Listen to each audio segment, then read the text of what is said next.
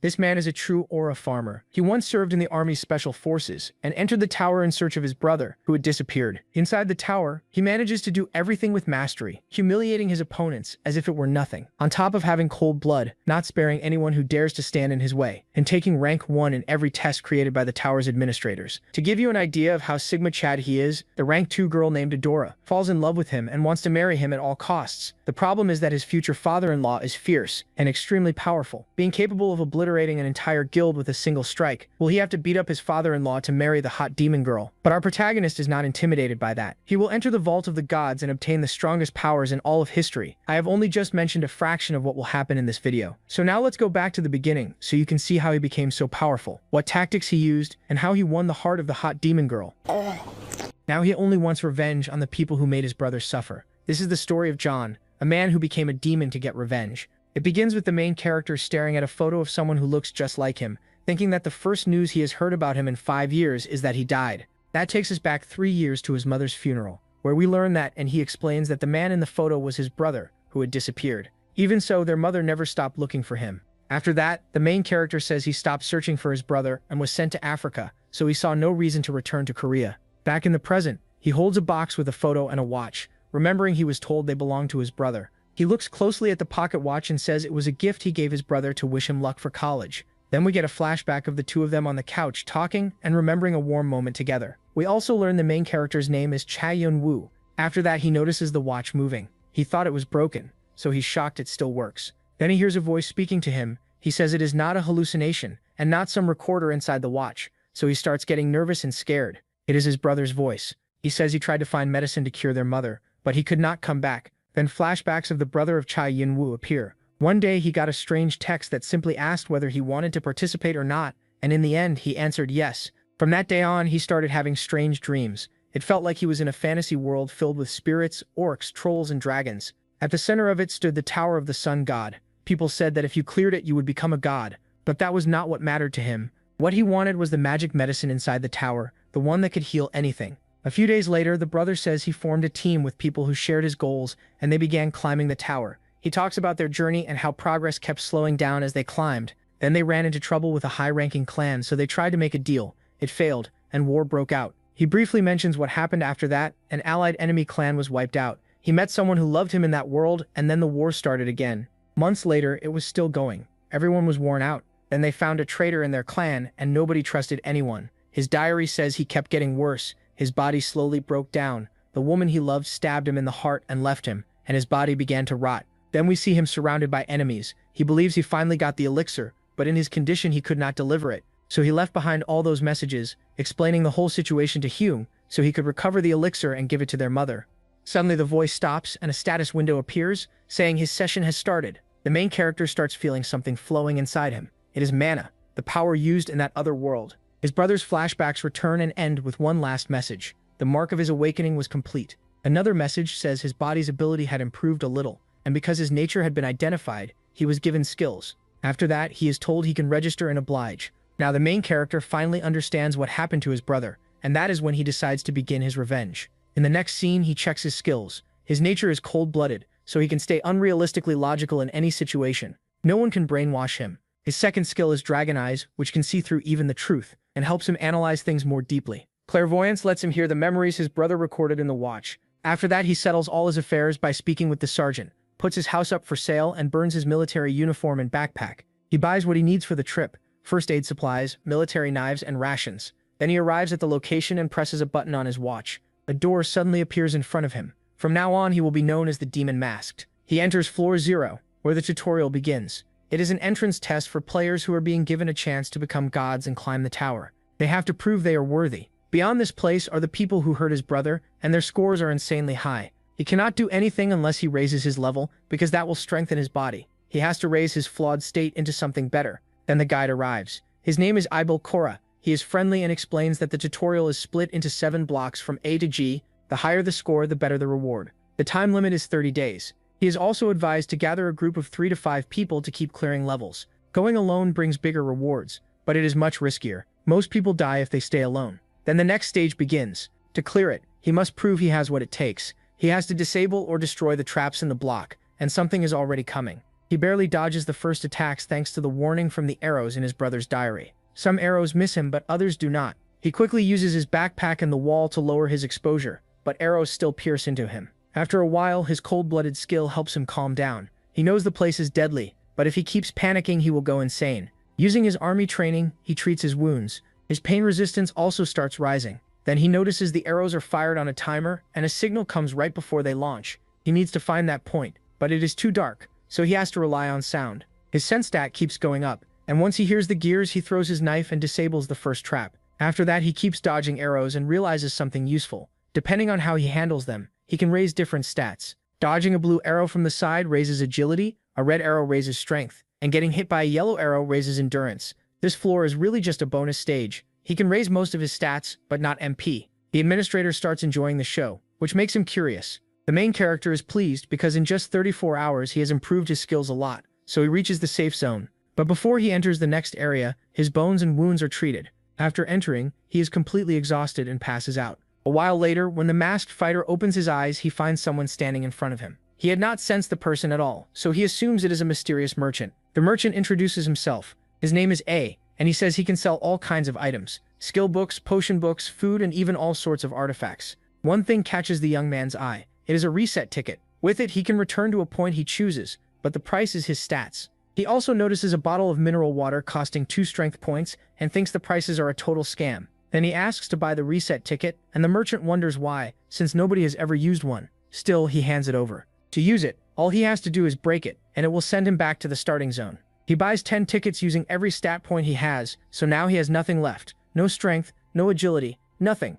But he is ready to farm everything again, and his skill points start rising once more, along with new abilities like visual projection that lets him see the whole area around him without color, and his brother had advised him to make full use of it. Soon he reaches the endpoint again. The first time it took 34 hours. Now it only takes 4. He has gained plenty of levels, though the best players are probably already in Block A. Still, now is the time to really begin, and he enters the boss room of Block A. The moment he steps in, fire arrows start appearing. Traps trigger too, but thanks to his stats and reflexes, Yamu survives. Then a giant flame appears, but he cuts through it and pushes forward through the fire, until one hit knocks him back. His enemies are copper scarecrows. His brother had warned him about them. They are objects that can copy a user's skills, and if he beats them, he can enter the boss room. The way to win is to destroy them head-on, or stab them. He activates his dragon eyes, and that lets him see the weak point to strike. He also remembers the advice to attack when he sees their mana sensors. He hears it clearly, dodges around, and stabs one. She cannot understand it. She has no idea how he knew about the sensors. He presses her, but she keeps denying it. Manhwa only wants to know how she knew, and she finally explains that she could see the magic around them. He realizes how valuable that is, because a skill like that is incredibly rare. He wants her to teach him, but she refuses. To her, beating those scarecrows without magic sounds insane. After she understands the situation, she agrees to teach him, if he helps her clear the stage. Manhwa says yes, though he stays cautious, since her skin hides what she really looks like. Just like that, they teamed up for that stage. As the protagonist kept taking down one enemy after another, she taught him the basics of magic. Here he also learns more about his brother's nature, which helps explain why he was so strong. When they finally reach the door, MC earns a huge amount of karma, the reward currency for clearing stages and beating enemies. The more you have, the better the items you can buy or sell for. MC thinks about hiding his karma, since the amount would shock everyone. Wanting to stay unnoticed, he enters Block A. It's like a coliseum packed with people who cleared the level. A lot of them are badly injured. People start whispering about him, calling him mysterious, and they tell her to go in. She's almost in tears, overjoyed that she finally made it. But when she spots a group of men, she gets furious. They ask what is wrong, but she ignores them and follows Yanwu instead, still sharing everything she knows about magic. Then, after giving him all the help she can, they part ways to follow their own paths. People call her Yule. It turns out those men had been recruited by Arandon, a well-known player whose group had completely dominated the tutorial. He told them that after clearing the level, they should join him. But a problem came up. The enemies were far too strong for their team, and their chances of surviving were almost zero. Out of all of them, Yule was the weakest, because her only skill was analyzing magic. So they grabbed her and threw her out as bait to distract the monsters while they ran from the trial. Yule could only watch their backs as they left her there to die. Seeing their faces now, she makes it clear she wants nothing to do with them. To her, they were nothing but trash. They try to apologize, but Yule rejects it and starts to leave. The real reason they apologize is simple. They already told their leader that Yule had sacrificed herself. If he found out she was still alive and told the truth, Arandon would throw them out of the group. Luckily for them, they were in a spot with no witnesses, and since they had already gotten rid of her once, they figured they could do it again. One of them draws his sword to stab her in the back, but Yulwoo calls them pathetic and slices off his hand. He had figured out that Yul was betrayed, so he stepped in, but his real reason was that her story reminded him of his brother. The man curses at him, furious that Yulwoo cut off his hand. He coldly tells him to try again. Then he orders the others to drop their weapons or else he'll break their leader's arm. The moment they hear his desperate scream, they let them go. But Yamwoo thinks they're fools and breaks the arm anyway. They start to protest, but their leader drops to the ground. The other two rush in for revenge, but Yamwoo deals with them easily. After that, he just tells Yul to be more careful about who she trusts and walks away. Hearing her thank him, he also tells her to visit the flower garden in Prisia since it could help her a lot. After that, they truly go their separate ways. From afar, the protagonist catches the attention of two people. He was clearly strong, even if he had picked a fight with Arandan's men. Still, they decide to keep watching him closely. For Yamwoo, Block B begins next. There are 4 doors, and he only has to pick one. The farther right they are, the harder they get. He chooses the black door because he knows the vampiric dagger of Ursabet Bathory is inside. Once he enters the room, he finds a huge chamber. The mission is to cross to the other side of the water, but when he throws a stone, it melts away instantly. Using dragon eyes, he spots a small tile filled with mana. The moment he touches it, a tunnel opens. He's found a hidden dungeon. As he moves forward, he finds white moss, something harmful to humans. Still, insects and animals treat this white moss as food, because moonlight gives it special power. It creates heat from the heart and grants fire traits, and Yamwoo knows a very useful recipe with it, one that strengthens bones and muscles. The human body is fragile. It gets sick, breaks, and tears easily. A stronger frame would make future battles much easier for him. To make it though, he needs the heart of an insect, so he throws his dagger at a giant centipede.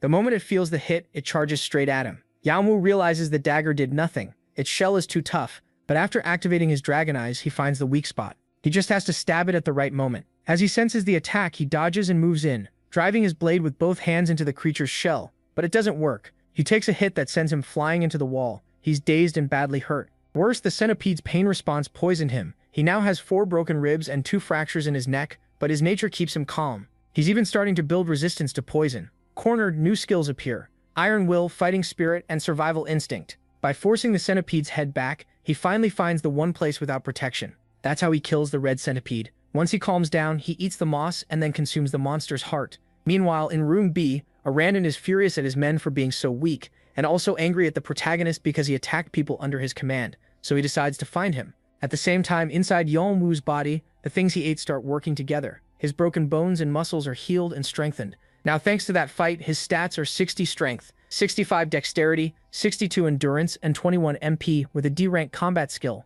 For now, he thinks that's pretty good, but he still needs to grow stronger. As he continues through the dungeon, he defeats some bats.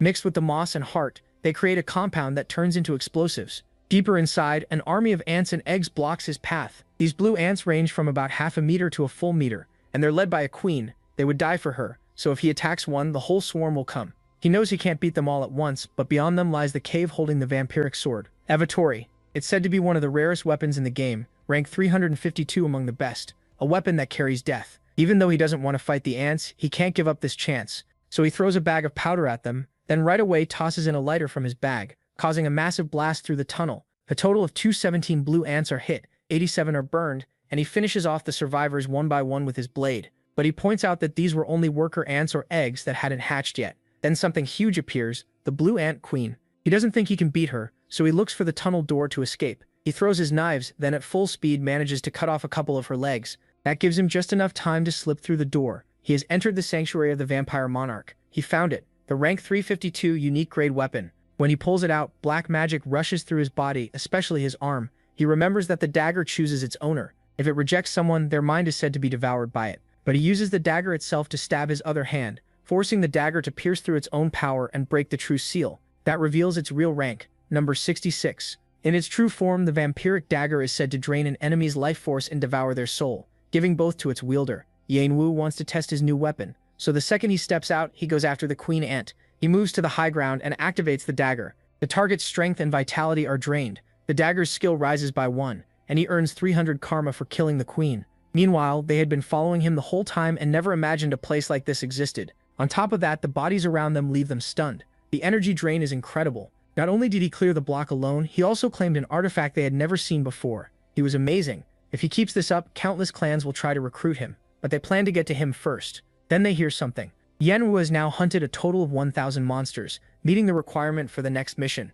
His body starts to change, and he gains a reinforced physique. His strength rises to 81, agility to 83, endurance to 89, while MP stays at 21. He also gains a new nature that lets him become a vessel for the resting place of ascension, now 21% complete and immature dragon body. He also refuses to register his name on the rankings because he doesn't want to attract attention. Then we see the leaderboard, Adora in first, Fante in second, and Khan in third. Yeonwoo has climbed to rank 281, but he still feels far behind. What were those people doing to rise so fast? Then his instincts warn him that someone is coming, probably to kill him. He throws his dagger at the first sign of movement, but the redhead barely stops it. Yeonwoo asks if they're from Arandan's group. After the confusion and argument, they apologize and explain they were looking for him because they want him as their ally. Doyle turns away in embarrassment. Even after hearing their repeated offers, Yeonwoo refuses. He doesn't see any benefit in joining them. They're shocked. Does he really not know who Khan is? He's the biggest star of the tutorial. Doyle tells him not to mind Khan since he's full of himself, and starts over properly. Their names are Khan and Doyle. Yeonwoo remembers at once. They were third and second on the rankings. He believes them because he's using a skill that makes the pigments shine brighter when someone tells the truth. Even so, he still doesn't get why they wanted him on their team. Then he remembers the Colosseum and figures that must be when he caught their attention. They also explain they're after an artifact they couldn't obtain, so they need his help. The item is Aragon's crown, guarded by the Lizard King Aragon, a brutal and difficult enemy. The reward is a crown that boosts the wearer's presence. It sounds useful, but the protagonist doesn't really care. Still, it's another dungeon, which means more chances to level up, so he agrees. But on one condition, he wants every item they find except for the crown. After thinking it over, they accept. They introduce themselves, and Yeonwoo gives the name Kane to keep his identity hidden. A goblin says he needs to report this to his general, but he gets killed first. The redhead is confused. Wasn't he in Block B just a little while ago? How did he grow this much and already clear Block D? All his stats had also been restored. It was daytime there. For the first time, he saw real sunlight. They explain that the tower has an inner and outer area. The inner side covers blocks A through D, while the outer side is blocks E through G, and now Block E had begun. He also received a token. More tokens were hidden across Block E, and he had to collect 99 to prove himself. In simple terms, players can steal them or kill for them. Finding 99 on your own is really hard, so taking them from other players is much easier. Looking at the others, he doesn't seem very interested in the tokens, but he still keeps an eye on them. They say this area is huge. There's an eastern region full of mountains, and the west has a river. The south is lined with more mountains, while the north holds a dense forest that serves as their path. At the end of that forest, there's a swamp. The strange part of this test is that it has all kinds of monsters based on their surroundings. Meanwhile, Arangan is furious because they still hadn't gathered enough information on the masked man. Then he's told that recently the man was seen with two others in Block B, and they were Doyle and Khan. They were planning to capture them, but his companions were far too strong in the rankings. So he raises his voice and declares they'll take their strongest soldiers to crush that masked bastard. As for the protagonist, he had already made great progress on the road, but he still doesn't get the bond between Khan and Doyle. Along the way, they showed perfect teamwork in battle. That kind of sync doesn't come from training alone. On top of that, they were always laughing together. It reminded him of the bond between him and his brother. Seeing the moon, he figures he's getting emotional. Then they wake up and he still thinks it's too early to head out. They say they couldn't sleep because of all the noise around them, so it was time to stretch their muscles for fun. When he draws his sword, he figures the men hiding nearby are already dead. They can't understand how he noticed them and think they should scatter, but Khan won't let them. Then Doyle attacks with his nature swarms of insects. They scream that their skin is being eaten away. They try to run, and when two of them charge toward the protagonist, he laughs. They picked the worst possible target. These were thieves trying to gather as many tokens as possible, so they went for a backstab. But they have no idea what just happened. He killed their boss in a blink. Now they think they need to kill him.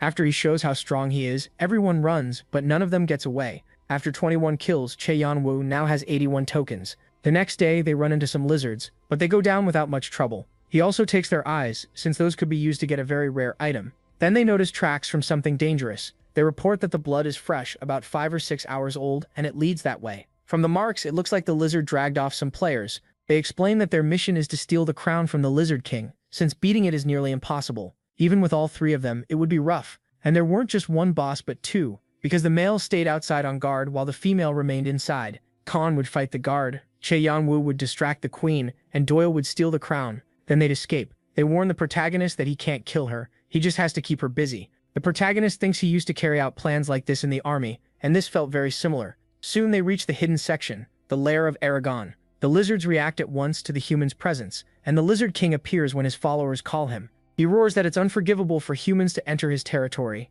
and he'll kill them all. They had never felt such pressure from a beast roar alone. When he spots Yeonwoo, he picks him as his target and attacks, but Khan jumps in. He tells him not to interfere because he isn't worth his time. Even so, Khan dodges every strike, and those attacks end up hitting his own subordinates, while Doyle and Chao Long-woo enter the lair. After killing the first two guards, they find humans locked in cages like animals, begging over and over to be saved. Chai MC realizes this is where captured players ended up, most likely meant to feed their young. He just tells Doyle to keep moving. They can't waste time. She snaps at him, asking how he can stay calm after seeing this. He reminds her that Khan is still fighting outside alone. The longer this takes, the worse it gets for him. They have to stick to the plan. If she lets emotion take over, he'll leave the mission. That makes her stop, slap herself, and apologize. She wasn't thinking straight. They move on, but Chao Long-woo keeps thinking. It's obvious the humans were being kept for the young, but why not use that against them instead? Now he has a plan, and if it works, they might even save the humans. They'll need the firebugs Doyle used the night before. Meanwhile, the queen punishes one of her guards for letting humans enter her lair.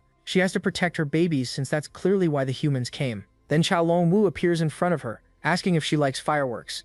He says now's the time. Doyle releases his fire insects. Once the smoke clears, she sees that Chai Yun-woo is holding one of her babies with its throat cut. She curses them as filthy humans. How dare they? Chai Yun-woo tells her that she treated humans like livestock, so she should know the same thing could happen to her. She's told to stay back from her young, but when she rushes forward, the insects react to the pressure and burn her to death. They had killed the boss monster. Chai Yun-woo sums it up, human or monster, it's always the same. Kill or be killed. As he takes the crown, someone starts screaming. It was that bastard, shouting and crying. He tells his beloved that he'll avenge her and their children, then starts eating her, creating a proper mutation, his second phase. The protagonist curses. This is bad. Before he was a boss, just a weaker one, but he had the heatwave skill. And after transforming, that power got so strong that getting even a centimeter close would mean being erased. He had to do something fast or he'd die. Then through one of the insects, Doyle tells him to stick to the plan. The Lizard King roars that they shouldn't hide, and when the protagonist steps out, he rushes to attack.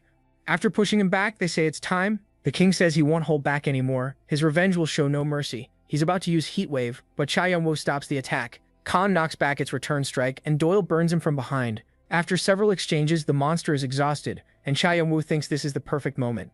Using his power, he gains Heatwave, and with his skills, it changes into Flame Infusion. One look at the stats nearly makes him pass out, and the other two catch him. They're both worried, but he calms them. He has regeneration, so he'll be fine. More importantly, they need to go save the people. The captives cry as they thank them for everything. They had saved everyone. When they see them, they recognize them as famous players, but he says they shouldn't be thanking them. They should thank him, pointing at Chen Young-woo. But the captives are angry at the protagonist because they remember Doyle finding them and him ordering Doyle to leave them behind. He clearly had no humanity. Still, he's told to stop talking. It doesn't matter what was said before. He needs to realize he saved them, and even ended up badly hurt doing it. After hearing that, the man lowers his head and apologizes. He didn't know what he was saying. He also gives Chai Yun-woo a personal apology, but the protagonist thinks they're all filthy traitors. Back then, he risked himself to get them everything they needed, yet when he needed help, they all turned away from him. Then one of the chief's disciples shows up and says not to worry, he has a plan. The Lizard King had taken all their things, so if they left with nothing, they wouldn't survive even one night outside.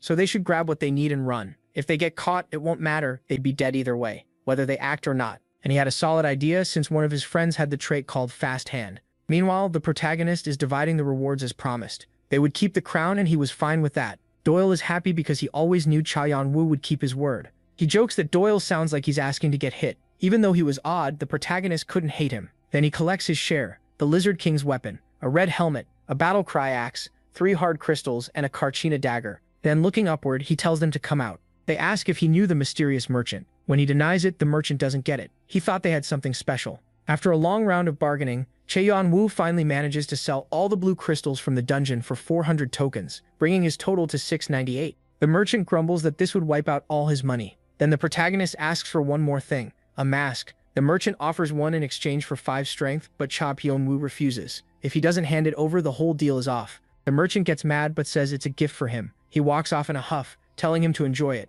Before leaving, he says Chai Yun-woo bargained way too confidently, so he must have heard what happened on the other side. When MC denies it, the merchant tells him to forget it and leaves. Going over what might be happening, he reaches the conclusion that high-grade artifacts weren't being mass-produced because there must be a war between the clans and the rankers. They ask Chai Yun-woo what he'll do next. Seeing that he's still far from the top of the rankings, sitting at number 51, he thinks he still has one card left to play. But they ask to keep following him because working with him had gone really well and they made a strong team. He turns them down, though. He still has things to do. Still, he finds them strange. Sometimes they're harsh, other times way too soft. Being that friendly only attracts snakes, and to make it worse, this place was full of them. After hearing no again, they say fine. He figures the swamp is huge, so it'll take time to get out. On top of that, there were plenty of lizards roaming around, along with weak players. They depended on them. He asks Khan what to do, and Khan says they can only escort them out. The others say they did all they could, and he just laughs. To him, they were all pathetic lackeys. Even their leader. Robbing them wasn't enough. The 3rd and 11th ranked players had to die.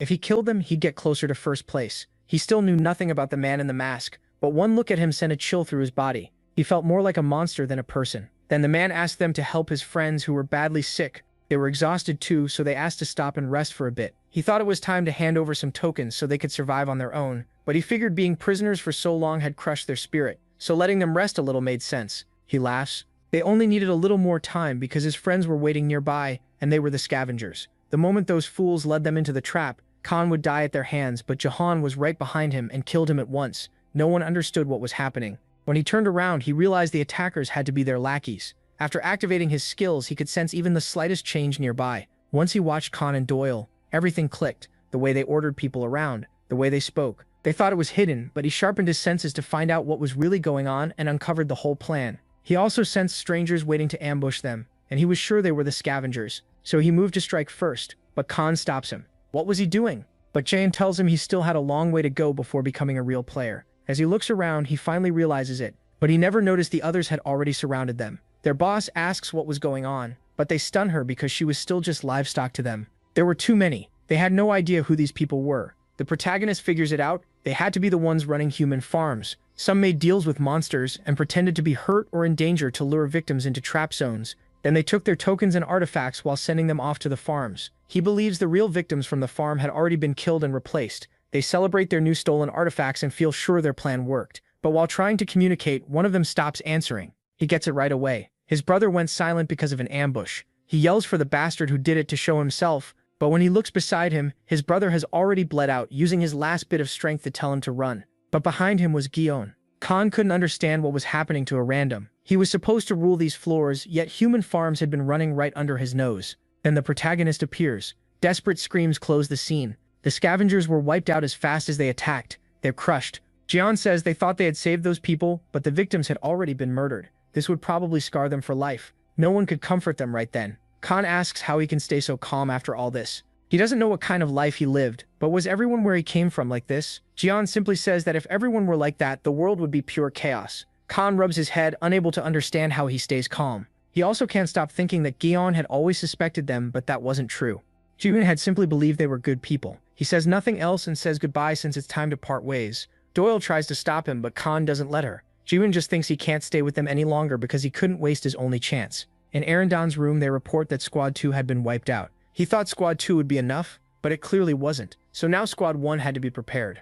They were elite members trained personally by the Blue Sword Guild. He would move out too. He couldn't believe this was happening before they had gathered all the sacrifices. Still, the people behind Bloodsword and Foxtail were dangerous. They had to be eliminated fast because a war was about to break out. They needed to save as much strength as possible. Then a loud crash shook the base. They report that they were here, Bloodsword and Foxtail. Arandan asks why they don't have some fun. In the Orc Plains domain, Geon appears and slashes the first guard's throat. He puts a dagger to the next one's neck and asks just one thing. Had anyone seen a hunter around there? Then he explains that person knew where the hidden piece was, the Akasa serpent, which only appeared at a certain time, so he couldn't find it without that person's help. In the past, his brother met that man while trying to catch the serpent. He saved his brother and became his first master. Galliard. When he tries to knock, someone asks what the hell he's doing. Galliard was a dark elf. Darren introduces himself as Cain. He says a friend told him about him, so he came to buy an item, the Undine Mirror. He curses at him, but still lets him in. We learn the Undine Mirror is an artifact holding an incredible amount of Akasa spirit energy, which was exactly what the Akasa serpent liked to feed on. He asks if Cain even knows why he came. When Cain says yes, he gives him the mission. Over time, only 5 people had cleared it. A game of hide-and-seek with him. If Cain could catch him, he could learn Galliard's technique, Fleeting Steps, a unique dark elf skill. Confident because of the gap in skill, he says he'll use only his feet and only the Quick Steps technique, then vanishes like the wind. But Joan activates Dragon Eyes. He could see aura trails. On top of that, Fleeting Steps had a weakness. It always needed a surface to move across. As long as that was true, he could always read its movement pattern. The test had been cleared. He laughs, amazed he was beaten so easily, and hands over the reward. The Undine Mirror, A rank. He warns him not to break it. If the mana leaked out, it would be a disaster. Something like that barely belonged in the physical world. If released, it could cause a massive explosion. He also gives him the book that taught the Fleeting Steps technique. His body felt unbelievably light, But now that the prep was done, it was time for the main act. At last, he could hunt the Akasa serpent and take its core. He wishes him luck. Then he mentions that two twins had passed the test not long ago. Jaeon already knew who they were, the number 1 and number 2 players in the rankings. When he hears the protagonist wants to catch the Akasa serpent with the mirror, he gives him bad news. The serpent was already dead. The twins he mentioned had killed it. Jaeon couldn't understand it. How did they know that information about the serpent? Looking at the corpse, he could tell they only took the most important parts. He couldn't understand how they killed it. Not even a group of experienced players should have been able to bring it down. That meant those two were absurdly strong. Pulling off his mask, he wonders what he can do now. He needed first place to keep moving with his revenge. There was almost no time left before the tutorial tower ended.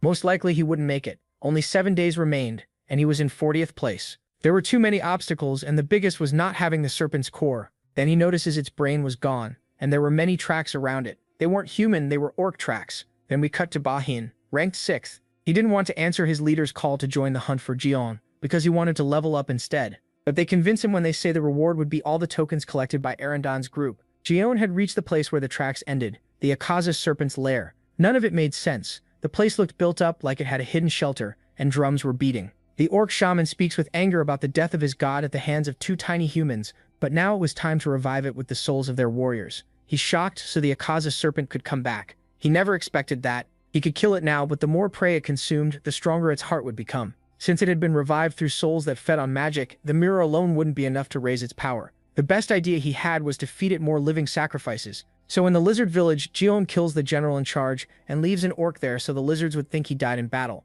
Then he uses his fire flame technique. The lizards shout that the hut was burning and an orc had broken in. His next targets were the goblins, then the werewolves, stirring all the monsters into a riot against the orcs, all hungry for revenge for the death of each of their leaders. Cha Yan-woo thinks it turned out even better than he expected. If everything went to plan, the Akasa serpent would become the biggest ever seen in the tutorial. On the cliffs, Arandine's army argued over who was stronger, but they needed to focus on the mission. Then hundreds of footsteps made the ground shake, and a stampede of monsters rushed toward them, screaming for them to get out of their way. They report what happened to the orc chief. He curses. How could they do this to him? Especially right in the middle of his god's resurrection ritual. The orc army tried to hold the line, but they were outnumbered. Cha Yan-woo thinks the battle should have started already. The two bosses had to be fighting by now. They were about as strong as the lizard kings, so the fight would last a few minutes, but he needed to draw out the serpent. When he entered, it had already fully revived and started devouring everything in front of it. Driven by hunger, it burst out of the cave. Cha Yan-woo thinks that's perfect. At this rate, it would head straight to the battlefield.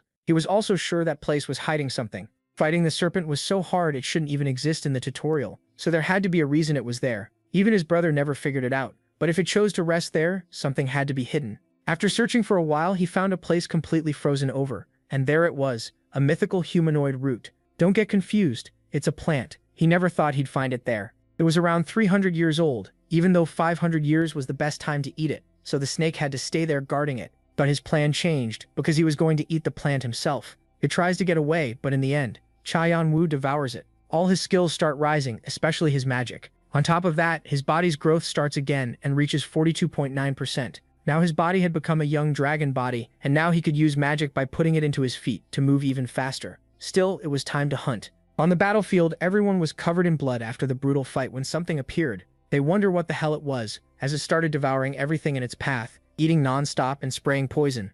Cha Yan-woo thinks the whole thing turned into chaos, and even better than he hoped. Only 1/10 of the monsters were still alive, and because of that, the snake had grown nearly twice its normal size. The two kings were at the front, but they were already close to dying. It was time to set up the big finish. He jumps at the snake with his new powers and lands on its back, activating Devour. His stats start rising again, while it also gives him 3,000 tokens for killing it. Then he pulls out the core. It was originally the size of his fist, but after feeding on all those monsters, it had grown that huge, which he also devours with the Devour ability, and his body's growth activates again. But this time, the full process would take at least 15 hours. When the monsters see Cha Yan-woo, they can't believe it. Those were the eyes of a predator. After hearing what happened, they thank him for everything. They always knew he'd be great. He reminded them of someone they once knew. They also hand him a weapon before leaving. It was part of his big win, taken from one of their enemies, a good sword. The master asks how the hell he ended up on bad terms with Eredon, since their base was in Block F, and they came all the way there to fight him. It was almost like they hated him.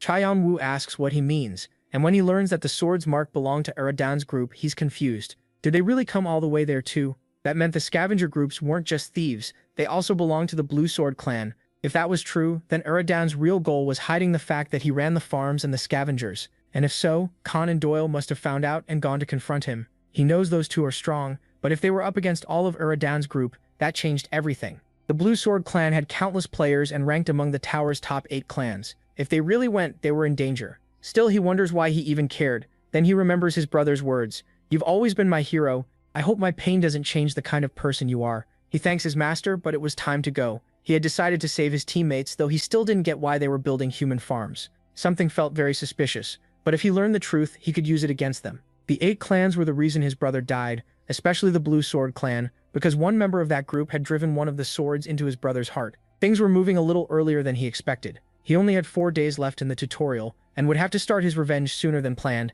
His plan would take at least 3 days, leaving only 1 day to clear the tutorial. He would drive them into panic, wait for them to wear themselves out, then hit them where it hurt most and leave no one alive. Back in Block F, where Iradan's group was based, they report that they still can't find the masked man. He thinks that guy was a curse. He had already wiped out Group 1, Group 2, and even possible recruits at the start. He destroyed 2 years of work. Even so, they had to restore their strength before the people on the island noticed. Only about 3 days remained before the tutorial ended. Rebuilding the group in that time was almost impossible, and he wouldn't escape punishment. But there was one option to complete that. They were missing materials, though the masked man might help with that. He asks about Bloodsword and Foxtail. They say those two will soon become materials for the stone. Here we learn why Iradan's group worked together to kill players. They were trying to create a product through experimentation, something that never should have existed. Khan lowers his head, ashamed that Doyle got dragged into this and feeling like there was no hope left. Then a huge tremor hits. The leader doesn't understand. That building was made to survive earthquakes, so what was happening? Then he's told there's an intruder outside.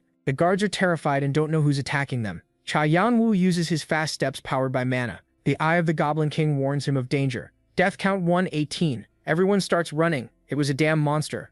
The guards are frozen in fear because it's coming for them. Then a voice tells them not to move. They light up with relief. Lord Bild had arrived. They were saved. He wonders where a rat like that had been hiding, and how he dared come straight to his base. Cheon-woo feels an immense pressure. That man's presence felt familiar, even though he had never seen him before. Then a dark memory surfaces. 5 swords pierced his brother's heart. 3 came from 3 kings. 1 from his beloved, and the last from the person who called himself a friend and watched his back. A thirst for blood rises from the protagonist. He tells a man named Grand to send a message to the island, but his head explodes. There was no point wasting time anymore. He had to attack directly. He shouldn't even think about running, because he wouldn't be allowed to. Drawing his swords, he thinks the man is way too confident, but he'll show him how useless his power is against him.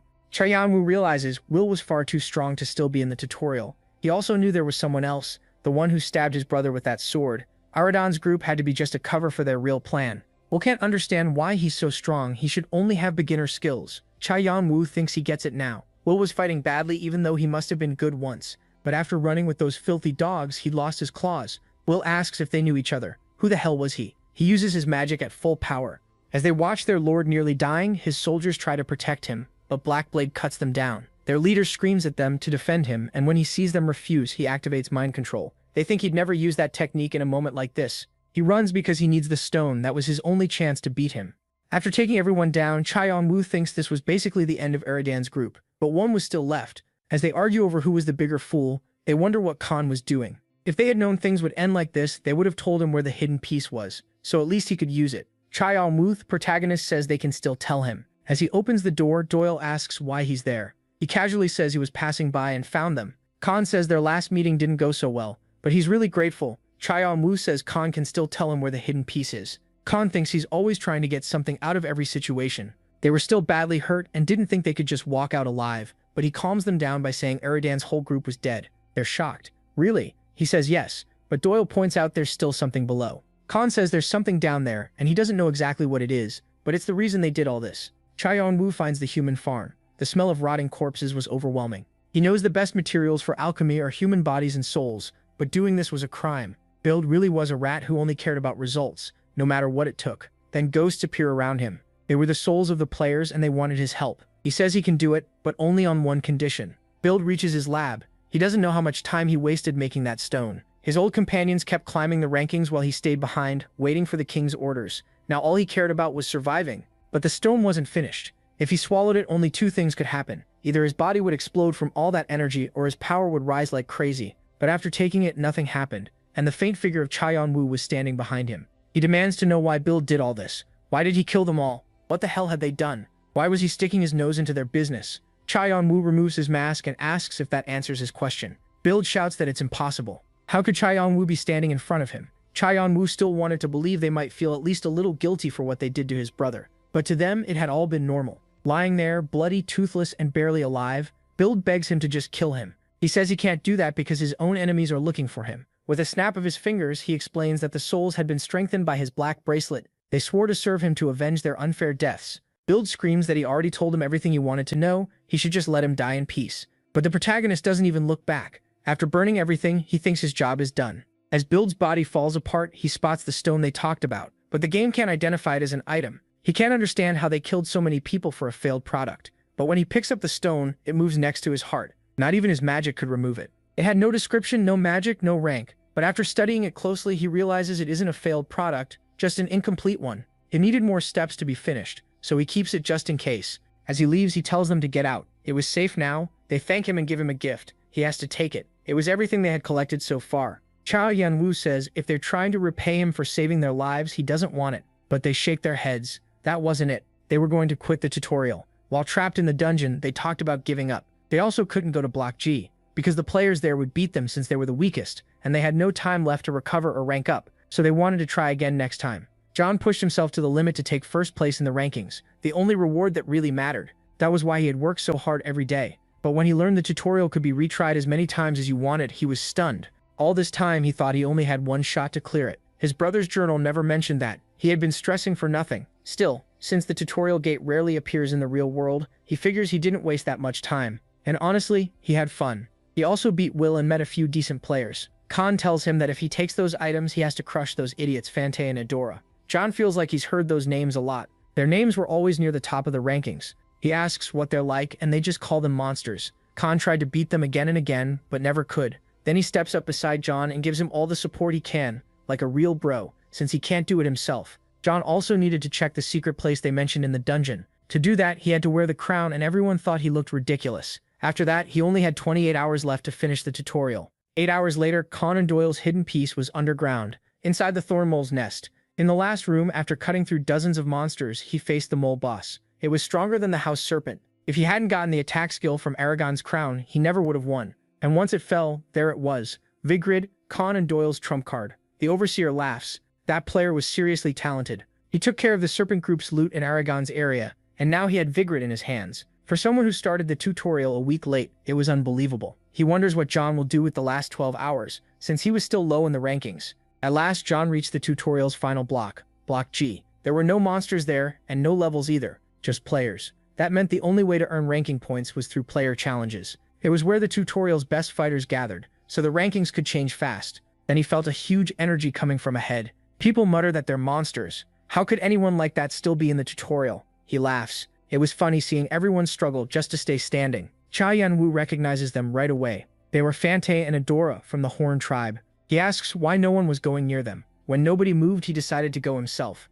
The players try to stop his attack, but after seeing his power, they freeze. He tells them again not to stand there like idiots. Then he tears through them like lightning. James Fo thinks he's insanely strong. No wonder they beat the serpent. That much was obvious, and Adora should be even stronger since she ranked first. He couldn't tell how strong she really was. She felt like a living ocean, calm on the surface with no clue how deep her power went. Something was hidden inside her, something terrifying. When he noticed she looked his way, he thought he'd been found. Still, there was no point staying quiet. So he decided to introduce himself, taking the bag they gave him and dumping it right at his feet. No one understood why he threw them out. What was he doing? And how many were there? 1,000? 2,000? 10,000? Then James Fo used the combine skill, merging all his tokens into the serpent's heart. Just like that, first place became his with 109,000 points. The players couldn't believe it. It was the first time anyone had stolen first place from the siblings. James Fo was ready for whatever came next, pulling out his new sword, Vigrid, a unique ranked blade. No one knew what that weapon was. Why was it giving off so much power? Still, the one holding it was alone, and nobody had seen him before.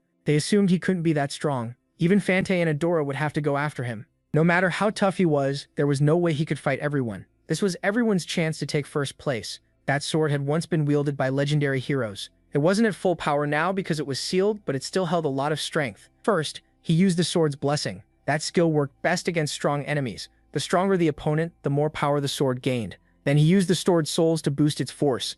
Some of the other players were relieved. The attack hadn't hit them. Cha Yan-woo realizes he had unlocked a new skill, Blessing contagion. Anyone killed by it became a poison carrier, slowing players nearby. Using that edge, the protagonist wipes out the weaker fighters. But now the real fun started. He was about to strike when Fante jumped in. He never expected to meet a player this strong so early. He was crazy excited to fight him. After asking his sister, she agrees, but tells him to hand over the tokens first. And now the tutorial ranking shifted again. Those two beast hearts held over 60,000 tokens. Fante finally felt like he could use his full power. His tribe also had a special skill passed down for generations, Lightning Fist.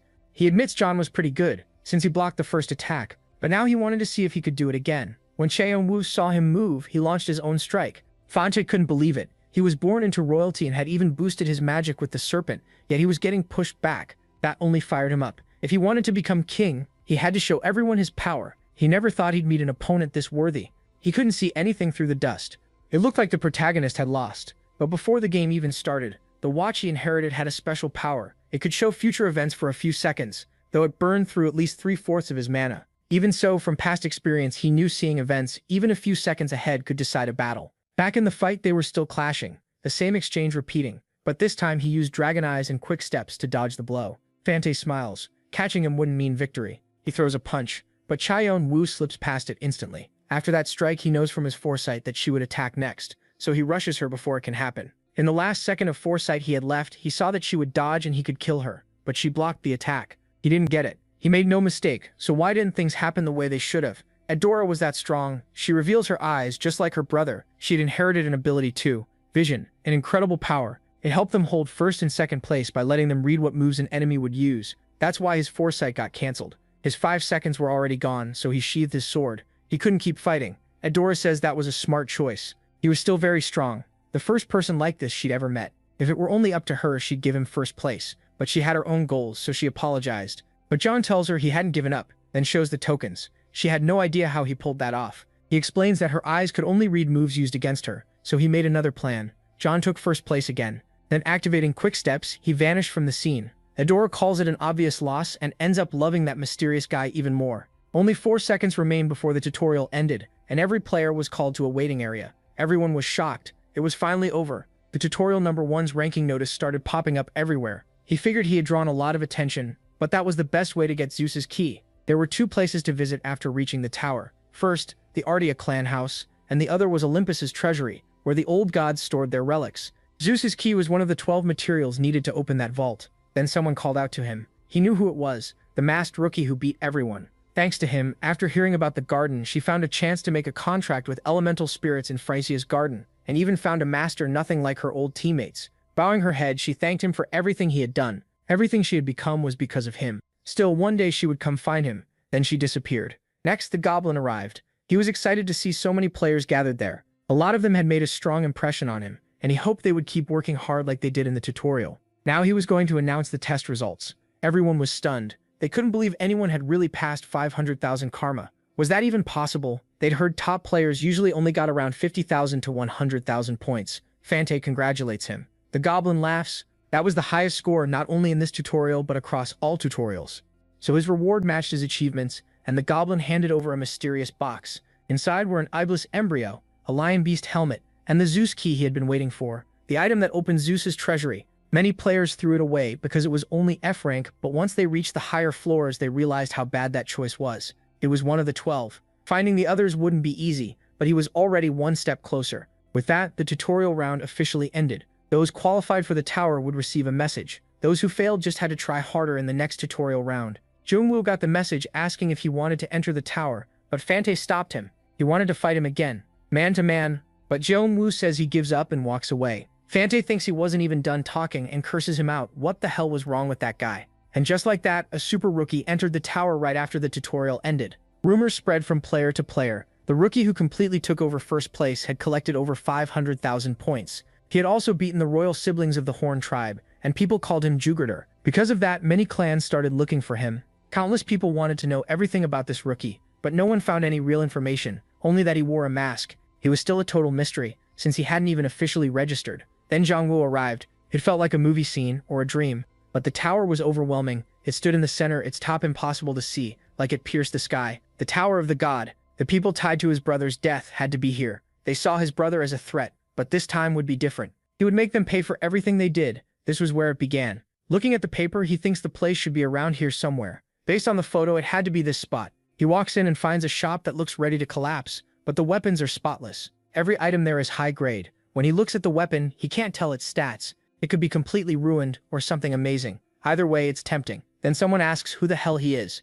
Jung-woo is sure this is the dwarf smiling beside his brother in the photo. His brother mentioned him more than once. A loyal man, maybe even more than that, almost like a father. He remembers they barely knew their real father. Their father died in an accident when they were very young. All Jung-woo remembers is one warm hug and happy laughter. So what made this man someone his brother treated like a father? When he says he came to buy a weapon, the dwarf snaps at him. Can't he see the state of the shop? Was he insane? Stop messing around and leave. But when Jung-woo keeps talking seriously, he's told to get moving. The dwarf says he isn't selling anything. Jung-woo asks if it's because Artia fell apart. That instantly changes the mood, and the dwarf warns him not to bring that up. He was Artia's official blacksmith. He wasn't a player, so he never joined, but he stayed by their side. And with the incredible weapons he made, Artia won battle after battle. Seeing Jung-woo won't back down, he finally agrees to hear what he wants to buy. He hands over the dagger, then asks if Jung-woo even has money. Jung-woo asks if credits will work. The blacksmith laughs it off as a joke, but after seeing the dark elf bag, he figures this kid must be strong if he cleared the tutorial. So he agrees to look at the items. Still, he warns him, these things won't come cheap. Tutorial gear is usually worthless. Once he sees them, he says they may look like junk on their own, but they're all materials needed to forge that artifact. Now that he checks Jung-woo's gear closely, it's clear this isn't rookie equipment. The only thing he can't identify is the bracelet, and after seeing everything else, he thinks Jung-woo has to be messing with him. Those are items from famous beasts, a demon egg, and even something from the Lord of Beasts. Just having things like that is basically a guaranteed ticket to becoming a top player. He trusts his own work, but Jung-woo's gear is way beyond normal. He's sure the kid is toying with him, until Jung-woo asks for the gypsy eyes. That makes him curse. So that was the real reason. Only 5 blacksmiths can make something like that. Did he even understand what he was asking for? But Jung-woo calms him down. He says not to worry, he'll handle the other clans, and if the blacksmith is scared, he can walk away. That only makes the dwarf shout that he'll do it. As he studies the dagger, he realizes it's better than he thought. It feels like he's already held it before. He wonders if it once belonged to someone precious to Jung-woo's brother. Later, while walking alone at night, Jung-woo senses plenty of people following him around. 17. Maybe they were after his artifacts, but he doesn't want to fight. He slips into an alley and hides, then stays at a place his brother used to visit often. He spends time going through places his brother wrote about in his diary. The places his brother recommended always turn out good. He wonders what his brother was thinking there, how he sat there, and how he laughed with his friends. Over the next few days, he keeps visiting the blacksmith and stays nearby to make sure nothing goes wrong while the gypsy eyes are being made. Using his dragon eyes, he can tell the man is a true master. Thanks to those hands, his brother earned the name Wings of the Sky. The blacksmith asks if he's falling asleep. How could he nod off while watching real art being made? If he was bored, he should leave. Instead, he gets ordered to hammer metal for being lazy. Since Jung-woo knows nothing, he keeps asking what everything means. Hearing all the yelling, he figures the dwarf really doesn't like him. But from the other side, the dwarf thinks this kid is a mess, even worse than the report said. On top of that, the materials they gathered vanished in a single day. They had to figure out what happened, checking every rock and every corner. They needed proof from everywhere. The one leading that search was Leonte, one of the 5 clan leaders and a former Ardia member. After a lot of arguing, the dwarf finally starts teaching the protagonist blacksmithing, at least the basics. Through trial and error, he learns faster than the dwarf expected. The old man wonders if he's getting too old and thinking nonsense, then throws a tool at him because that wasn't the angle he was told to use. A month had already passed since Jung-woo arrived. He feels grateful. The dwarf complains non-stop, but he always teaches him the right way. He feels grateful. The dwarf complains non-stop, but he always teaches him the right way. Now he understands how much he cared about his brother. He was a strange but good person, and Jung-woo is glad there was at least one person who never betrayed his brother. That's why he couldn't drag him into danger. Once the gypsy eyes were done, he would disappear and climb the tower. He had to meet the high rankers and grow strong enough to face them. Then a crowd suddenly surrounds him. From what they say, they found the idiot who ignored the warning about going near Hinova's forge. Jung-woo gets it now. These were the ones harassing Hinova. They explain that the 8 clans don't handle outside business themselves, so they hire groups to do it for them, like pressuring Hinova. The protagonist tells them to leave Hinova alone and get lost. The moment he draws his sword, he wipes out the group. They can't understand how a rookie could be this strong. One of them begs for mercy, but Jung-woo shows none. Then they shout, asking how he dares cross them. He has no idea who's backing them, and he'll end up just like the old blacksmith. Jung-woo grabs him by the neck and tells him to say that again. The rest are terrified. Once they realize he wants all the details, one of them talks. Jung-woo really only needed one person to break. The man says their clan bosses ordered one team to get rid of Jung-woo and another to finish off Hinova, because if Hinova stayed alive, their clan would lose face. When Jung-woo arrives, he sees Hinova and asks if he's okay. Hanova apologizes. They took all the materials, including the item Jongwoo asked him to make. He's crushed over losing everything. Even then, Jongwoo calms him down and says he should rest. At least he's still alive. Jongwoo will handle the rest. Hanova asks what he plans to do, and Jongwoo says he'll take back everything they stole and make them pay for all of it. Night Watch was a powerful clan in the underworld of the tower's outer district, and rumors said they were tied to Red Dragon, one of the 8 clans. That's why nobody dared mess with them. Hanova grabs him, saying he can't go alone. But when Jongwoo calms him, Hanova freezes and clenches his fist. Why the hell did that kid keep reminding him of that boy from the past? Thanks to a traitor, the protagonist reaches their hideout. Judging by the setup, there are traps everywhere. This had to be the right place. He tells the guide he'll go in from here alone. As he steps inside, they ask why the man is so quiet. But then Jongwoo grabs his arm and throws him away. They start cursing Willet. He was a damn traitor. Now they had to kill the intruder. Soon, screams fill the place. They shout that he's just one player fresh out of the tutorial, so they should crush him, but one look in his eyes shakes them. They send their men at him anyway. Then he hears the sound of a trap and looks down, noticing someone trying to escape. He isn't about to let that happen. Once the man realizes he's cornered, he pulls out the hideout sword and attacks. He can't understand what just happened, and Jongwoo warns that if they want to live, they'd better come down. After tormenting them for a while, he demands compensation for everything they stole from Hanova and all the damage they caused. For now, he wants everything inside that safe. He doesn't care if they report what happened because the group backing them won't be able to help. When he returns to the dwarf, Hanova asks where he's been. The moment he sees the bag, he says Jongwoo is crazy. He's going to get himself into serious trouble. But at least he came back alive. They should get some sleep. The next day, Cha Yongwoo shows him the work. Hanova has to say something because it really does look better than before. Still, he sighs. Jong Yoo-woo was the one who wanted the eyes, so this was the least he could do. The attitude reminds him a lot of someone else. Then he pulls out the new weapon he made and says it turned out pretty well. Thanks to the progress, a lot of MC's skills improved, and now he can even see other people's information. It's unexpected, but a huge advantage. Even the very shy part of the description fits surprisingly well. When Cha Yeon-woo asks more about how the sword was made, Hanova gets mad again and refuses to explain. But once he notices the sword is finished, he grabs it and can't believe it. He knew the kid learned fast, but what was this? Quietly, he admits he couldn't have made it any better himself. Cha Yeon-woo thinks it really is that hard for him to give one simple compliment. Instead, Hanova starts cursing him out, and then an explosion goes off. Someone shouts, asking where he's been. They searched every damn rock looking for him. Cha Yeon-woo just tightens his fist. Hanova asks if he's really going to let that bastard slide. Then he also realizes he knows her. He made that weapon for her when she was little. And now that he thinks about it, there was another kid who never understood words either. Days pass and Fonte keeps challenging him to fight all the time while eating on the way to the bathroom, even while working. In the end, Cha Yeon-woo agrees, but only with a bet.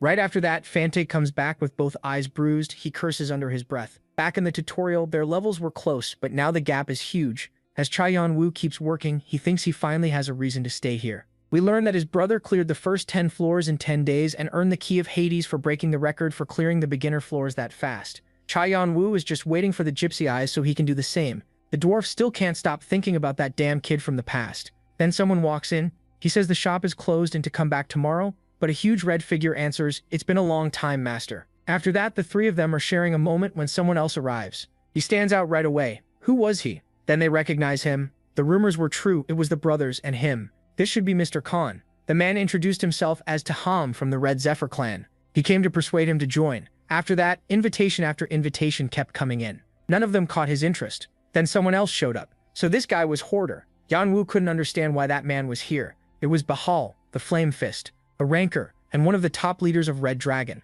plus a former student of Hanova. He wanted the same thing as the others. He was here to recruit him into his clan and help him climb the tower. Yeon-woo figured the offer came from their need for more power, especially since a war between the 8 clans was probably coming. The man looked calm, but he was really a monster, so he said he wasn't interested in joining for now. After hearing that, Bahal asked him to think it over. He also told him to watch over the dwarf. He'd grown pretty attached to him even if he was grumpy, so he wanted him protected.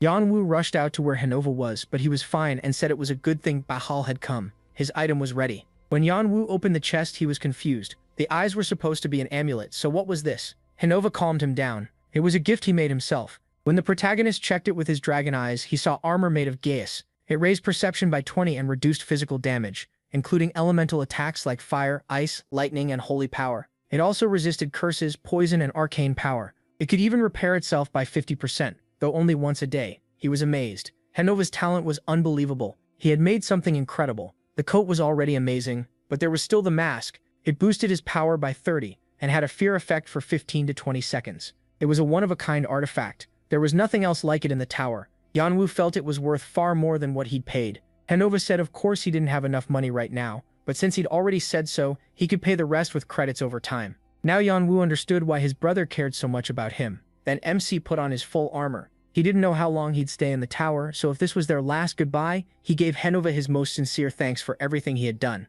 After that, Yanwu arrived at the tower. He was about to open the door when Fante stopped him. Why hadn't he told them he was leaving? They should have talked a little longer. But Yanwu shot back that he didn't have time to mess around like they did. He had to go in. But the two of them made up their minds to come with him. They said they wouldn't get in his way, so he didn't need to worry. Yanwu told them to do what they wanted, but if they fell behind, he'd leave them. Once they entered the waiting area, the place where people rested before taking on the tower's tasks, there looked to be around 50 people there. A lot of them were complaining about why they'd been brought in. But Yanwu realized they were talking about the siblings. Then they started talking about him too. Still, he stayed focused on clearing the first 10 floors in 9 days. Easy to say, hard to do, but he needed the keys. He already had the tutorial key. Another waited on the next floor, and the rest were hidden across the first 10 floors. Some were in unexpected places, and others came from hidden quests. Then a voice welcomed them. His name was Aaron, the guardian of the tower's first floor. He knew many of them had been here before and wanted another try, but there were also newcomers, so he needed to explain the rules. Everyone had to listen carefully. He moved them all, and the first stage was the cliff. There were 2 teams, one on each side, with 100 players per team. The goal was to protect your team's crystals and steal or destroy the enemies. Whichever team had more left when time ran out would win. Each side had 5 crystals. How they handled the test didn't matter. They could hide them or let the strongest players carry them. Yanwu thought the test was insane. 100 strangers had to work together. And to get the key he needed all 10 crystals, 5 red and 5 blue. The problem was that players could choose to destroy the crystals, and if even one was lost, his goal would become impossible. So he decided to crush anyone in his way. First, he needed all 5 crystals from his own team in his hands. When they asked who would be the blue team's leader, someone stepped forward, but one of the siblings didn't agree. He said he'd take charge of all 5 crystals himself. Was there anyone better than him at protecting them? People yelled at him to quit acting stupid. Last time, because of his ego, every crystal got destroyed. Everyone agreed with that. Yanwu finally learned what had happened before. It sounded exactly like something that guy would do. But then he threatened them, and no one argued. He just laughed, saying this time would be different. Still, Yanwu held out his hand, which confused everyone there. Later in the room, he told the goblin he didn't get why his lord cared so much about that rookie. Even if he was strong, he was still new. But Aaron just laughed and proposed a bet. If they didn't trust the rookie, he'd wager the boy would do something extraordinary. Aaron took the opposite side and bet he wouldn't. Meanwhile, people couldn't understand why that sibling had handed the crystals to such a mysterious person. They asked what his plan was. He told them to guard the area for a while, 30 minutes, maybe an hour at most. They agreed, and he told them to come back safe. Yanwu broke down the test. It was so hard because each team had to build a plan around the enemy and find the hidden crystals. But the biggest problem was the bridge. It looked like it could break from the slightest strain, so fighting there was unavoidable. Even so, there was another way. He drew his sword, then activated his power. The best way to beat them was to cut off their only escape route. Everyone thought he was completely crazy. They had to stop him, but instead he managed to gather all 10 crystals. After fusing them, he got the hidden piece, the key of Hera. The trial was over, and the enemy team had been wiped out. It took only 30 minutes for the round to end, the shortest round in tower history. It was the shortest ever. Yanwu earned the highest score, and he was the only one. They offered him his rewards, but he refused. He wanted to delay all his prizes until he cleared every beginner area. That surprised them, so he really did know the trick of the game. If he saved the rewards, he could combine them into something much better. Since that was his choice, they asked if anyone wanted to continue to the next floor. None of the other players had the karma for it, and they gave up after that test. They said they'd wait for the next round. With only 3 people left, the next round was ready to begin. Yanwu told the other 2 to go back, since staying wouldn't earn them any points. But they wanted to see how far he could go. When he asked to start, he also requested to be separated from the group. He wanted to do it alone. Aaron warned him it was dangerous, but if that was what he wanted, he wished him luck. Then the test began. The goal of the second trial was to become the king of the forest by subduing countless monsters. Yanwu thought it was the perfect place to measure his strength. He started by taking out one group at a time. That's how he got the key of Demeter, and then he moved to the next level. When he found himself surrounded, he remembered that Archia's group had taken 10 days to clear the beginner zones. So if that was their time, he decided to finish in 5 days. In the monitor room, they couldn't believe it. He had cleared the 7th floor in just 12 hours and 27 minutes. It felt impossible. Archia's group had done things like this too, but Yanwu was doing it alone. It was absurd. Then he cleared the 8th floor in only 7 hours and 45 minutes, getting that key too. Everyone started panicking. The goblin said he was going to get rich at this rate, When Yeonwoo was on the 9th stage, Lava and Fire, a voice shouted, asking how he dared stand before the Fire King. He knew it was still too soon to subdue it, so for the first time he asked for help. He told Fante to handle the ogre, then Adora had to take over. Jumping down with both daggers in his hands, he stabbed it through the skull. With that monster down, the key of Hephahosta was obtained. Now he had 10 keys. He only needed 2 more to open the treasure of Olympus. One came from setting the record for clearing the beginner zone, and the other was on the 10th floor. Since he had reached the last floor, the others said goodbye. They only came to see how he would do, and he had now reached the white stage of the 10th floor. It was a place cut off from both the living and the dead, where time itself didn't exist. This was the stage where players failed the most. His brother and his group had acted like kings when they got there. Because of all the records they'd broken, they thought this floor would be easy too. But the tower knew exactly how to crush hope. This was a solo battle. Artia's group suffered badly here because they had always fought as a team, but for Yeonwoo it was different. That weakness wouldn't work on him.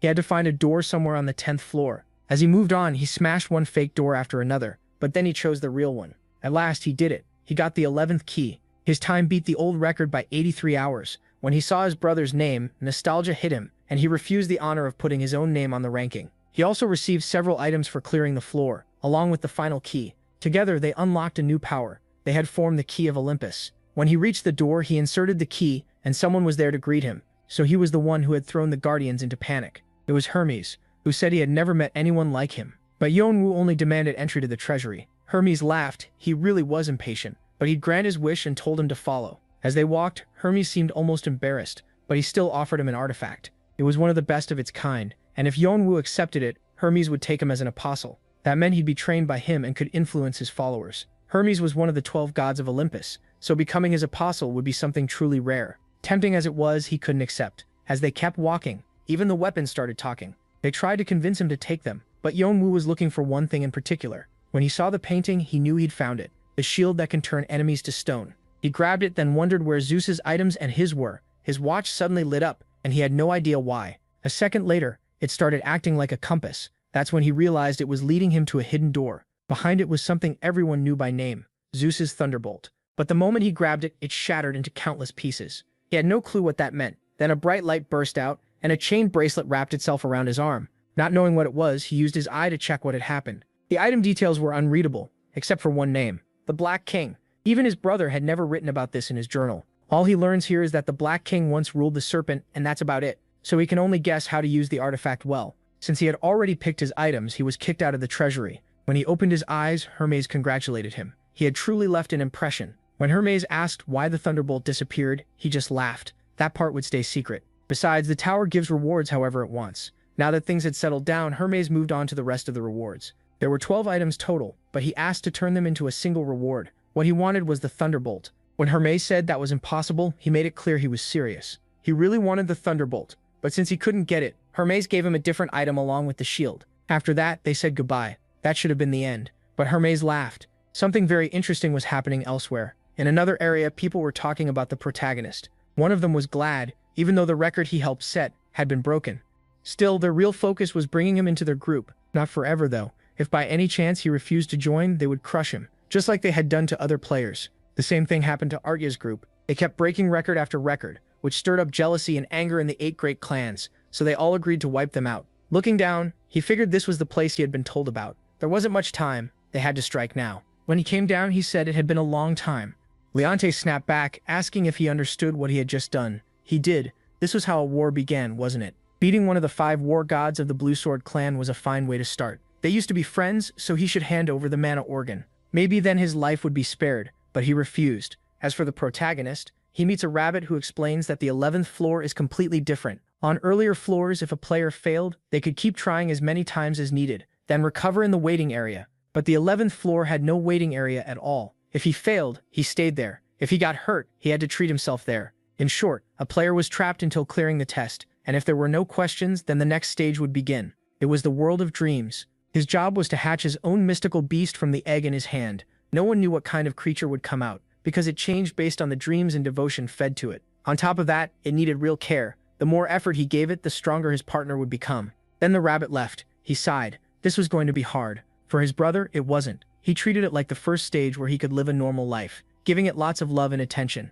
That helped him hatch one of the best species in the game. But the protagonist wasn't good at that stuff at all. Unlike his warm-hearted brother, he was terrible at taking care of anything. though his brother had left him a few tips. Even so, the beast would awaken with flame abilities, so the best place to raise it was a phoenix key. Because of his fire and wind affinity, he figured his friends would take a while, so he left them a coded message to find him. Soon he reached the land of the phoenix, and it was already watching him from far away. He didn't get it. Had it always been like this? The killing intent was incredibly strong. As he looked toward the nest, the phoenix moved, but he was told to stop. One more step and he'd die. He said he had come a long way and only wanted a mission to earn its flame, but the phoenix wanted nothing to do with him. He had to leave. Yeonwoo felt something was off. He thought it might be because of the mana in the stones. As he moved closer, he apologized for coming this far. They yelled at him to back off. Just as he suspected, he said he could see she was sitting on her eggs. At that, the shouting stopped. He could tell one of them was missing. She didn't understand what he meant and told him to get lost. To her, he was just a human.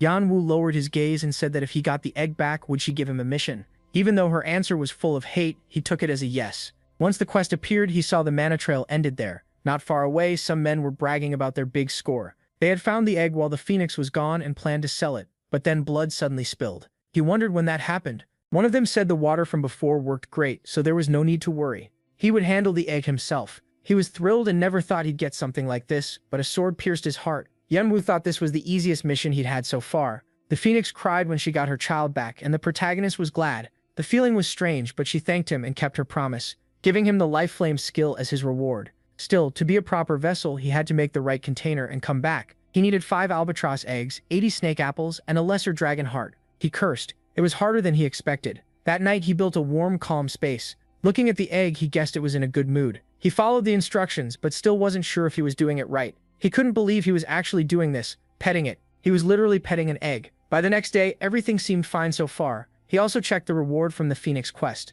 and when he shook an earring, a soul came out. Using his skill, he ordered it to obey. After plenty of failed tries and whining from the soul, he finally succeeded. It was the witch doctor. It followed every command, and it could even use lower-level magic without trouble. After more testing, he found it was a bit slow, and the farther away it got, the less he felt connected to it. That wrapped up his tests. He also wanted to know what the bracelet did, but nothing made sense. Even his eyes couldn't identify it. Then the phoenix came over and asked about it. He could see many kinds of objects, but he still couldn't tell what this one was. Most likely, it was an opposite force. The phoenix was a being that burned with life and was reborn through fire, but this thing brought life through death. The bird also noticed he had been blessed by the goddess of war because he carried that shield. It protects against dark magic and can petrify enemies across a wide area. It also boosts allies and weakens enemies in battle, which meant the spirits the protagonist controlled would get those benefits too. But there was a problem. His allies were afraid of something. The shield and the black bracelet didn't work together. Then he came up with a plan. Merge the divine sword with the bracelet's curse,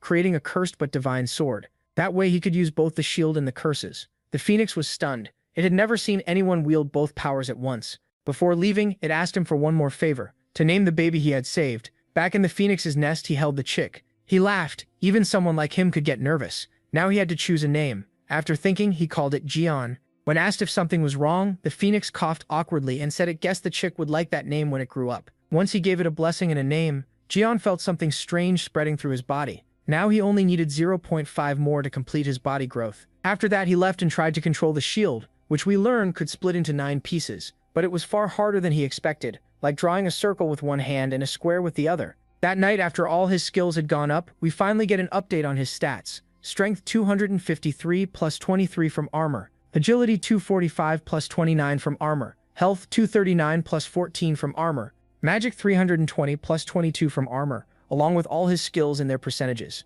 Then, when he checked the rankings, Idora had passed him, but he still hadn't found them. Something must have happened, and he wondered what it was. 5 days passed, and Fante and Idora still never appeared on the 11th floor. On his own, Jian kept training and learned to control 3 shields. His spirits had grown too, to the point that they could now think for themselves. Then it was time to make a vessel for the life flame. He arrived at a dry wasteland, where the quest waited. Kill that creature and its eggs because they were damaging the area's ecosystem. When it came closer, Jian told his spirits to come out. He used Devour, and gave each of them a reward for the job.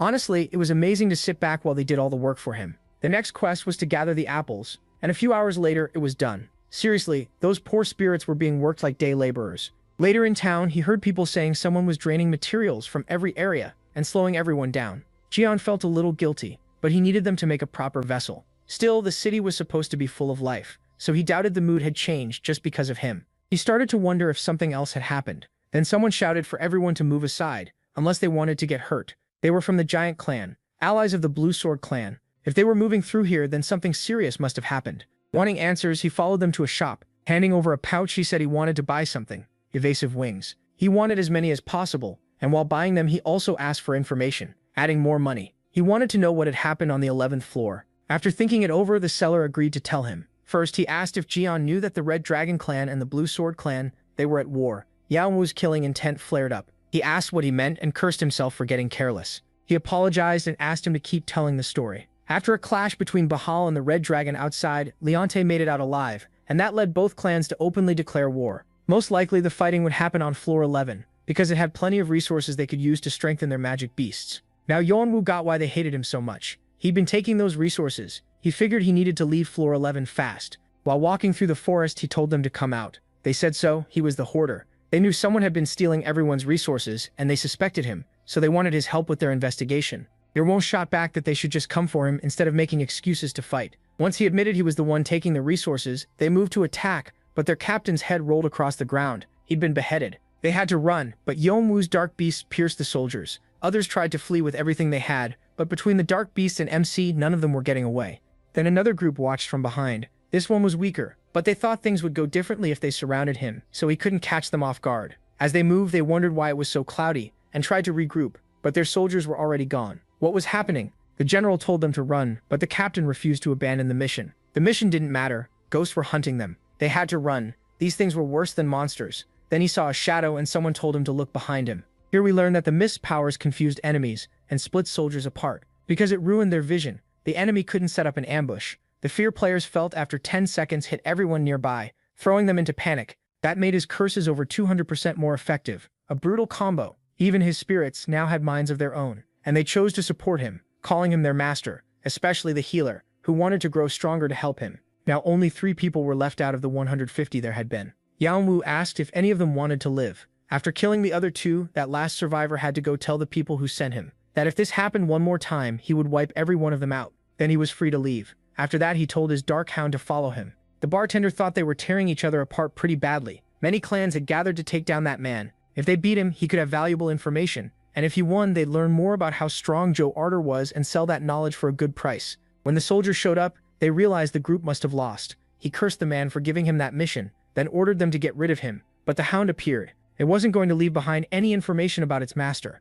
Later, he returned to the nest and everything was ready. The materials were high quality, so something very special could come from them. Cha Seon-woo had earned the highest score again, and memories of his childhood with his brother came back, days full of laughter and fun. All those warm memories had one thing in common: his brother was in every single one. Then he suddenly started crying. The man who never showed affection, who always seemed perfect and emotionless, finally broke. The bird calmed him down. That power was life itself. It burned away things like hatred, and from the ashes came memories like the ones he saw. It also felt like her daughter had grown attached to him, so when he left he should come visit her. He agreed, and since everything was ready, they could begin. The hatching of his egg was starting. He was shocked. He'd never seen one that big before, but nothing happened. The egg didn't hatch. The phoenix tried to give him encouraging words, saying that sometimes that happened and they just had to wait a little longer. But when nothing changed, she said it needed motivation. Since that floor was the world of dreams, the beasts fed on them. So he had to give the egg a dream, tell it what his own dream was. Thinking back to the cliff, he felt his dream wasn't anything good.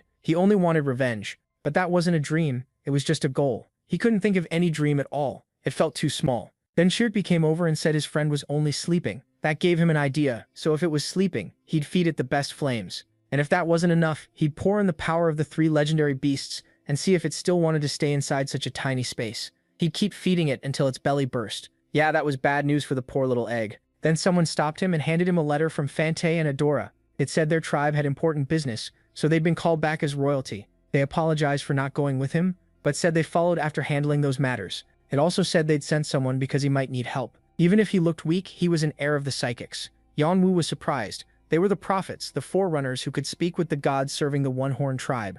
But the boy calmed him down. He knew what he was thinking, but he wasn't as important as that sounded. There had been another successor before him, which meant he was the weakest one. Still, he asked to come along and wanted a chance. Since they needed his sister's foresight ability, Yeonwoo said he should go back to the village. Then he remembered they were busy, but the elders also wanted to meet him, so visiting would be best. Yeonwoo thought it over. Since that tribe was one of the oldest in the game, they probably knew many secrets. When he saw the egg, he was amazed, but this wasn't the time to stand there stunned.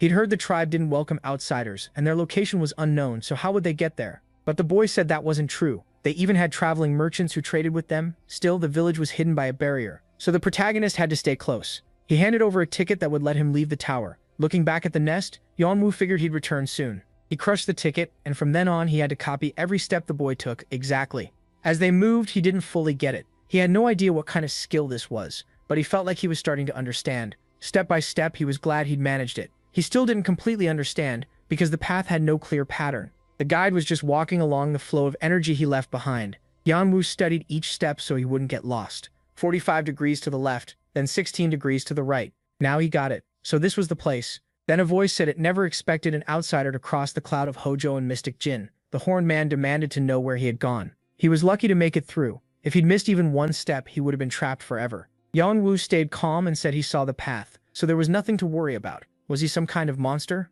That seemed impossible. Then the village appeared. It was a civilization like any other. Everyone was shocked to see a human. Was that the person Lady Adora had mentioned? Yeonwoo couldn't understand what they were muttering. And then Adora showed up. She apologized for not warning them. They just never believed the princess could smile like that because of someone. Then someone else appeared. So this was the human his daughter had talked about.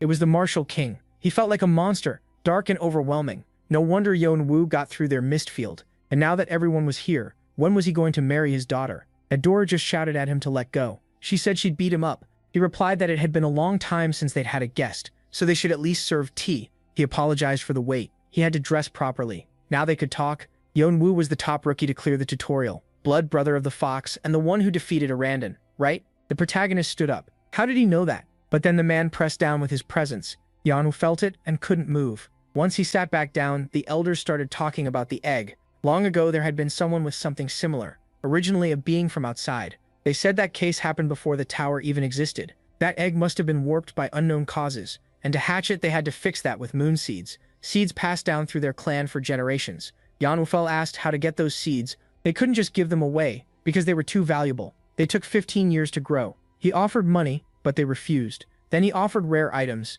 and they still said no, but his body looked promising. Had he heard about the war between the Red Dragon and King Dao? Sooner or later they would go there as merchants, and they wanted an ally. What did he think? That's how his mission was decided. For the first time in decades, the one-horn group would join the war as merchants on King Dao's side.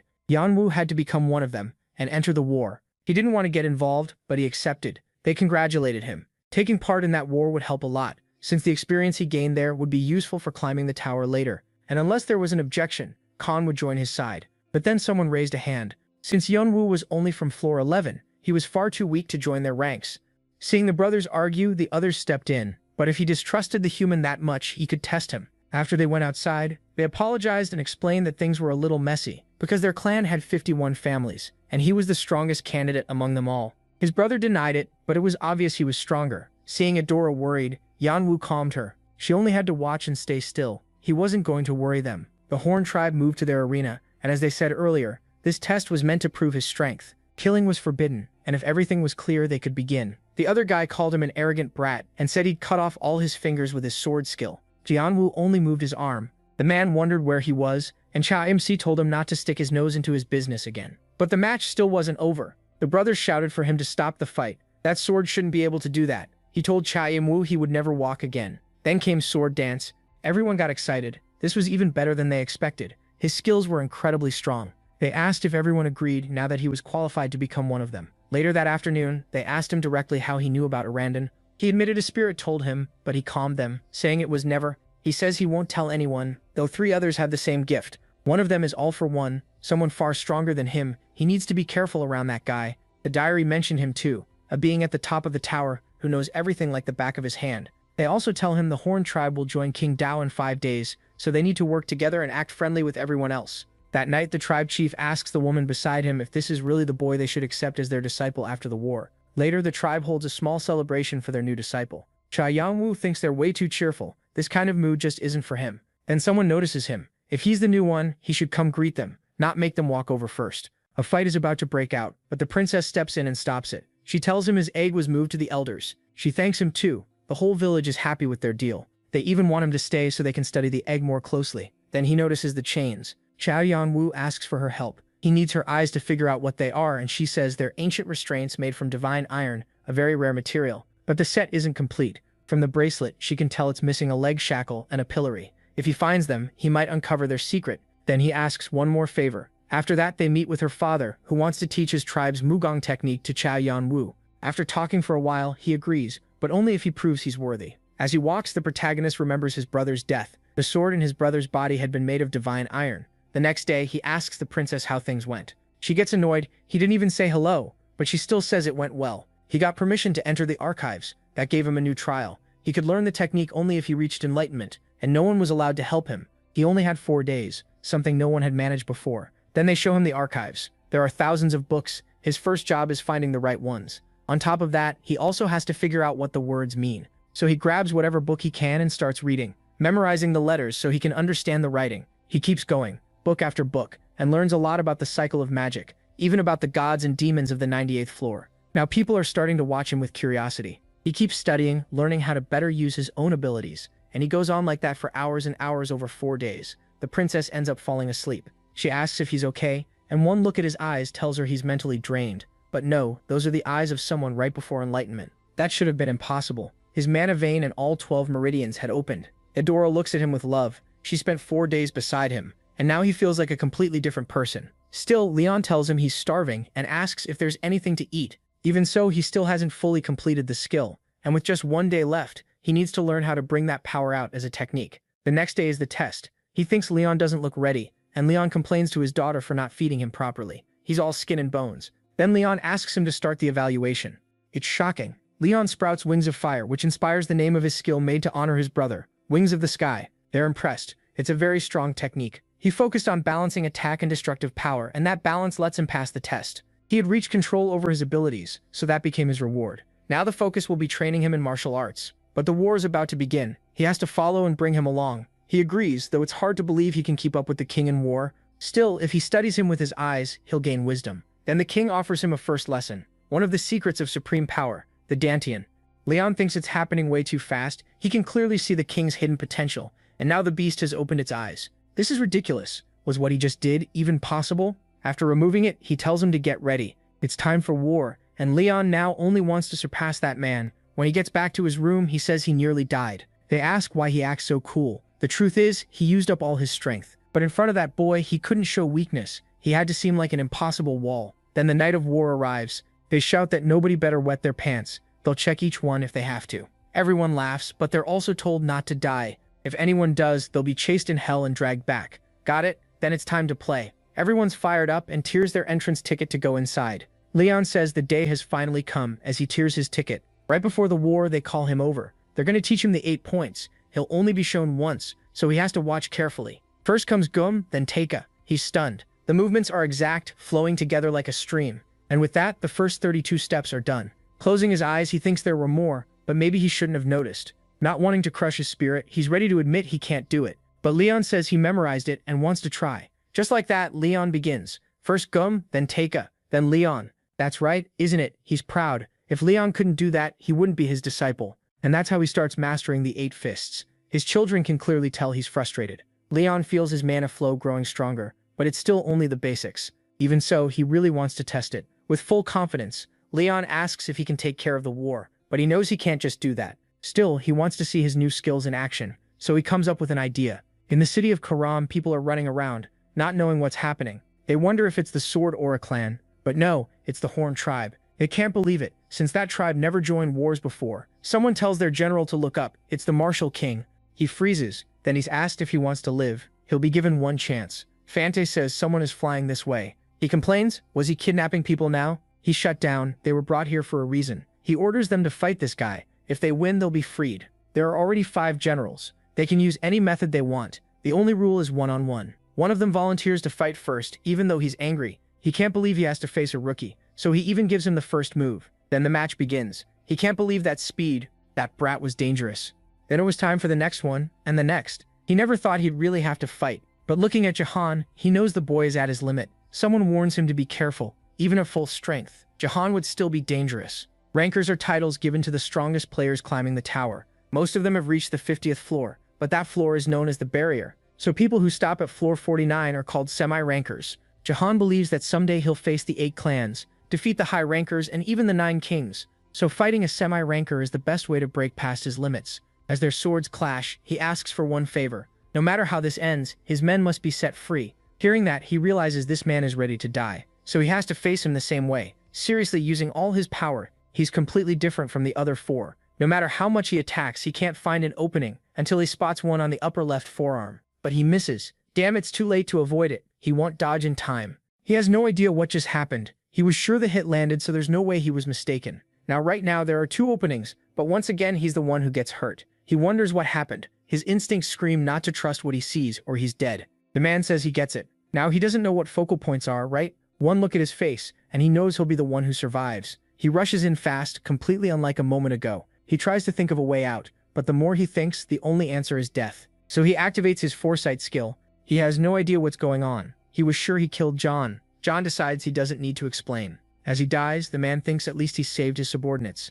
They ask if he wasn't afraid of death. He says of course he was. When he first got there, he was shaking, but he was also a leader. As he fades, he thinks that if his brother had someone like this beside him, maybe he wouldn't have met such a tragic end. Barely alive, John asks him to teach him about focal points. Basically, they're feints. One possibility can be turned into a lie. Put simply, focal points are the power to choose the possibilities in a fight. But only players who have trained their mana to the limit can do that, and he has only just started learning the fists. And with that, the first battle between the Red Dragon clan and the Azure clan ends in that city. On the 11th floor, this man tells them to move. Mama Phoenix thinks something is coming. It looks like John has returned. Later, the protagonist is recovering so he can get back to full strength. But something is wrong. Chirpy looks terrified. The siblings are talking, and then the door is blown open. John rushes out at full speed. He thinks he can feel her fear. What the hell happened? When he reaches the nest, everything is destroyed. He panics. He can't sense any traces of Phoenix magic. While digging through the wreckage, he sees something shine. It's Chirpy. When he picks her up, she's very weak, and he can see her memories. Someone tells her mother she's not as impressive as expected. They apologize, then pull out the god's saber. We learn that Manhwa Island is one of the 8 main clans, even though it has fewer members. What makes it so feared is its 5 martial gods, and every one of them is a high ranker. The one in Chirpy's memory is the god of the sword, and that's how the phoenix died. The little one just cries. He realizes he can't take Chirpy with him. Manhwa Island had worked with the Horn tribe, so he needs to take her somewhere else. A voice thanks him. He had found her youngest child. He shouldn't be so angry just because she died. In a few decades, she might come back. But Manhwa sees death as final. Even if she returns, it will be in a different time. She asks one thing of him: until she comes back, protect her little one. It was a heartfelt plea. On top of that, she would give him something small, something that could help her little one in danger. The inheritance of her legacy had begun. This was the power of the phoenix, and he knew he couldn't waste any of it. A new skill called Bear was created, and his body was now 99.8% complete. Every wound on him was healed. Still, he didn't get why the phoenix spirit was flowing beside the stone, and he had been given a huge skill. Kirby begged him to save her siblings. John is shocked by how brave she is, but that's fine. They would save them together. Then Adora arrives, glad to see him safe, but she asks what this place was. He tells her it was his friend's nest, and Manhwa Island was hunting the legendary beasts. He hadn't asked for help, not from the One-Horn tribe either, so he hoped she wouldn't interfere. Adora tells him she's going anyway.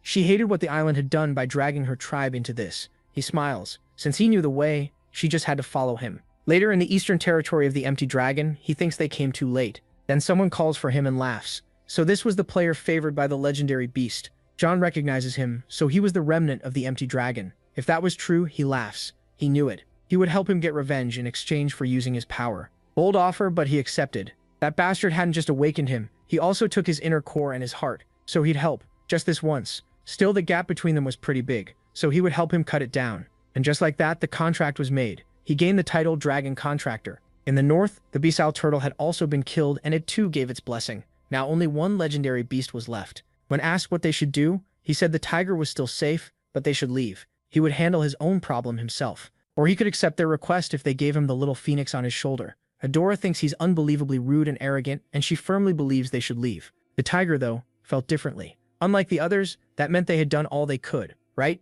So they should return to the village. He respects that, but he can't go back there with Chirpy. And once he gets the egg, he plans to go to the Red Dragon. Then an explosion erupts. It had started. He tells Chirpy she needs to look carefully at who they would have to defeat in the future, and uses shared vision. John wonders if the sword god had always been this strong. He must have some kind of magic artifact, and the tiger had been defeated. John arrives soon after. The tiger asks if he came to mock him. If not, then leave. He wouldn't give anything to a mere human. John smiles. He never said he was there to ask for something. He was there to devour him. The tiger shouts, asking what that even meant.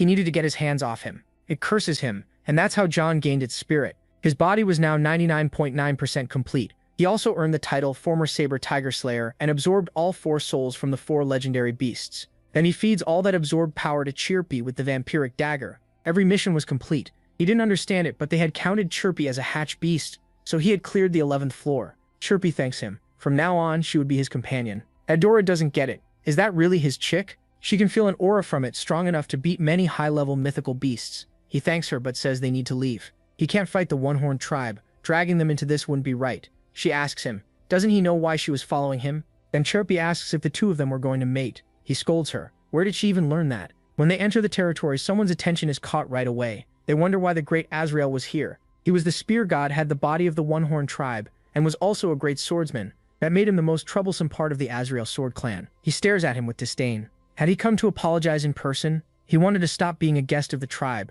Azrael gets angry, so he got everything he wanted. And now that things were dangerous, he was leaving? He denies it. His problem was with the Azure Sword clan. Azrael hits him, asking what was wrong with him. Had he forgotten he was his disciple? If something happened, he should come to him, so he could see whether to support him or scold him. He shouldn't forget they were connected now, so what was his problem? Then he asks him straight, what was he to him? That catches him off guard.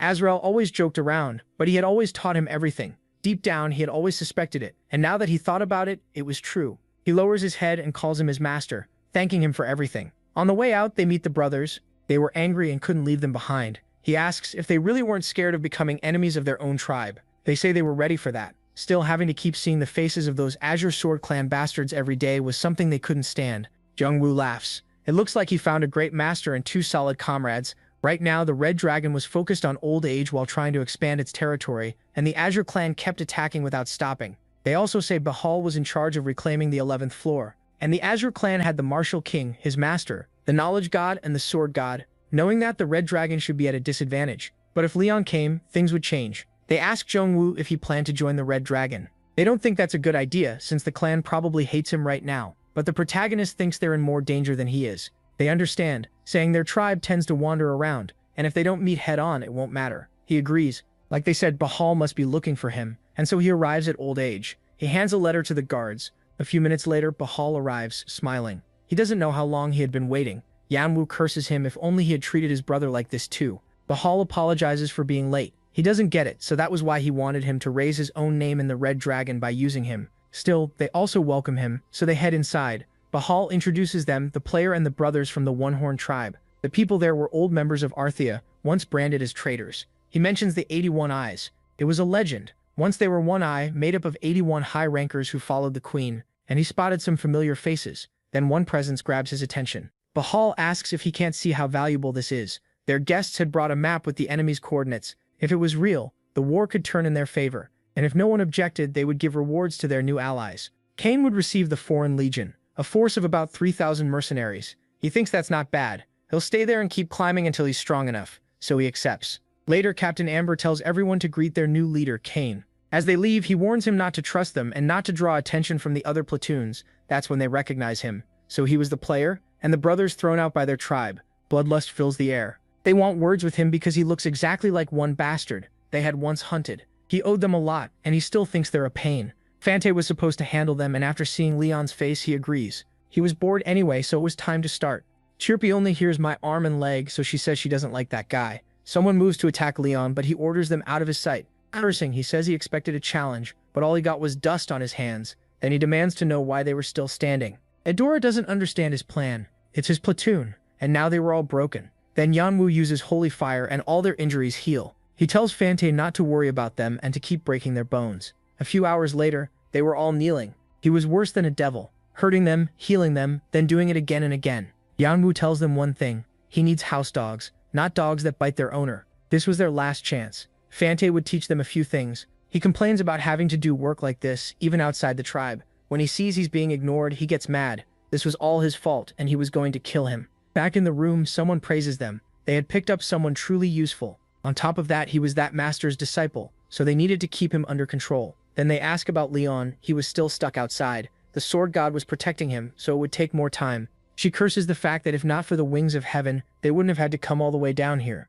Then she stands. They had to hurry and get the stone because she needed to restore her dragon's heart. The spear god arrives, demanding an explanation for what those three were doing. He asks for answers, but the reply is that they do what they want because he doesn't interfere in individual actions, as long as it doesn't affect the tribe. He calms down. He was speaking in general, like when he left the tribe and joined the sword gods. But if that was the case, then if they met in battle, he could kill them. Seeing that he accepts, he trusts they won't take back their words. Later, the platoon trains under Fante's harsh yelling. He treats them worse than slaves, and they realize they were doing fine now. He was great at leading and teaching, so for now Yeonwoo could leave them to him while he studied the second section of the 8 extreme fists. He's surprised his father truly believed in him. The 8 extreme fists were one of the Mugong techniques created by the martial king, but the second section was only for a chosen few. Then Bahal appears, praising how well he had shaped the soldiers. He asks if he's ready to head into battle. Yeonwoo says his army can move at any time, but there's something he wants to mention first. Did he even know the sword god's son was staying on the 16th floor? He didn't. As far as he knew, the sword god only cared about getting stronger,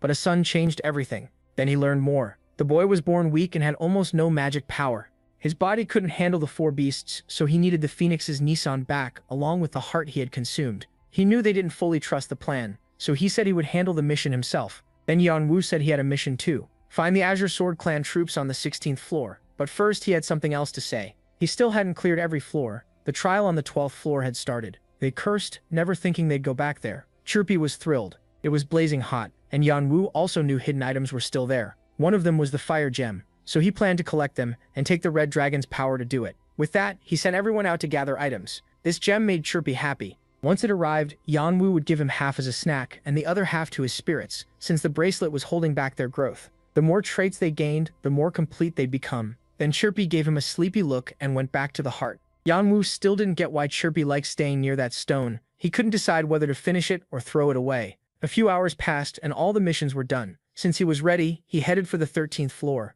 But someone stopped him, asking for a moment. He looked busy, so he got straight to the point. His brother had trouble with the guardians, especially the highest-ranked one. That guardian was Plaza, the rabbit of the zodiac among the 12 guardians. He wasn't trustworthy. He was there to deliver a message from his superiors. Yeonwoo might not know this, but the 12 zodiac guardians served as messengers for gods and demons. This time he came with a warning from one demon in particular. Beware the 3 Norns, especially them. Yeonwoo didn't get it. If he meant the 3 ancient goddesses, then he had to mean Erd. But why so suddenly? There was no real answer. He was only a messenger. Even so, Yeonwoo guessed he was about to anger those goddesses and stepped onto the 13th floor, called Judgment, the Wheel of Life. As soon as he arrived, he told everyone to bring out the items they had gathered. 182 fire gems, 35 ice crystals, and 91 frostfield roses, plus a special inventory item. They nervously asked where the Azure Sword Clan troops were. He said they were at the temple. Erd of the past, Verdandi of the present, and Skuld of the future were the 3 goddesses who lived at the Spring of Life,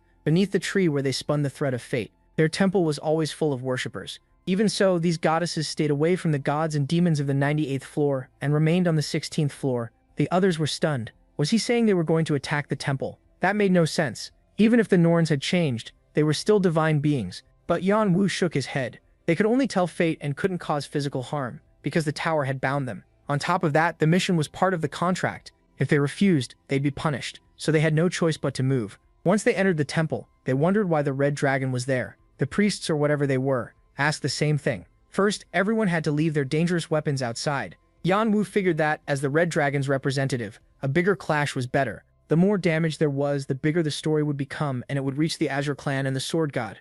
Then the soldiers attacked. They ordered them out. No one was allowed in. When the door opened, a drunk man appeared. It was Hanbin, the sword god's only son. They argued, and it was obvious he was a lost kid from the outside who knew nothing about life. They knocked him senseless to stop the shouting. Yeonwoo thought the sword god had been blind. His love for his son made him ignore the truth. Hanbin had struggled his whole life with his disability, and the easiest escape had been drugs. The protagonist smiled. At least Hanbin's words would spread across the tower, and the reputation of the 3 goddesses would fall, along with the sword god and the Azure clan. Back on the 11th floor, he smiled. So that was the boy. He looked just like his father. Yeonwoo couldn't believe he'd gotten that trump card without lifting a finger. Now he started planning how to take the stone. Meante with his trump card had to be awakened. Then an important-looking goblin showed up, asking Rabbit if he had done anything. In another scene, he was sweating. He had just heard that the red dragon had kidnapped his son. He shouted that he had to save him. He didn't know where Hanbin was, but he'd find him. As he grabbed his weapons, a note fell. It said that if he wanted his son back, he had to bring the stone. When he opened the box, he found a finger inside. They said that after leaving his tribe, he crushed every enemy in his path. He always won. In time, people like him gathered around him, and they became the foundation of the Azure Sword Clan. Unlike Artia, which was destroyed too easily, he wanted to end the war fast, but if he did, the 9 kings would vanish and lose their name, so he couldn't do that. He couldn't let the Azure clan disappear. Then he was told someone was attacking his general. He didn't need to hear it twice. They demanded the stone. He kept saying he didn't know who had it. When he saw the massive attack coming, he begged them to stop. He knew nothing about the stone, but they had never asked if he knew. They just told him to hand it over if he wanted to live. Spear appeared, he had to move. This wasn't his business. Spear thought he had gone mad. How could he do this? But the order came again, move. Then a masked man stepped between them, asking what was going on. He only wanted one thing, but Fist wouldn't hand it over. He didn't even know what it was, but Hanbin had been taken by the enemy, and they wanted that stone. He'd accept any punishment later. For now, every second mattered. He drew his sword, but it was knocked away. They told him they would talk this out properly. He should go to his room, calm down, and they'd call him when it was settled. Then they explained that he once had a woman, and the only thing left of her was their son, born weak. Still, he promised to protect him. Now he had to ask his son to forgive him for breaking that promise. Then someone left him another message. When he opened the box with shaking hands, he found his son's eyeball and the same note. He released all his power. They asked what was wrong, and he demanded to know whose side they were on. Once they swore loyalty, he ordered them to gather all the men. That night, he would start a revolution. Later in the hall, they praised Cha Yonwoo. Everything was going well because of him. Everyone in the conference room congratulated him too. Now they were getting ready for what came next. The war would end, and his name would be carved into stone. Everyone who ever called him a traitor would regret it. They asked Cha Yonwoo to become the tip of the spear. He thought back to the day Artia was formed, a memory his brother kept until death. But Bahal had already thrown that memory away and buried it. Earlier, he had said the red dragon had eyes and ears everywhere. That meant he was the red dragon's eyes and ears inside Artia. Yonwoo realized that the moment Hanbin was brought there, the game board was set, and if he wanted to play on a broken board, he had to prepare. So he started making a magic barrier, just in case. He needed as much power as possible. Then someone greeted him. It was the first time a soul had spoken to him. Its speech was rough, so it clearly wasn't very smart. He gave it a few items to test something. If it worked, Boo would evolve to a higher level. They explained Artia succeeded for 2 reasons. One was meeting the dragon Calidus on the 2nd floor, and the other was creating a strengthening element. That item was extremely hard to make because it needed many parts. But MC had his witch doctor, so he used his own body like a lab. The creature coughed and MC told him to endure it, absorb everything and succeed no matter what.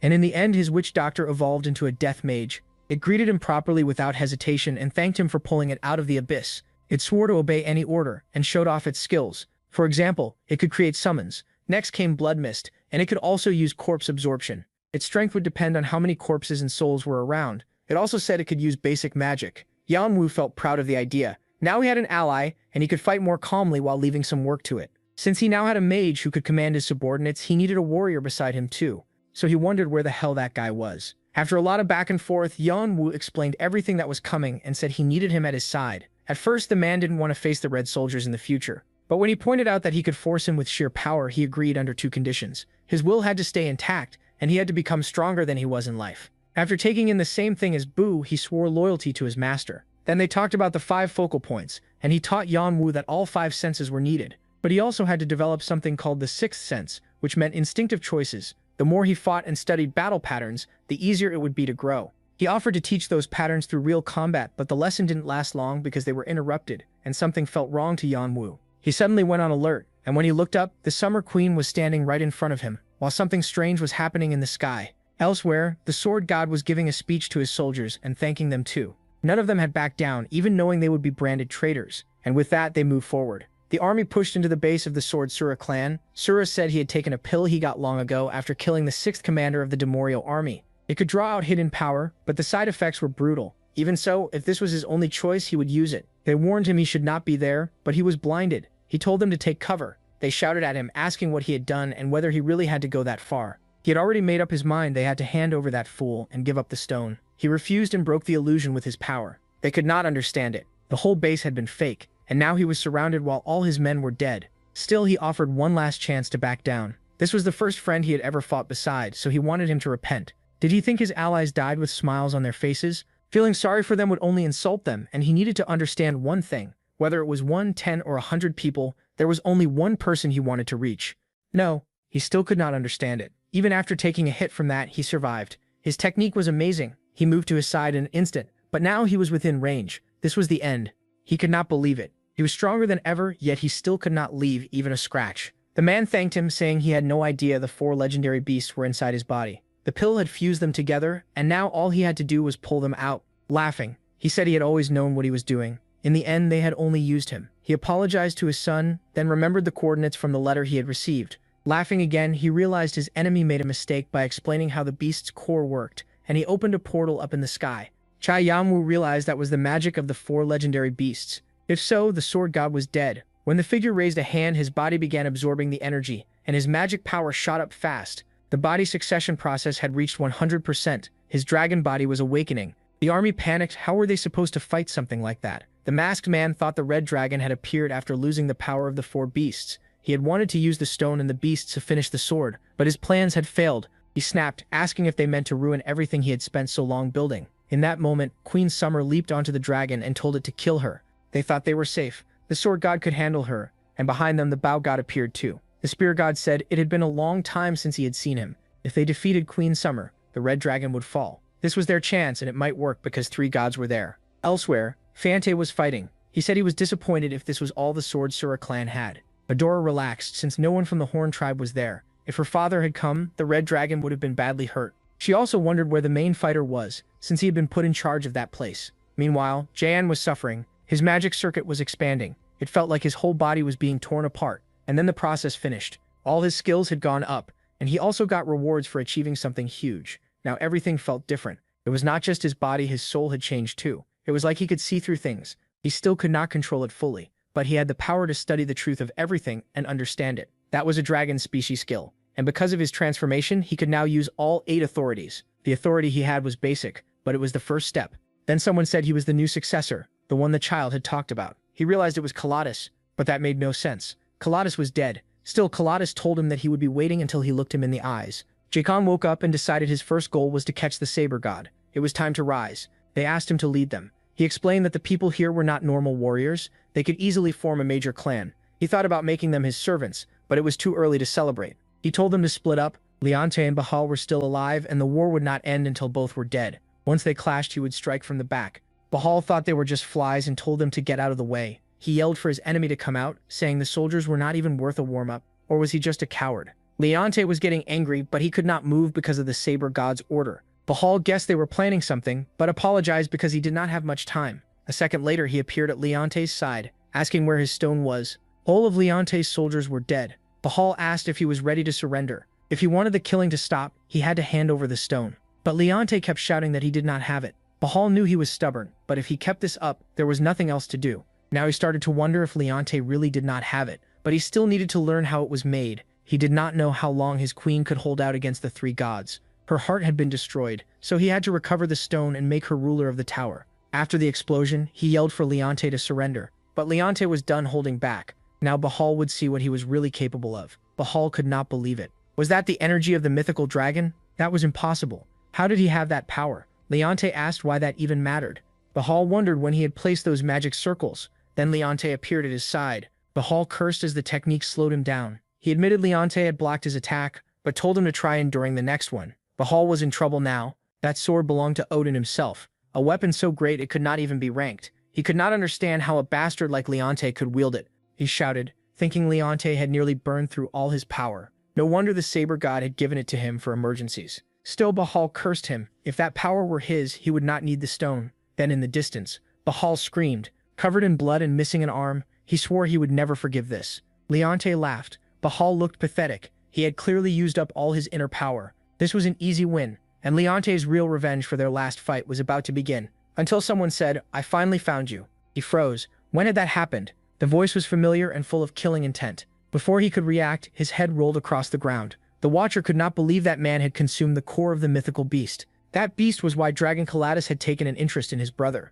and the two had become close, so he was glad to take it back. Even now, Bahal shouted, asking what he was doing there. He had ordered him to lead the second group. Jahan thought he was clever, but he did not understand the danger he was in. Bahal could not believe it. Even if it was faint, he had the power of dragon fear, something only dragon species should have. No one except his queen had that power. If this boy really had it, then he had to be careful. There were things he had not expected, but he still had 4 beasts left to fight. With the men he had, he should have won easily. He did not know what was going on, but from that killing instinct alone, he decided they were enemies. Since they were all worn out, this was the perfect time to move. Still, he said he would not give him the satisfaction. Everyone had to scatter and get away to warn the whole army and the high ranks. He truly wanted to kill him, but there could not be another stone in his plan. Jihan thought he had it all wrong. He was reading the whole situation badly. There was no chance he would let him leave the dragon's territory. He cast Domain, his new skill. Bahal could not believe it. That bastard had really awakened dragon power. Bahal cursed him. How dare some rookie act like this?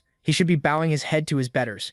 Jihan smiled. Bahal wanted him dead, but his plan had failed. His allies had probably already warned the rest of the clan, but Bahal was wrong again. He was still reading things badly. Some and everyone here was going to die. Bahal could not believe it. He could use both dragon power and the dead. One of those was already enough to shake the tower, but both was impossible. They screamed, asking what the hell those things were. One voice answered, "Glory to the master." Then another knight appeared. This was the end. Bahal looked down. His body was wrecked and the flame beasts were dead. This was the worst. Even after leaving Archia, he had faced one problem after another. Nothing had ever come easy, but through all of it he completed the Fire Fist skill, earned his place, and became the Eye of the Red Dragon. But he cursed himself. He could not think straight. He could not believe he had almost given up, especially against a rookie like this. He pushed his power to the limit. Jihan Wu could not believe he still had that much strength left. Bahal declared that he was Bahal of the Fire Fist Rain of Fire.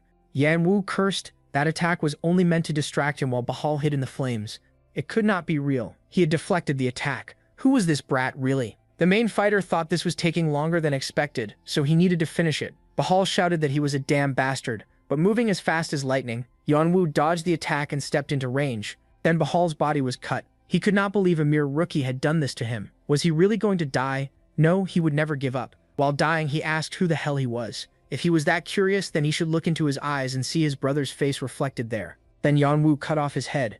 She could not believe it. A contract linked to her eyes had been severed. That meant Bahal was dead. Even with the beasts inside him, that should have been impossible. Her heart was close to failing, but she still came to war. She had risked everything, so she had to get that cursed stone. Unleashing all her fury, she expected them to be strong, but even with 3 gods, they still could not kill her. Then something hit her at once. She realized it and was shocked. It could not be. Leonte should have died.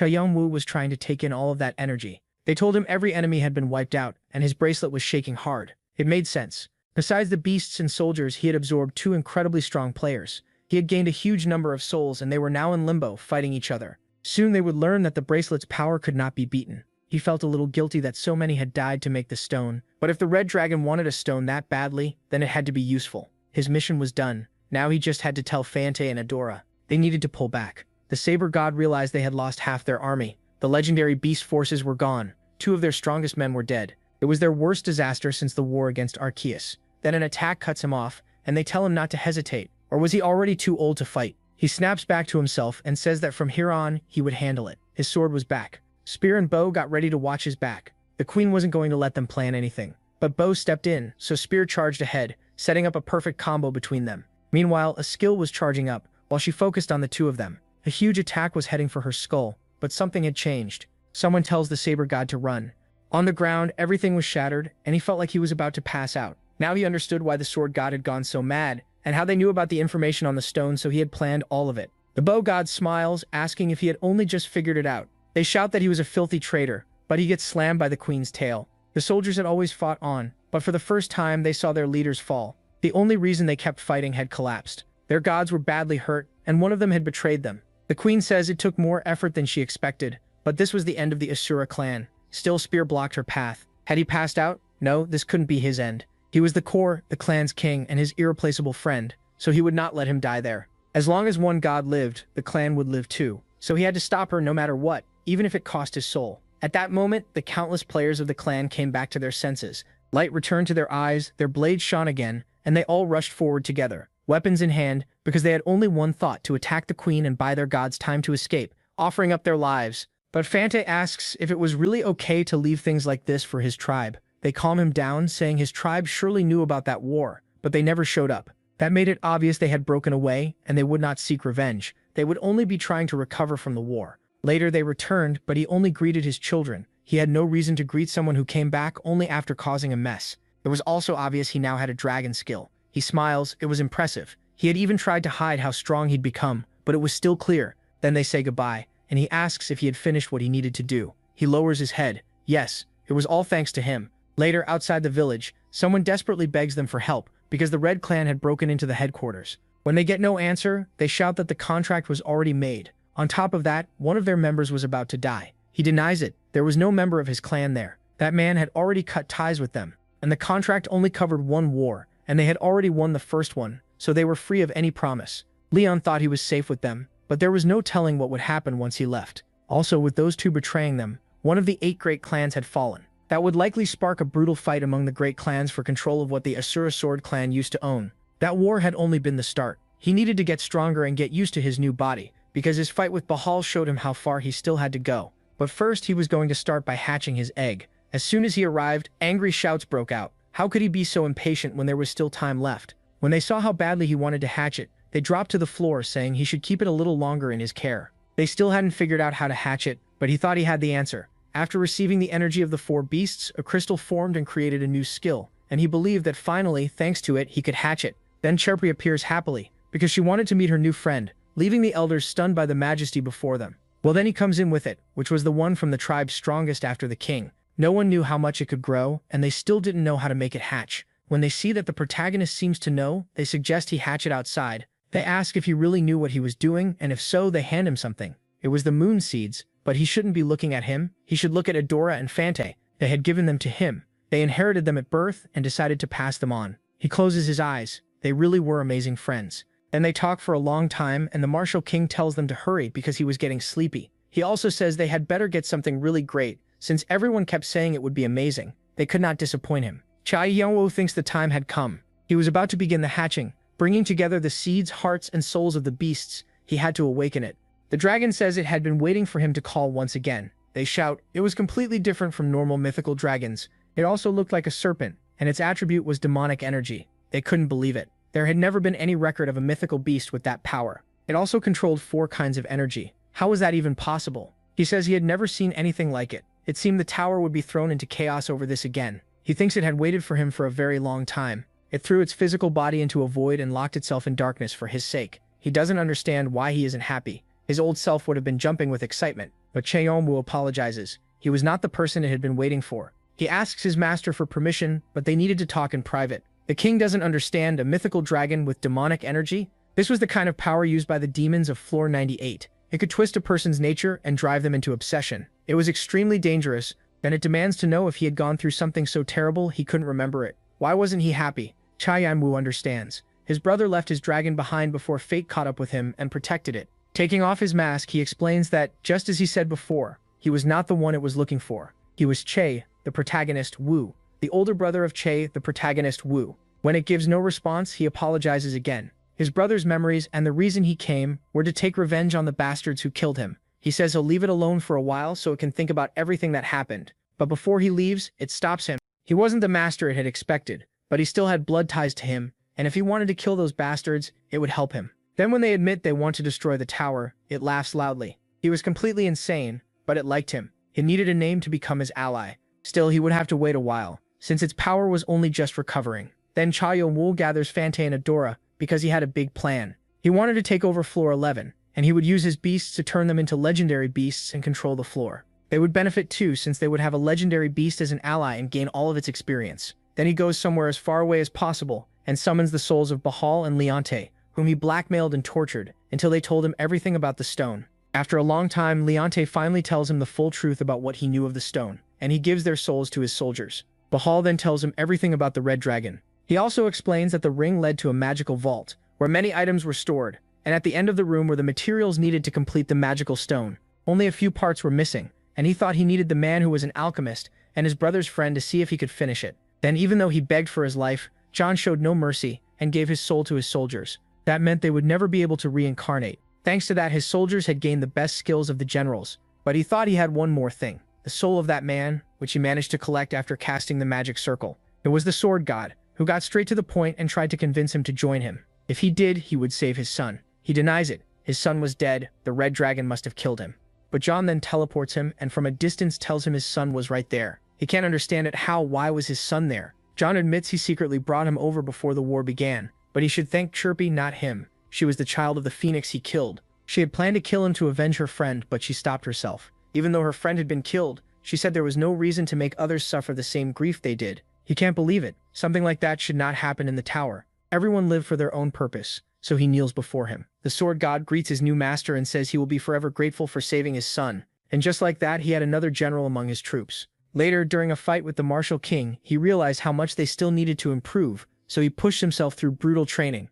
He trained over and over, driving his body to the edge to break through that massive wall of power. 15 days passed in training. Then he got ready to pick up a job from the lower floors. When he reached the forge, he wasn't sure if he should be there, since that man must have heard about Bahal's death, and Bahal had been as dear to him as a brother. But they asked why he was standing outside like an idiot. They should go in. After a long talk, he explains what kind of job he came to request. There was no point lying. He already knew why he was there. Then after a lot of shouting and going in circles, he yells at him to say what the hell he wanted. He keeps it brief, saying it was hard to explain, so he hands over papers with all the details. He gets excited seeing something that could be so amazing. And before Leon leaves, he says that to him, goodbyes were already a normal part of life. He shouldn't worry about him. He lowers his gaze. Then he thinks that man was terrible at pretending, but he still kept moving forward. That made him someone truly admirable. Later, in the cave, he was completely broken. He had almost no power left, and he couldn't remember how he got there. It felt like the last time he had met Spear. He was about to be killed, but he showed up. He had no idea what was going on, but he had to find his friend.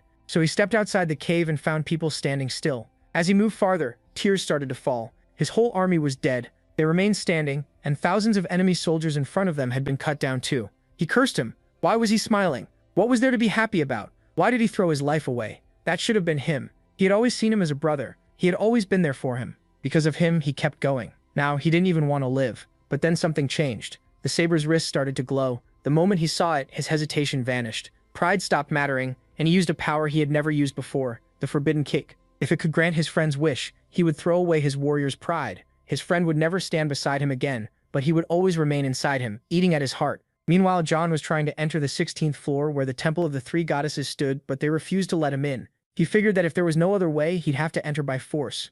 But the goddess also had a sincere wish to meet him. It worked out, since he had been denied entry to the 16th floor. Because the goddess Ord had called for him, her territory was open to him. John saw no reason to refuse, but he did things his own way, since he still didn't trust her. So he would only use her help until everything was over. She agreed and led him to the goddess. Once inside, he thought it all felt too quiet. Even with the scythe shadow present, no one seemed shaken. Still, he stayed alert because of the warning the rabbit gave him to be careful of the eldest. As they moved on, she could only take him as far as that door. Beyond it was the goddess's sacred territory, and without permission, she couldn't enter. John felt something he had never felt before. At other times, power felt heavy, but this was different. He couldn't name it. He only knew there was immense power behind it. He asked what the hell was behind that door. She said it was a god, but that made no sense. A god couldn't leave the 98th floor. The three Norns were only allowed to send their consciousness to the 16th floor because they didn't want to stay trapped on the 98th. She told him not to worry. He would understand soon. John walked in without hesitation. He wanted to see it, but what waited inside was beyond anything he imagined. The power he felt went far past his expectations. It completely swallowed him. It was like his whole being was being devoured without end. He felt like nothing more than an insect, like his existence was starting to fade. But no, that couldn't happen. He wouldn't die there in such a weak, pathetic way. He had to block that outside power. A voice said he was a stubborn child, but he needed to calm down. It had promised not to harm him. It also wanted to know who destroyed one of its temples. John understood nothing. She said many humans begged her to free them, but he was different. He had no regrets and no lingering attachments. Yet at the same time, he was sinking into a deep past. He kept blaming himself again and again. His mind held only what happened to his brother, and his brother had been betrayed by his friends. So of course he couldn't trust the people around him. Betrayal always came. He had to keep doubting everyone, and that brought back what he lived through in the war. His squad had left the area. They had no time, so they abandoned him to die. They were his trusted friends, yet they betrayed him in the middle of an enemy camp. He risked his life for them, and all he got was betrayal. No one should have survived that, but there was no way he would die there. The bitterness of that betrayal kept him alive. He thought only about surviving no matter what. He met and killed countless people, and at some point he threw away his rage, resentment, and every other feeling. After that, they started calling him Cain, the emotionless monster. She laughed. He would never cross that abyss. He would become just another piece in her collection. So he had to draw out the monster inside. But the protagonist thought it was boring. Was that really all he was? No way. Every player carried regrets, and his were among the strongest. There was no way he could break free that easily. She smiled. It looked like her business was finished. She thanked him for passing the 16th floor. Hermes mocked her. Besides, she wasn't supposed to touch him since most of those on the 98th floor were already planning how to make him their apostle. The goddess couldn't understand why they were protecting that bastard. She had been humiliated, but she wouldn't let it end there. If she couldn't add him to her collection, then he had to die. She ordered her elf to devour him. But at that moment, the link between the god and apostle was cut. hadn't even noticed the shadow because of the power Jahan had left throughout the room, and that mistake brought a terrible pain through her whole body. Soldiers were now attacking Jahan. It had become a holy war. He thought it was all getting boring. They should say their final words. He was told they had all been killed, but even then they complained it had been too dull. He calmed them, saying stronger players would come later. Then he cursed it was his fault for making them this strong. He didn't even need to draw his sword. His soldiers knew their master was powerful, but how had he broken free from Erd's chains? After all, humans were bound by their own memories. He thought that his past had taught him to trust no one, turning him into someone truly awful. But now things were different. Remembering his brother's words, he knew there was no way he could show his brother such a shameful side of himself. Then he moved on to the 20th floor. That test was too easy for him because it only covered the place in darkness, and with his power he could easily find the path. For everyone else, crossing it was hard. They kept falling into places they shouldn't go because the farther they went, the more their senses dropped to almost nothing. Sight, hearing, smell, taste, and touch. But for Chagyan-Wu, thanks to his training, it was far too easy. His senses had grown a lot. So to keep training, he removed all his artifacts and sealed all his skills. Once everything was turned off, it felt like going back to the beginning. He knew it was truly dangerous for him, since he had many enemies. But he could use that pressure to push past his limits. After a while, he realized climbing without his senses was much harder. Once he got higher, he started wondering if he was even going the right way. At that point, the only thing not reduced was his sense of touch. But it was time to develop his sixth sense. He began feeling the waves of everything around him. At first, he couldn't tell them apart. But now he could, at least a little. Each being had a different length. And now he pushed his awareness as far from his real body as possible and let himself flow. At that moment, his combat skills started rising fast. Jumping from 20 to 62, he had lost all sense of time. Maybe hours, maybe a day, maybe a month. And he had gained control over the soul. Now he was completely awakened. It was a power that clearly couldn't be gained by normal means. Now he understood why high rankers came to this floor to train. At that moment, he could feel every aura around him. If he mastered it, he could learn the skill his master told him about.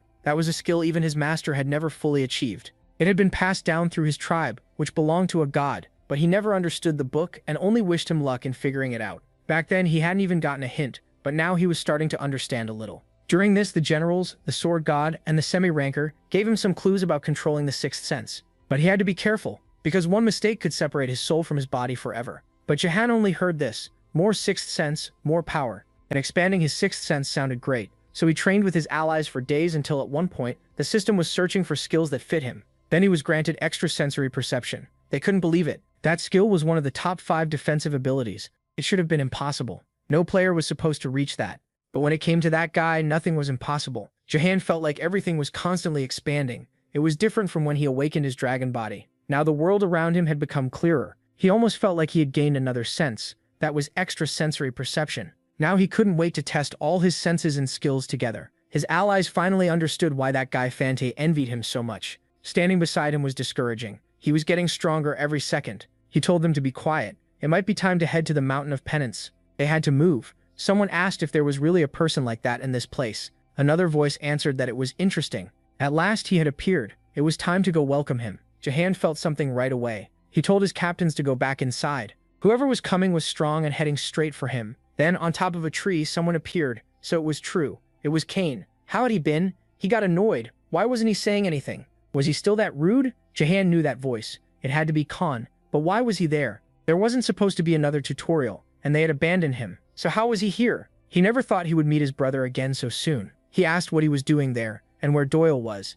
He had always thought something was off about him. Besides, he was completely different from the one he met in the tutorial. Then someone cut in. He said he should introduce his friend. When Jahan refused, she hurled lightning at him. Jahan couldn't believe it. That had been too fast, even for his extrasensory perception. It was rune magic, the language of the gods, and hard to use. Not many people in the tower could handle that kind of magic. Was she a Zadu? He had heard that the ones living on the last mountain, the place everyone wanted to escape, enjoyed solitude, pain, and pressure. People who trained non-stop on the 20th floor. She apologized, but if she didn't bring him in, they would kill her. So could he follow her? As he did, he could clearly tell she had grown stronger. As for him, he had become stronger through outside help. Beasts, soldiers, powers. But she had none of that. Just looking at her showed how hard she had pushed herself to reach this point. When they arrived, 2 people were waiting. They greeted him. With a mask and plain clothes, it was obvious she had come only to train. Jahan thought she was the one who used the magic. Runic magic, the Crimson Divine Tree, Victoria was one of the few rankers allowed to use the language of the gods.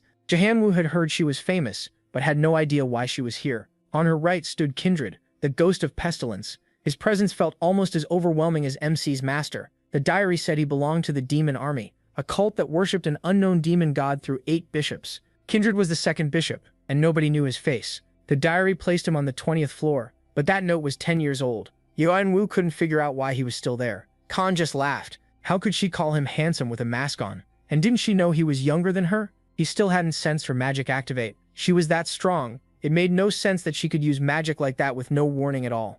Unless it was because of those bracelets. Victoria told him he really was handsome, but he shouldn't stare at her like that. It was making her blush, and if he wanted to learn runic magic, she could teach him. Khan quickly warned him not to fall for her tricks. First she'd promise a hot night together, then tie him up as her test subject. Victoria shot back that she wasn't lying. They did spend a hot night together. Khan yelled that was true, but he nearly died and none of that mattered anyway. She needed to stop bothering Kane. He was Khan's savior, and Yeonwoo's aura began spreading through the whole area. Victoria wondered if he had vanished, but no. He was just too fast, strong too, so why was he letting himself be seen? What was he hiding? He was suppressing both his power and his body. Then his magic circle flared to life. All his senses merged into one. Someone asked if that had been too much. He'd never pushed things that far before. Another voice calmed them. Yeonwoo looked perfectly fine. The protagonist couldn't believe how strong that man was. Without his improved prediction and extrasensory skills, he would have been taken down right away. The hit felt like a cannonball. This guy was dangerous. Even going all out, Yeonwoo wasn't sure he could win. They asked if he wanted to keep going, but he refused. For now, he just wanted to see more of that power. He could wait. Still, he asked what his connection was to the Saber God. Yeonwoo didn't get it at first, then remembered he meant his master, the Martial King. Now it made sense. The Saber God had once been the Martial King's disciple too. Still, the Martial King was supposed to have stopped taking students forever. Even so, the man understood. Then he asked if Yeonwoo planned to enter the 5 mountains of penitence. If so, he should follow Khan. Victoria cursed. They had wrecked her whole garden. After that, they showed Yeonwoo his new room. Khan said those two could be rough, but they weren't bad people. As long as MC didn't annoy them, they'd help him and give useful advice. Later, they talked about their lives until he asked where Doyle was. Khan made it clear she wasn't there. They had split up a while ago, and Yeonwoo shouldn't ask about her anymore. He found that hard to believe since they used to seem so close, but it was their business, not his. Still, he had no doubt he'd meet Doyle again. She was smart and strong. Khan was happy because nobody ever passed those two's test, and now that Yeonwoo had, Khan was no longer the rookie. The protagonist had become even more mysterious than before. He'd gained a lot here, but Khan knew MC would gain even more. He also hoped they'd fight again sometimes. After that, Yeonwoo threw himself into training, trying to awaken and control his draconic powers and combine them with the Yi sword and the technique his master had given him. His soldiers thought he wasn't making any progress, but he believed he could do it in 3 days. Then he slipped into complete darkness, until someone kept calling him over and over, then started insulting him. Everyone sighed in relief. They thought he'd died. If he'd stayed like that a little longer, he probably would have. They warned him meditation should only last a few days, so why had he kept it up for a whole month? They wanted to know what he had learned, but when it seemed like he had learned nothing, they called it nonsense. Was this training a scam? Yeonwoo didn't think so. The more he trained, the more he sensed the real power waiting for him. He just didn't know how to reach it. Whenever he tried, it felt like standing inside a giant fog. He had never been this frustrated about failing to learn something. Then he got some advice. If he felt stuck, why not start from zero? The Yan sword was swordsmanship, plain and simple. So first he needed to master the sword itself. He had to reach the expert level, where a swordsman's skill creates an aura. His brother's diary couldn't help here since Yeonwoo had never achieved that. Luckily, Yeonwoo had 2 great teachers with him. He called Adora and apologized for reaching out so late, but she bombarded him with questions since she hadn't heard from him in so long. Yeonwoo calmed her, said he was fine, and asked if Henova had contacted her. He had asked Henova for a favor a while back, so if Henova showed up, Adora should tell him. She snapped that Henova had come by a few times and was staying at her villa. If that was all he wanted, she was hanging up. Yai figured he had waited too long to call. Then Yeonwoo kept training his swordsmanship against his semi-ranker subordinate. By now, that servant was so strong he could pass for a real ranker, with perfect sword control. Once that was done, Yeonwoo faced the sword god, who taught him during each clash. He focused everything on the tip of his blade, remembering how his master had done the same with his fists. Breaking past the limits of his body and old teachings, he turned the 8 extreme fists into the 8 arts of the sword. It was incredible. The power was even greater than expected. He reached expert level in no time. Now he had sword aura, and from here on he needed to shape it and make it stronger. He also thought the red aura seemed to carry a fire trait. Seeing how fast he pulled it off, the other 2 asked if he could teach them the 8 extreme fists. Victoria was frustrated. She couldn't understand why the result still wasn't what she wanted. She ran through every possible answer, but none of them worked. Then she remembered Kane. She had hopes for him, and the rookie was clearly stronger than expected. Still, asking Kindred or another Zaydu for help might work too, but there was no need to expose her skills to them. She settled down. Time to rest. Maybe she'd go look at some handsome faces. She teleported away and thought she had felt the rookie's energy nearby, but no one was there. In fact, she couldn't sense any energy at all, and the place looked wrong. Then she noticed the dark energy left behind. It looked like a giant constrictor from the Hermes line had torn everything apart. Could this really be his doing? Had he grown that much in just 3 months? She also couldn't tell what that leftover power was. There weren't even undead monsters on the 20th floor. She smiled. This was wonderful. Yahello felt his training with his captains was paying off. Then Victoria came to see him and demanded to know why he had come. Smiling, she asked if they could make a trade. She thought she had caught a pushover. Besides being handsome, she figured she could map his thinking in a month. He must have thought he was clever, but he agreed in exchange for learning runes. That didn't mean he could really learn them, but either way, thanks to him, her long search might finally pay off. She expected to finish half of it that day. 20 days later, she realized something was wrong. There had been no progress at all. She thought it would end quickly, but that boy had taken every poison, magic circle, and artifact she used on him, and the analysis still came back as errors. He was impossible to read. She suspected mental defenses, but that wasn't it. Worse, the questions he asked about runes had become so deep they scared her. In the end, that boy's mind was unbelievably deep, wide, and almost limitless. She still didn't know what to do, but for the next 10 days, she'd dig as deep as she could. In the end, she found nothing. Cursing, she admitted she hadn't expected it to end like this. When Yahello got back to his hut, he summoned his captains and asked the witch if she remembered the magic rune. If she did, could it be combined with Blink? He wanted to improve his magic, speed, and strength. She said it was possible, but Blink was different from normal magic. The pain would be beyond anything he could imagine. Yahello told her to do it. He had to stay focused so a month of effort wouldn't go to waste. Better slow and sure. So she agreed, but reminded him she had warned him. He also couldn't pass out, or the process would fail. Then it began. Since runic magic normally flows through bones and he didn't naturally have it, they would carve the runes deep into them. The soldiers thought he had gone completely insane. Carving magic runes into his own body had to hurt more than anything they could imagine. But if he endured it, he could evolve to a level they couldn't even understand.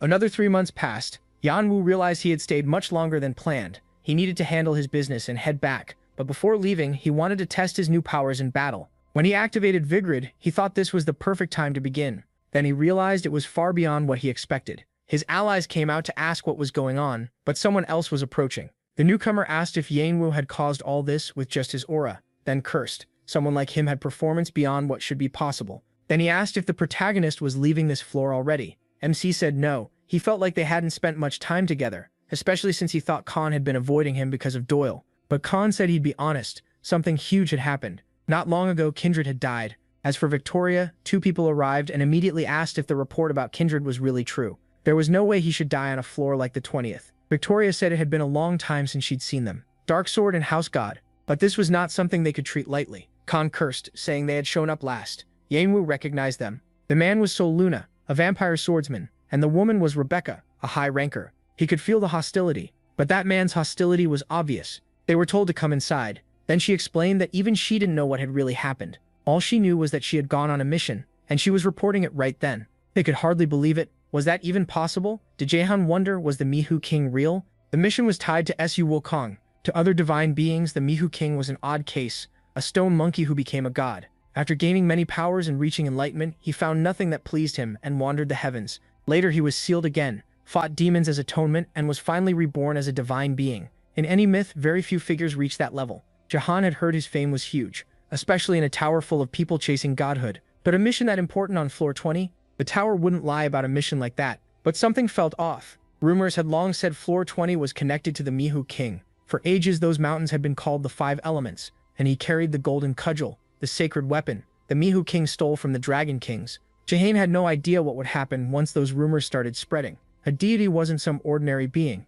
He had gone from a normal human to someone with the power of a god. His brother had never even seen one in person. Still, he doubted a bishop of the demon army would die on a mission like that. More likely it was a trap by the demon army. As far as he knew, every bishop was crafty enough to set a trap and wait years for the right moment. They were crueler than almost anyone, and Kindred was no different. Jahan could tell from his power, but what was he after in all this? He was stronger than the 5 of them put together. Seeing they doubted her, she offered a mana oath, but first asked a favor. They needed to go to the mission area and recover Kindred's body. She didn't care about the corpse itself, but she had made him a promise. If something like this happened, she wouldn't ask for help for free. Instead, she offered a deal. They could learn the location of anyone in the dungeon if they completed the mission. In return, they had to take her to Kindred's body. Yahello felt there was too much at stake to ignore it, so he agreed to go. For his own reasons, he needed to see something with his own eyes, and he also wanted to know what was going on with Khan, who agreed to join the mission too.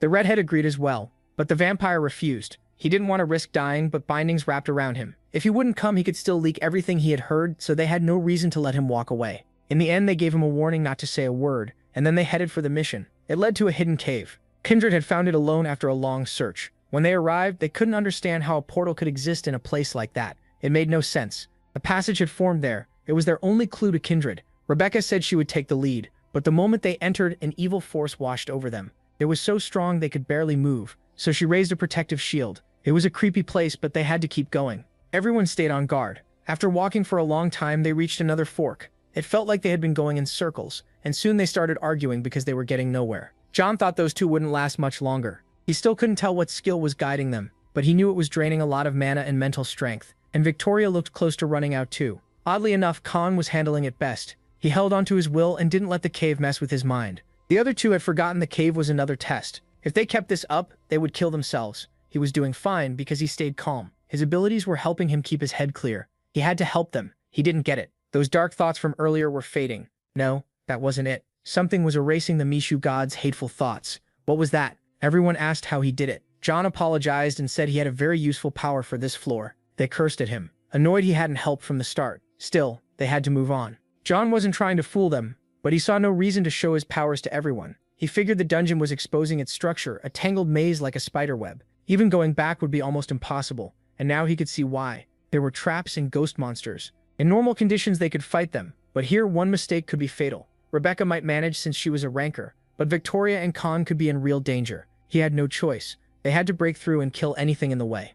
It looked like everything was unfolding the way he expected. He was also starting to figure out the dungeon's layout, but then he found traces of energy. He didn't know what they were until he was told it was wall. With his captain's advice and his extrasensory perception, he realized they were records left by a great master. That confirmed it. After being sealed by Zakyamuni, these had been marks of rage left by the Mihu king, while trying to break free from his seal himself. For 500 years he trained and learned to control his temper. So these were the 72 divine transformations, but John realized he had been stupid. The 72 were only a small part. This place held the whole of the Mifu king. John badly wanted to understand the being the world once envied for his power, and now the proof of his training was right in front of him. But he was interrupted. He had to focus. The maze hadn't changed at all. If they split up, they would get lost. They needed to wait there while she checked if she was right. But as he moved, he felt an energy and activated his aura. Rebecca couldn't understand why he attacked so suddenly. Nothing made sense. John apologized, but there was no time to explain. He believed the Mihu king's remnant was trying to trap them. She was an apostle,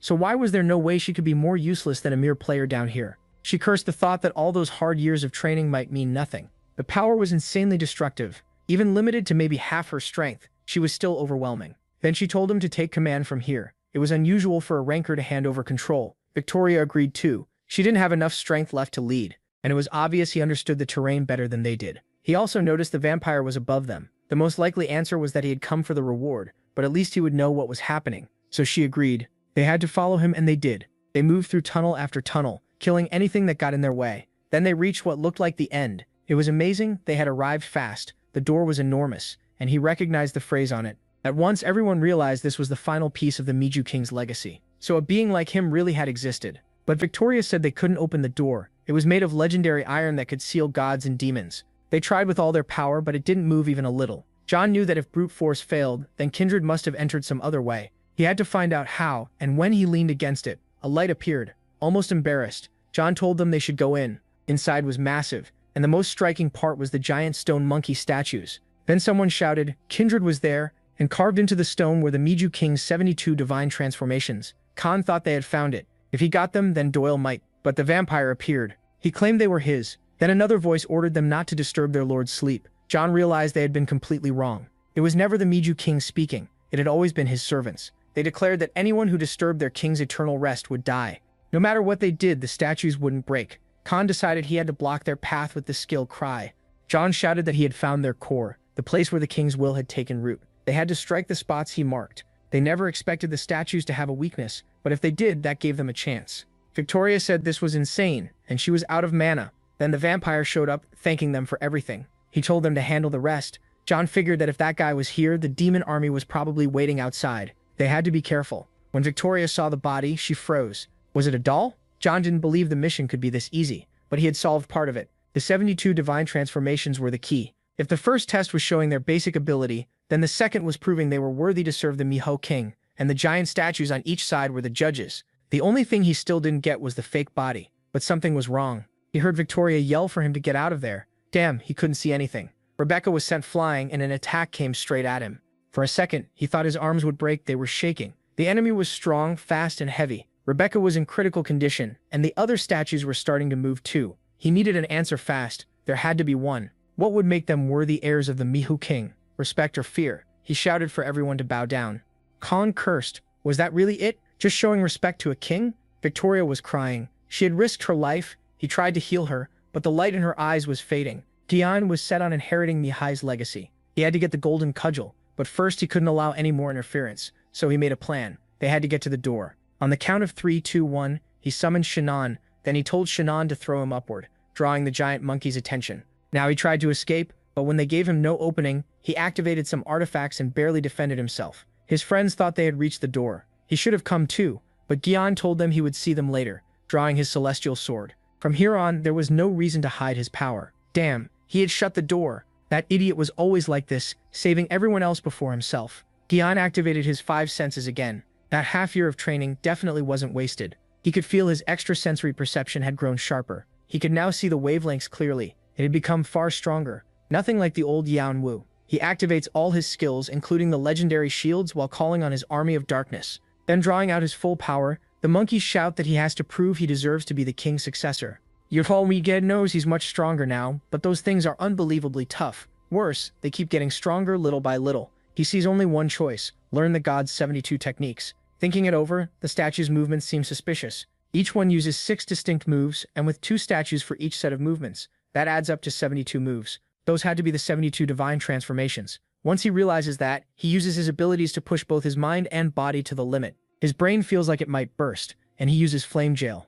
It works. Hundreds of new achievements flood in, and the monkeys decide the test has been cleared. But the third trial starts right away. The door opens, and beyond it stretches a beautiful land. In the distance, a dragon appears. It asks if he is the new piece. Yu and Wu can tell the dragon's presence is overwhelming, far beyond a phoenix or an ordinary dragon. When it asks about the successor, he nods. If that's true, then he needs to climb onto its back. After a long trip, they finally arrive. As the dragon says goodbye, he wonders if the being in front of him is King Mifu. The man casually tells him not to act so respectful, then starts praising himself. When Yu and Wu tries to ask something, he cuts in first. There are rules here, and he can only answer 3 questions. The first 2 are already gone without real answers, so only 1 question remains. The protagonist thinks it through. Because of this place's rules, the man can't just explain everything. That means the 3 questions are probably the third trial, so he asks something precise. Who are you? The man is surprised. He never expected that question. That means Yeon Wu passed the second test. He is Sun Wukong. What remains of King Miho is only the shell left behind before he vanished,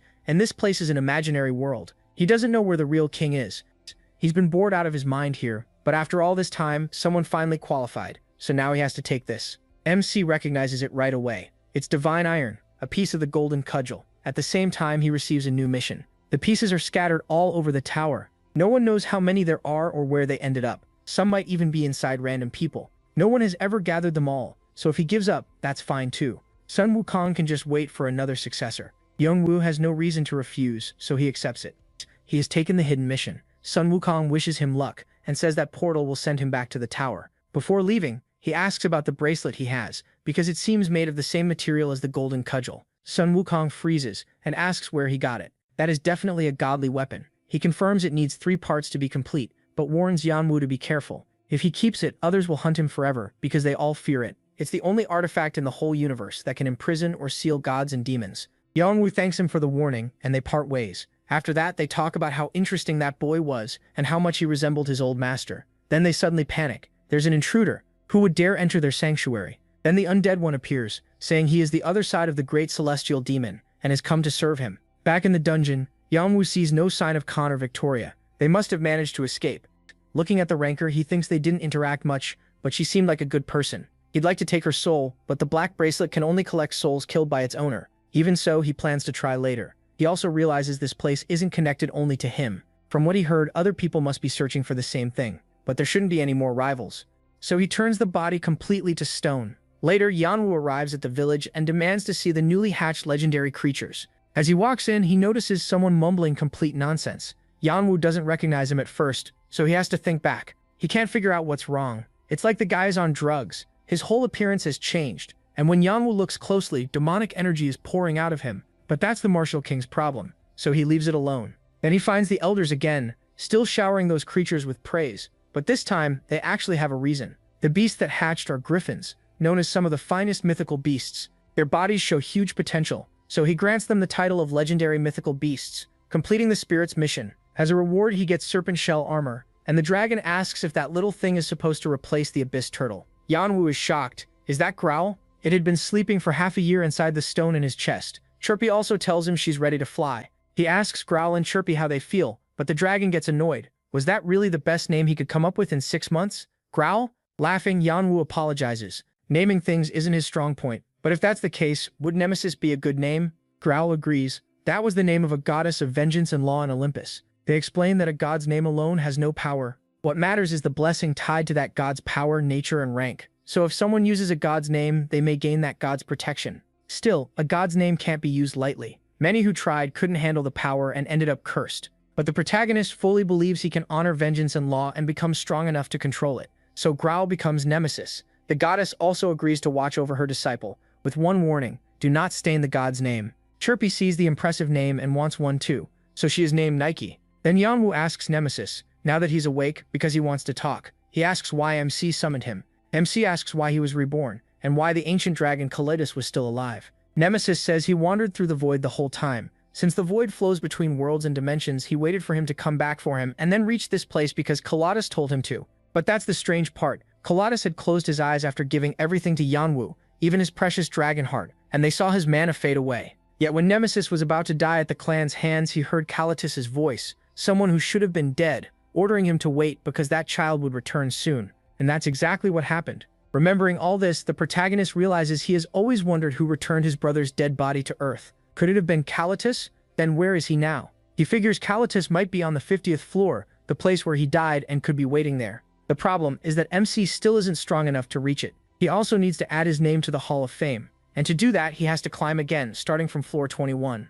After teleporting, he arrives at the Shadow Training Hall on the 21st floor. He's surprised by how massive the building is. Inside there are 5 doors, numbered 1 through 5. The lower the number, the harder the challenge. Once he enters a door, he has to keep moving forward through 33 sections. There's only one goal: destroy the shadow alter egos in each section. Every alter ego carries the skills and combat sense of players previously recorded in the Hall of Fame. Only those strong enough to be called top tier can be registered there. In this place, challengers can retry the same level over and over, though for normal players this stage is a nightmare. When he checks the names, the Martial King is ranked 2nd and his brother is 4th. For the first time, his brother isn't in 1st place, so Yanwu decides he needs to learn more about this floor. As he understands it, he'll have to fight his own illusion on floor 20. He did see that his brother was in 2nd place, but once he goes in now, that rank will drop to 3rd, which starts a dumb contest over who's stronger. Even so, he wishes him luck and says he has to do everything he can to take 1st place. John admits that, back then, even he couldn't beat the person in 1st. Yanwu starts wondering what kind of person that was, and then heads for floor 21.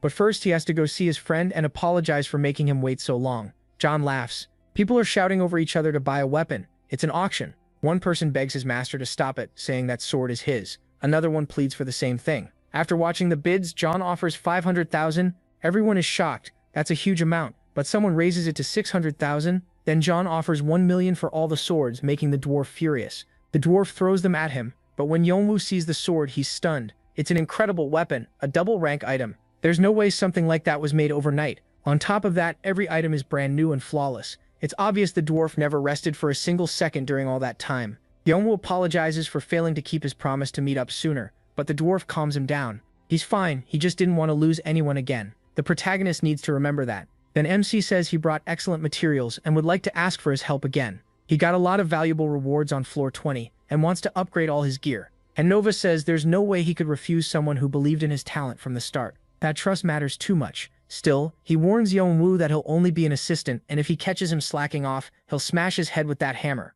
20 days pass like that, and Hinova's magic armor is finally complete. He lights up just looking at it, but Hinova smacks his hand away. How dare he? He needs to wait a second. Yanwu remembers his brother's words. That made him feel strange. Birthdays were never celebrated there, so he gave Hinova Hell's Tears as his first birthday gift. The protagonist couldn't believe Hinova still had them. Hell's Tears were gone from the world. She was the last giant, so powerful she was called the mother of the underworld. Her tears were top-grade items.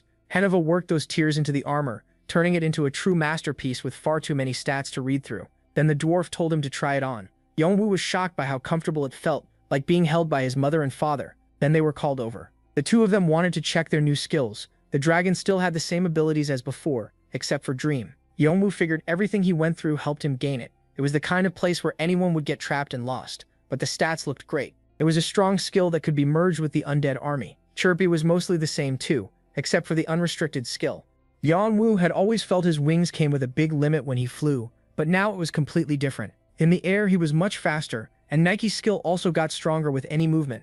After the mess he caused, he thought it was better to focus on the blue spirit the Abyss Turtle had given him. It had huge potential, but he had no idea how to raise it. Still, he could give it to the bodies he controlled. He first thought of Hepburn, but she was too loyal to her goddess. The same was true for the vampire. That left him with only one soul, Rebecca. Even if her power was gone, her trace still remained, so he could use her and meet the conditions. Rebecca asked where she was. She was supposed to be dead, so in total confusion, she asked if he was insane. How had he awakened her trace? When she heard he wanted to use her power, she was stunned. She was an apostle devoted to her goddess, but Yanwu pointed out that being alive like this was still better than being dead. She cursed, then said that long ago when she was young, she saw a beast in a distant land. All she felt back then was fear. It crushed her village and ate her family. The power that creature gave off was burned into her mind. She had endured for so long, trying to get stronger, so she could face that beast someday. But even after becoming an apostle, she still lacked power. That was why she entered that dungeon, and she never thought it would end like this. Yonai wasn't moved at all. He only wanted her power. She insulted him, but accepted. She would follow him on one condition. She wanted freedom to move as she pleased. When the captains appeared, he asked if they looked like they had no freedom. She was amazed by the soldiers under him, and Yonwu explained the blue spirit. Then he gave her the soul of the apostle Urd and the vampires as well, so she could recover part of her old holy power. After consuming them, she formed perfect synergy. But the demons watching through the system started arguing. That annoyed the protagonist because it wasn't the first time. Then someone called him a bastard. He asked who it was. The voice kept whining and insulting him again, just like everyone had said. It was Kai, a high-ranking guardian of the 12 zodiacs. Lupi. Despite how he looked, he was a hedonist who chased thrills. He asked why the kid was looking for him, cursed at him, and asked if he had been with Plaza, since Plaza had been accused, taken into custody, and was under investigation. They didn't say much more and parted ways. Then Yanwu noticed that Khan and Victoria weren't there either. He was upset he couldn't find them, and the whispers from the others in the room made it worse. After entering, he decided to start clearing from the 5th gate. There were 5 gates in total. The first held the top-ranked players, the second the next group, and so on. He chose Gate 5, where the weakest should be, and planned to beat every one of them without resting. His first opponent was Kraden, ranked 165. Kraden used fake swords like hidden daggers.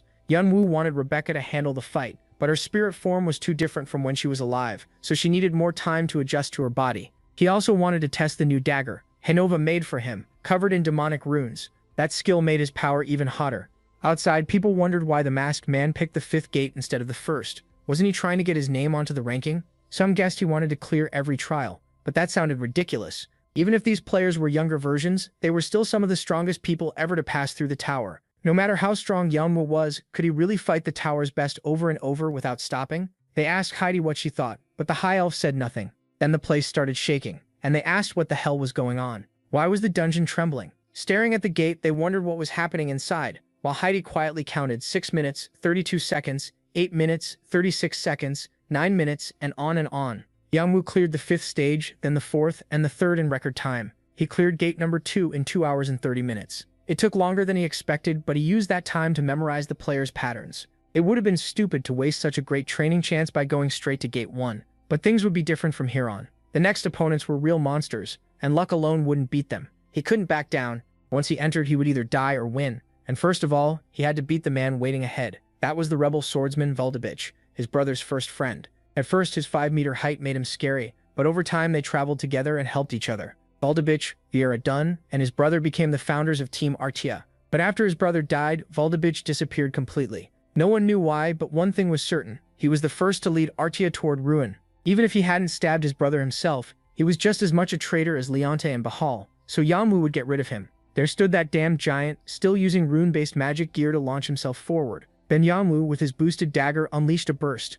Meanwhile, the god of Bao kept searching like crazy for information about the stone, but even after 6 months he found nothing. He kept thinking about Cain. yet it seemed impossible that such a low-level player could be mixed up in something like that. Then, while investigating, he found Henova, who had now become one of the top 5 blacksmiths in the tower. As for Yeonwoo, he moved into the 21st section. In the 23rd, he fought the first Tale of the Nine, then the second bishop of the army of Kindred, and now he was facing the god of Saber, his master's first disciple. Even though that man was called a genius, at this point he had no chance against Yeonwoo. The people in the lobby couldn't believe it. It was insane. He had recently been at gate 15, but now he was already at gate 8. They wondered if he could take first place, but that seemed impossible. First place belonged to Bivasbat, the unbreakable wall that stopped everyone. They asked Heidi again what she thought, but she apologized. She couldn't say anything. Still, she activated her eyes. Meanwhile, Yeonwoo reached his next opponent at the 11th gate. It was Nocturne. He didn't know who that was. His brother had never seen him. But the energy around him was clearly strange. It felt a lot like his master's. And thinking back, his master had once mentioned having a third disciple. So this had to be his master's second disciple. Yeonwoo could tell he was strong. He sensed the smell of the 8 extreme fists, but also a different spirit mixed into him. Even so, MC apologized. He had to move on to the next floor. After several minutes, he thought this was unfair. Even if it was some kind of dragon, his opponent was the Summer Queen. Compared to the one he knew, she was much smaller and weaker, but still powerful. Then came the next test, and he had to force his way through.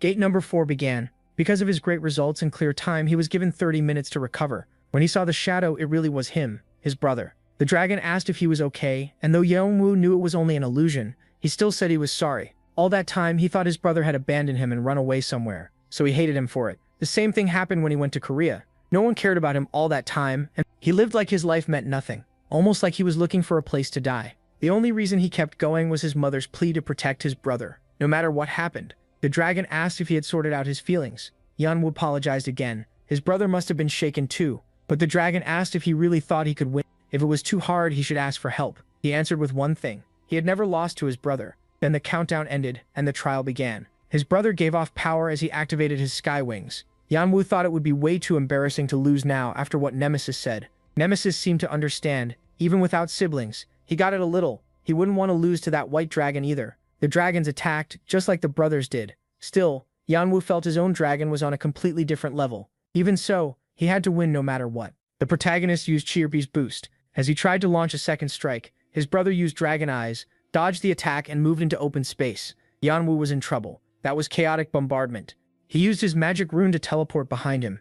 MC thought he had landed a heavy hit, but his brother would recover soon. He couldn't give him time to heal, so he pressed in with the 8 extreme fists. The only thing that worried him was that sword, a masterpiece even better than Vigrid. And now he realized something else. His brother was reading his attacks better and better. At this rate, he wouldn't be able to counter anymore, and he couldn't allow even the smallest opening his attack. He suddenly pulls back, and Yeonwoo wonders what he's planning. Then he uses a wall of flames to shut down any surprise attack, but it doesn't affect him at all. Then hundreds of bolts start crashing down. Wave of Light, a skill that packs lightning and magic power together, causing random explosions. Yeonwoo can't believe his brother was this strong back on the 20th floor, but that move clearly hurts the user too. He wonders why he did that. His little brother would never fight like that. Was he copying him? When they were young, he always rushed in first, and his brother was the one who cleaned up after him, always scolding him until he learned to think first. Now his brother was acting like him, but this wasn't the time to get emotional. He had to focus. The next attack would be devastating. Its power was insane, and he had no clear way to stop it.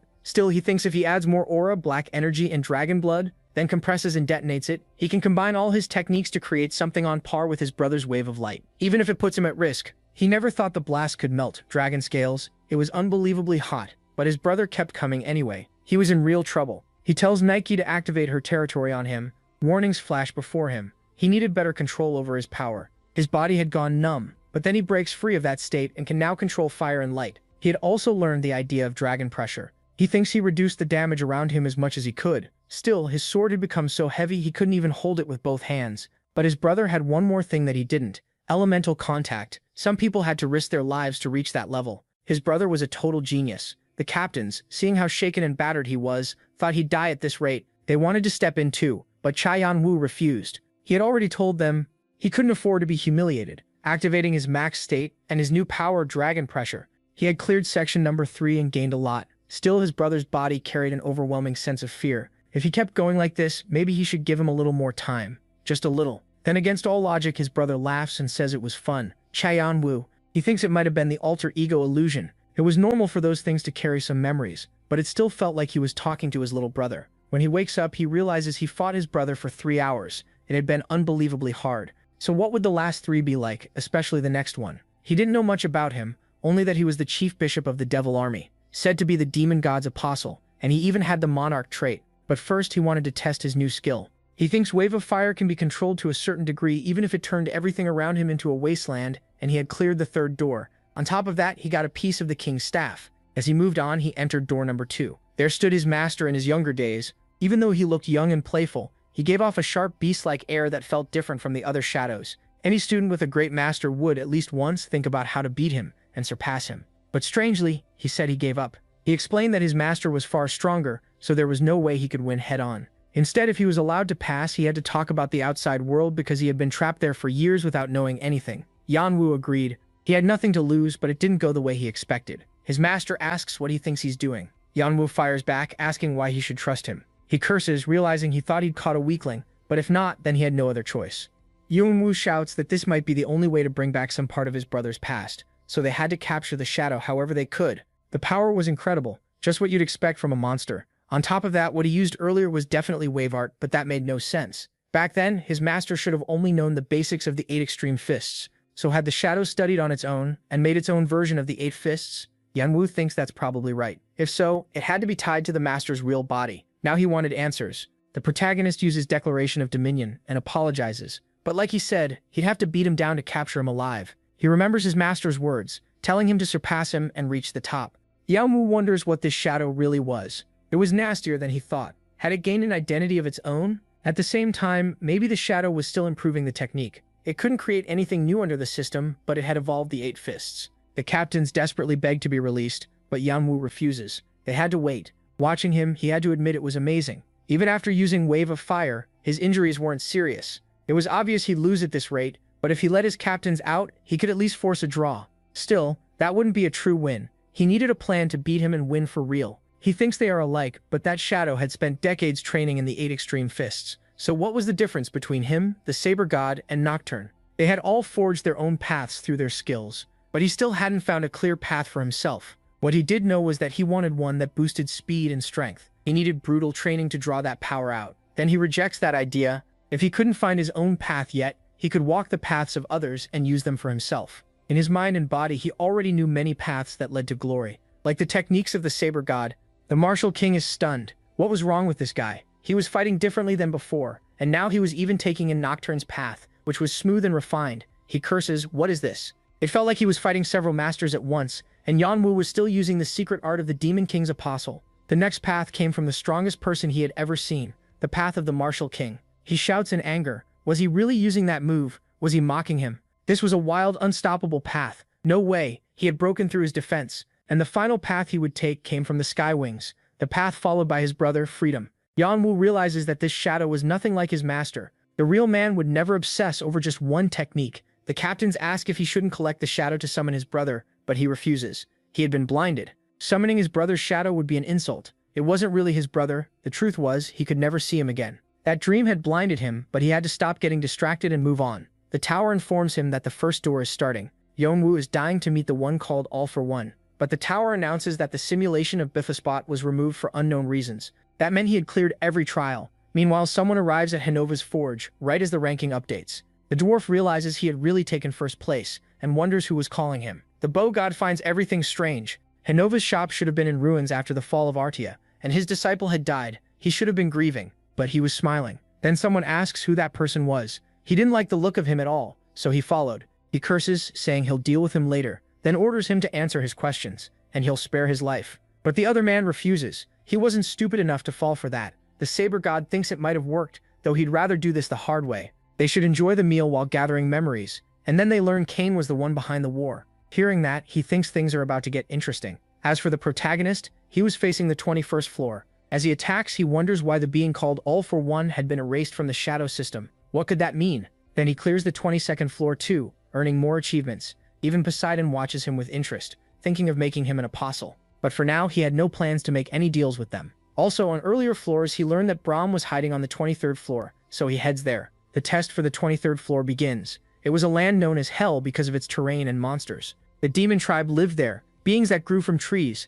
On that floor, he needed to get the purple devil flower and the ceratopsian dinosaur from Lake Roy. But first, he had to find that bastard Brahm. Meanwhile, while he searched, his spirits enjoyed the place and kept getting stronger. After a long search, he finally found the place he had heard about. Those were the Elohim, one of the 8 clans, a group of transformed beings where only tribes with powerful bloodlines like high ranks or transcendence could join. But why were they there? He knew they didn't get along with Brahm. You might be wondering who the hell Brahm is. I don't know either, but we'll find out. Looking closer, he spots the old man of Elohim, a former member of Artaya. So why was he there? And there was someone else. Galliard. He knew Galliard was Bram's friend. Was he trying to stop those Elohim bastards from finding him? Then he notices the arrow and they shout that it's an ambush from the treetop. They have to catch him. What an idiot. They had him, but he vanishes and appears behind them. Then Helheim fires arrows of light to protect his allies. Galliard wonders if the shield Brahm gave him can withstand the attack.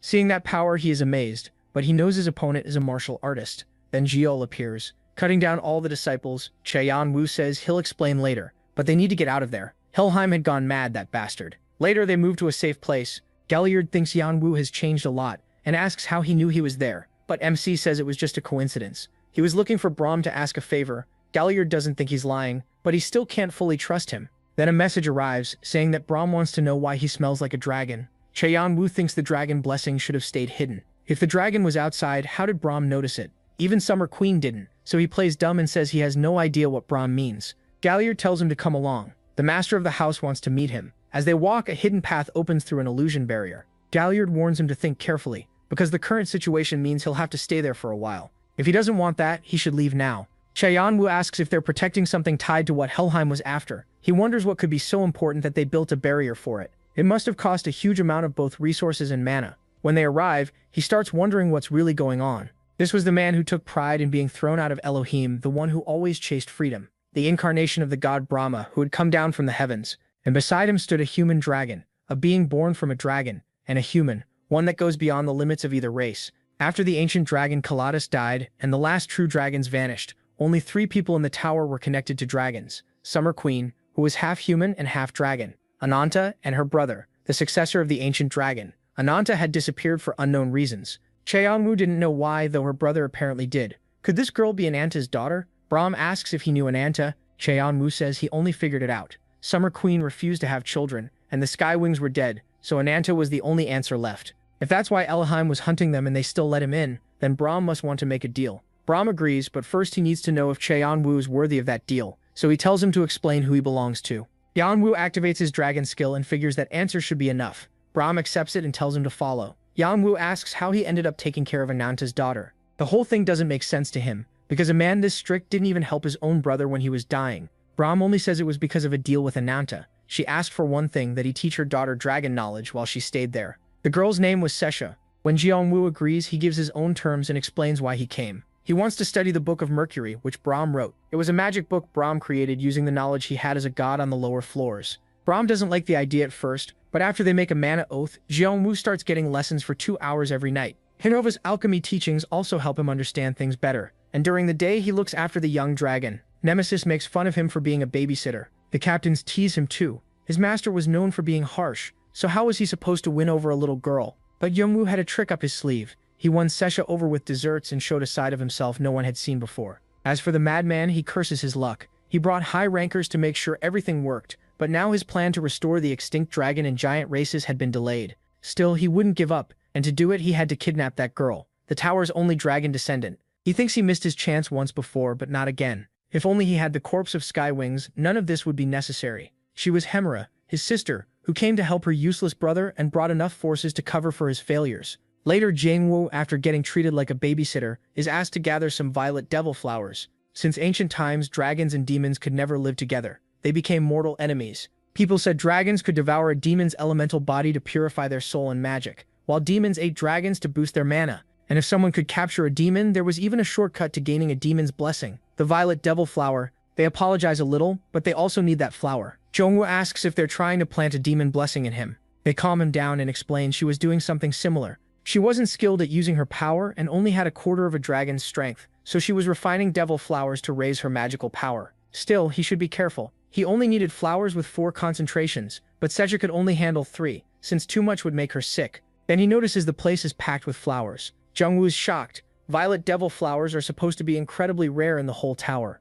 When they see he doesn't believe them, they tell him to follow Galliard. Jungwoo wonders what all this means. Can those flowers really be grown? Once they explain how Bram did it, game alerts appear, saying an unknown demon king is enraged. Jungwoo can't believe it. If this worked, then they weren't just making flowers, they were creating real demons too. Then he sees the transmutation circles, and it all clicks. They were cultivating demon trees to bloom devil flowers, then casting mental spells like confusion and madness on the demon species born from those trees, forcing them to eat each other. The moment demons appeared, a sealing spell trapped them. It was a mix of alchemy, black magic, mana, and more. Jungwoo asks Galliard directly if Braum is getting ready to fight every player in the tower, or if he's preparing to control demons. Galliard laughs. It's close enough. If Jungwoo saw Secha, then he must have noticed she's limited by her weak body. Secha had been frail since birth. No matter how much medicine she took, she always ended up bedridden again. Cha Yongwoo had sensed that weakness the first time he felt her energy. They explained that she only recently became able to run. The one time Secha truly improved was after taking in the demon's blessing. But even that was starting to hit its limit. So yes, they were raising a full-grown demon for Secha to eat. Chayan Wu can't believe Braum, of all people, the man known for being cold-blooded, would do something this reckless. He asks what happened between Secha and Braum, but Galliard admits he doesn't know either. Braum never explained it. He only knew one thing. If Secha needed it, Braum would even try to capture a god. Then 2 weeks passed. He studied alchemy without rest, and Braum taught him far more than he expected. Boo and Rebecca also helped whenever he got stuck. He kept trying to figure out the stone inside his chest, but made no real progress. Still, whenever Secha showed up, everyone was stunned to see their master become so gentle around her. While giving him food, Secha showed him a drawing. Someone had told her that if she didn't understand something, she should turn it around. The moment Chayan Wu looks at it, everything clicks. All this time, he thought the Philosopher's Stone was just an energy source that could create endless power. But if he treated it as a medium instead, its output could grow exponentially. Now he understood why Leonte and Bild hadn't been able to complete the Philosopher's Stone in his chest. If his theory was right, it still needed one more power source. Then he thinks of the demon Galliard and Braum plan to capture. In theory, that would be more than enough magical power. Once that happened, the Dragon Heart and the Philosopher's Stone would become 2 organs of immense strength, creating an unlimited amount of magical power. The next day, Chayan Wu gives the coordinates of their location to Fante and Adora, and they arrive at the illusion barrier. Braum is a little annoyed. How could he bring outsiders to his hideout? But when he sees how happy Secha is, he calms down. Galliard thinks she's been through a lot since she's been cut off from society for so long. And now that he looks at her, he can't remember the last time she laughed this much. Maybe everything had been for Secha's sake, but it also left her completely alone. Then Chayan Wu is called over and told that the transmutation circle and the barrier were nearly finished. Luckily, there was still no sign of the Elohim and Aether group, and once the barrier was complete, they wouldn't be able to enter even if they found the place. Chayan Wu explains that once the illusion world is finished, the area will fully become Braum's domain, his sacred territory. It has limits, but the god Braum will be able to use his divine power. Braum then tells him he can finally rest and handle his own business. After that, he invites Fante and Adora on a raid. When Chaya, the protagonist, explains that he is dressed that way so no one recognizes him, Fante does the same. They soon reach Lake Roy, where a large crowd has gathered. Everyone is there to capture the demonic ceratopsian dinosaur. It was a demon species that could metamorphose into a high-class creature. Chayan Wu decides, of course, that he plans to steal it from all of them. For now, though, they need to stay together and keep a low profile. But if someone finds him out, he'll kill them. Fante agrees, but a few minutes later, he's already threatening everyone and trying to start a fight. The reason Fante picks a fight is simple. A group suddenly shows up and orders everyone to back off. Of course, nobody argues. There isn't a high ranker there except one. At that moment, Chayan Wu realizes this actually helps him, because someone appears that he never expected to see: the poisonous ice serpent Lao, a high ranker. The Bloodland clan was one of the 8 great clans. They called themselves a nation and claimed to be heirs to a destroyed world. Their goal was to reclaim the promised land. Even without land or rule, they swore they would one day restore that lost world. They were feared for how organized their squads were, and it was obvious they were working with the Elohim group. There was no way they'd send a whole squad and a high ranker for something as simple as a Lake Roy mission. He doesn't know what they're planning, but Fante starts threatening everyone, ready to teach them a lesson. In fact, he even gets happy when their leader walks toward him. But the man walks right past him and heads straight to Chael Nabraf with a smile. He says there's been enough fighting for one day and introduces himself as an envoy of His Majesty, who wants to invite their leader, his group, and Braum. Cha-mc couldn't understand how he was recognized or how they knew about his link to Braum. That made him realize the great clans were tied to this much more deeply than he thought. From now on, he had to be far more careful. For now, since this involved Braum, hiding was pointless. Lao explained he recognized him through his serpent skill, which let him read all the traits and features of a target. He added that His Majesty had taken a strong interest in him, so he should accept the invitation. Chabayan Wu explains that this was the Gluttony Emperor, the Lord of Greed. He devoured everything he wanted and was always hungry for whatever landed in his hands. That included people too. He could steal abilities through cannibalism. He even tried to swallow everything Chai Yanwu had. What he wanted most was the one flesh he had never tasted before, dragon meat. Chai Yanwu couldn't believe he still wanted to eat a dragon. The man was insane. Even so, he figured he could use the invitation. First, though, he had something to do. The ranker told him he would protect him from the rear. Still, Chai the protagonist knew they only wanted to test his abilities. Right then, the Ceratopsian dinosaur appeared. The woman said she could finally see the one who had caught her emperor's eye. Fante felt the place was incredibly dangerous. They were inside the dinosaur now, a bizarre world where different demonic species were tangled together. He was surprised when Chai Wu found something, one of the dinosaur's hearts. There were 5 in all, and they needed the other 4 to enter the monster's consciousness. Then monsters started appearing, but Chai Wu used his bracelet and fused skills, swallowing every demon in a wide area. He told them to watch those 2 lines. There were 2 hearts there, and they had to find them. At the same time, Chai Wu was searching for something else when he fell into a void. Someone asked whose body it was. Chai Wu realized this was the real body, the perfect chance to gain experience from the demons, and then Devil's Venom came at him. He had heard it was deadly to dragon species. If this creature had it, someone must have raised it that way. Still, he needed to kill it to gain the demon's blessing. Demon Declaration. Wave of fire. Lao thought the dinosaur had eaten him. It was obvious something was happening inside that body. Then someone laughed. Had they joined the Horn tribe? It was the Elohim group. They wondered why they had shown up right now. The 2 sides traded insults, ending with Lao's wall of ice. Lao thought they should never have challenged him, but from behind a spear came for him. He barely blocked it, and war broke out between the 2 groups. The battle fully erupted. Lao ordered everyone to regroup at the lake. The blonde man couldn't let the chance slip away to get rid of the dinosaur and wipe out those bloodland bastards too. This was their end. But something was wrong with the dinosaur. The whole area had been calcified by an immense power. The blonde man believed he was the heir of the great Freya. There was no way he could lose to a mere human. Still, it didn't matter. He just had to kill him. At that moment, Aether was probably already at the hideout, but Chai Wu says he knew that. Did they really not think this might be a trap? Earlier, he had learned the Elohim group was planning an ambush, so he decided to lure them to the dinosaur's location and feed them to the demons. Lao couldn't believe it. Why help them so well when they had even helped him? Chai Wu took off his mask to answer that question. Lao realized he had only been used, and he prayed his master would be worthy of this enemy. Meanwhile, Brahm said they had finally arrived and told Gilbert he needed to take good care of Sesha until they met again. As he left, he said he would use these people as sacrifices to cure his illness, no matter what. This was the last gift his mother could give Ananta, and also a regret for the man who no longer existed in this world. Then he cast a spell. He told everyone to stay alert. A magic spell had activated, and suddenly soldiers started disappearing. It was bizarre. Their divine bodies felt like they were leaving them, as if this world itself was devouring them. Looking at his followers, he gave the signal. The spell had worked and stabilized his power. They praised the feat, but something was wrong. She cursed Brahm, demanding to know what he had done. Her soldiers were helpless against that force. She told them they had to run, but then her brother stabbed her in the back. She called him a fool. If she died, he would die too. But Aether denied it. He would live through her by activating a forbidden spell. He declared that the whole world belonged to the great god, and anyone trying to seize it would be broken. The soldiers trembled. The devil army had appeared, and Aether greeted his bishop. They asked about the body, but he apologized. He had failed to recover it through his own negligence. The man said there was only one choice left: kill them all. Chera felt a powerful energy in her head and warned Gilead that Brahm was in serious danger. Hearing that, Gilead believed her at once. That girl had sharper extrasensory power than any ranker, but his mission was to save her. She refused. Brahm realized he had miscalculated and had no other choice. Looking into the sphere, he saw it was Kindred. Then the truth came out. The woman had come to hand over the girl, begging him to please protect her daughter. He argued she wasn't his daughter, but the woman denied it. The child wasn't born from her body. She was born from her heart. She made him promise to protect her.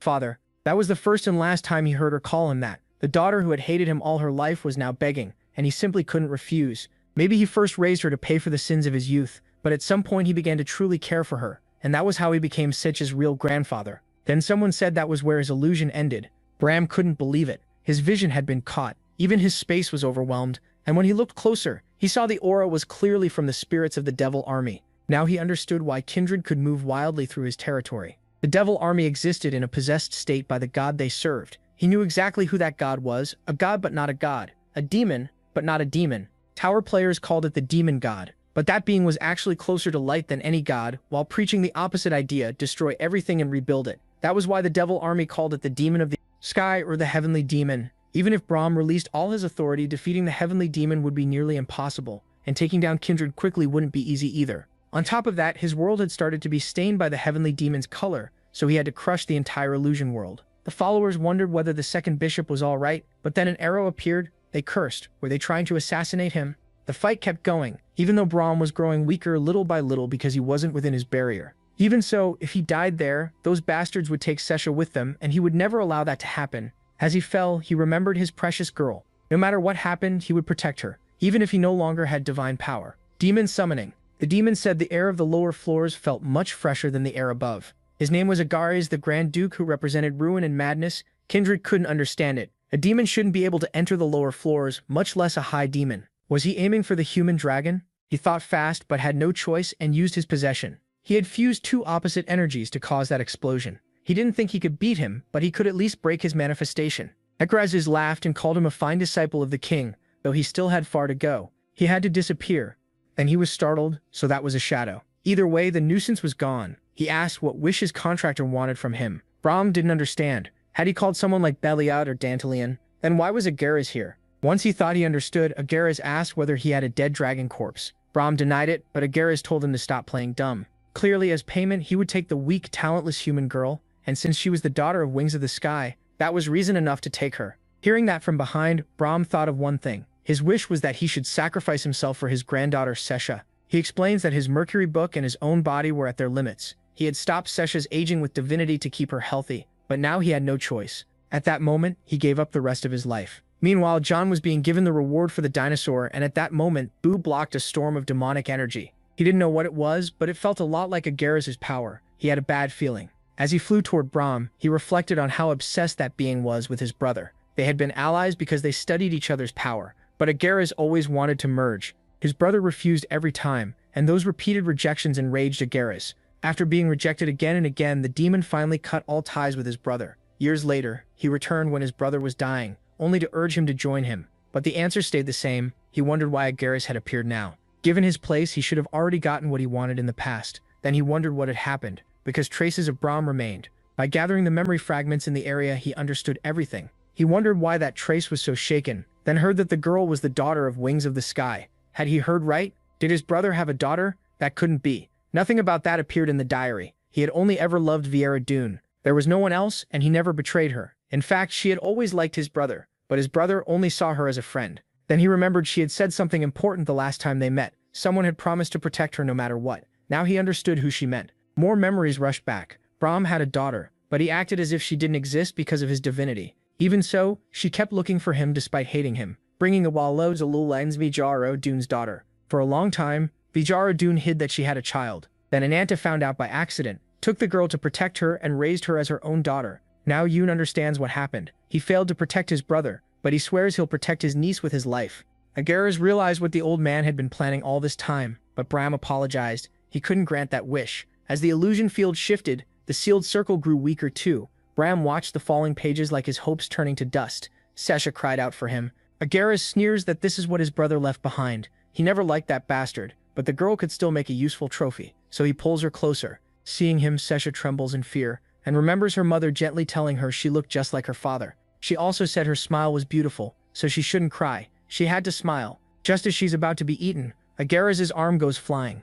Using magic runes, he tries to get her somewhere safe, then takes off his mask. When Sesha sees him, she thinks he looks so much like her. Tears fill her eyes, and her hands reach out to hug him. She asks if he really is her father, and they share a deeply emotional embrace. Brahm is about to ask who she means, but they're cut off. The details can wait. Right now, she needs treatment first. He thinks the face is the same, but this isn't Jungo. The skills, the personality, the way he talks and moves, everything is different. Could this be his brother? The captains are uneasy and don't know how to deal with that thing. An archdemon had appeared. He already knew of Agares, but seeing him here was very different from hearing about him from the higher floors. The protagonist tells him he came for Sesha, and for him too, didn't he? Agares nods. Long ago, he was humiliated by him, so he wants payback. Still, a Grand Duke picking on a tiny fish would look bad, so he'll give him a chance. If he wants power, Agares will give it to him. But if that still isn't enough, then he has to hand over his niece, and Agares will grant him power equal to his own. Cha Hyun-woo asks what happens if he doesn't want it. That instantly enrages the demon.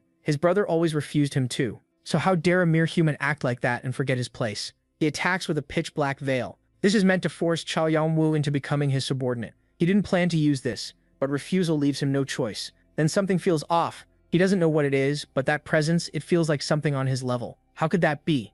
Cha Yong-woo knows Agaris is strong enough to crush even Brahm, so a mortal like him can't win head-on. If that's true, then he needs someone who actually can fight him. Brahm understands, restores the magic circle, and opens a new gate. The gate asks who he seeks. When it hears the name, it asks what he's offering. Once it sees Aegis, the deal is accepted. Hermes says it has been 900 years since they last met, back when Luciel was sealed. Agaris can't understand why Hermes is here. He should be watching, but Hermes cuts him off. He came for the same reason. He got an offer and is only here to repay the price. So if Agaris agrees, they can fight or he can back down. Agaris laughs. He has no intention of retreating. Cha Yong-woo finally understands what this really is. A true battle between a god and a demon. Just watching it nearly drives him mad. The area keeps rebuilding and breaking apart in an instant, and without that light he would have passed out. He wonders if that power belongs to Athena. Calling even Athena with Aegis as the price was unexpected. And she's not only protecting him, she's shielding everyone else too. He doesn't know why Athena is helping him now, but that can wait. He needs to help trap Agaris. Looking at the items, he knows his body will pay for this, but he still has to awaken the demon's blessing. The system announces that the blessing is awakening. Cha Yong-woo is in terrible pain, but he remembers what his brother once said about demon dragons. For ages, dragons and demons have been enemies. Their hate for each other is built into their instincts, but their influence ran so deep that some abandoned their own race and took on the traits of their enemy. Those were demon dragons. They carried both dragon and demon power, and that gave them overwhelming authority. For Calidus, accepting Agaris's power was a disgrace to dragons. If his brother took it, Calidus would end their contract right away. So his brother promised never to accept it and never tried to claim a demon dragon's body. But the thought still crossed his mind, and Cha Yong-woo's body starts changing fast. On top of that, he had already reached the limit of the dragon's blessing, and now the demon's blessing had hit its limit too. Stage 3 begins to open, activating authority, element contact. He tells Nemesis and Nike to follow him, wave of fire, lightning, and the 72 transformations of the Monkey King. Hermes, seeing the opening, joins in with his serpents. Agaris flies into a rage. How dare they? Cha Yong-woo is completely drained, but he knows this is the perfect moment to catch that bastard. If he can fire just one more time, he'll win, and Sesha can be saved. But his vision starts to blur, and his body begins to give out. His allies shout in worry. Cha Yong-woo curses and refuses to accept it. He can't fall here. They have to capture Agaris. After losing Jungo, he can't lose Sesha too. He has to save her, no matter what. But at that moment, Agaris breaks free. Hermes thought he could finish him there, but driving him back to floor 98 is better, so he opens a summoning gate. Agaris, though, refuses to believe he can be pushed to floor 98 that easily. This time, he'll take him along. But Cha Yong-woo, by pure reflex, activates the power of his vampire dagger, draining in all the power he can. But he's gone far past his limit. The system warns that his demon dragon body is close to collapsing. Agaris can't understand it. Was he really challenging him? Then someone cuts off Agaris' arm, throws him into the summoning gate, and through screams of revenge, he's dragged away. Hermes laughs. Agaris was always obsessively stubborn.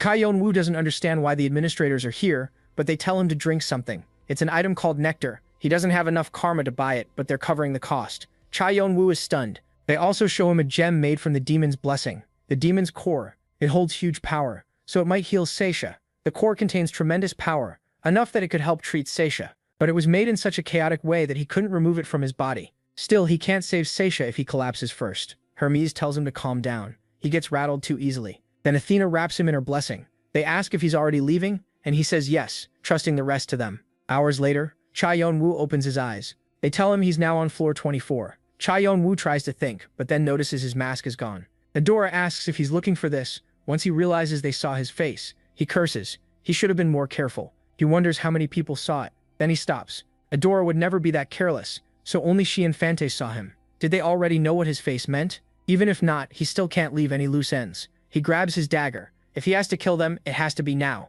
But Adora's warm hands break through the hatred around him. She hugs him and tells him everything will be okay, because she's with him. She also says Fante never saw his face. He refused to look without permission. She felt the same way, but someone had to take care of him because of his condition, so she apologizes for not leaving him alone. Cha Yong-woo thinks about telling her everything, but only says that one day he'll tell her the whole truth. That makes Adora happy. Later, he visits Bram, who says he looks exactly like him, though inside they are completely different. He also admits he hated that face because it made his daughter suffer. Cha Yong-woo asks if he wants to live, offering to make him a shadow subordinate. Bram agrees. He can't leave that girl alone. He has to help care for her and heal her, as his eyes slowly begin to close, and he dies. Cha Yong-woo is about to use the souls, but Sesha stops him. Bram had already told her the soul could still help. This was the homunculus's spiritual fluid. Bram had said the soul could still be useful, because this was spiritual fluid from the homunculus. Chazi, the protagonist, is shocked to see it. It was as valuable as the Book of Mercury. Sesha trusts that her uncle will use it well. He knows it would be terrible if this fails,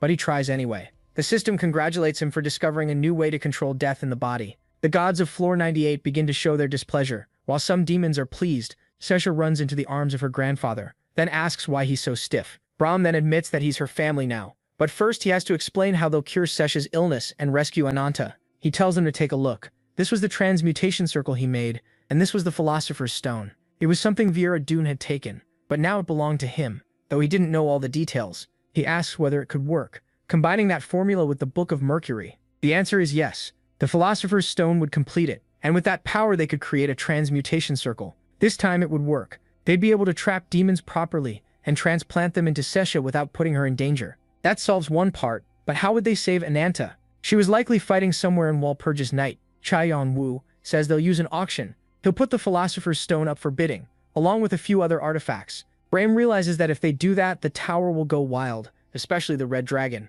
Summer Queen's dragon heart had dried up, so they desperately chase the Philosopher's Stone. MC says that's when he'll lure them to Walpurgis Night and begin the witch hunt. And the way to get their attention was, the goblin asks if he's finished, because they need to go there. When they arrive, he tells them to sit down so they can begin. There were messages from some gods. Cha Yan-woo wonders what this is about. Were these all the ones interested in him? There were 41 on the god's side and 55 on the demon's side. They all wanted to make him an apostle. Since becoming a ranker usually needs a blessing, they thought waiting until the 50th floor was too long, so they offered him a contract instead. It was only temporary, but Cha Yan-woo refused. He didn't want to belong to anyone, though something the goblin said came back to him. The goblin was about to turn them all down. He stopped him. If they wanted him that badly, they should hand over some authority first. The goblin said this was only the second time someone had played with the 98th floor like this. When Cha Yan-woo checked the offers, he was stunned. They were all giving him gifts, even without a formal temporary contract. It was obvious they all wanted him. So the protagonist looked through them and decided to take only one for now,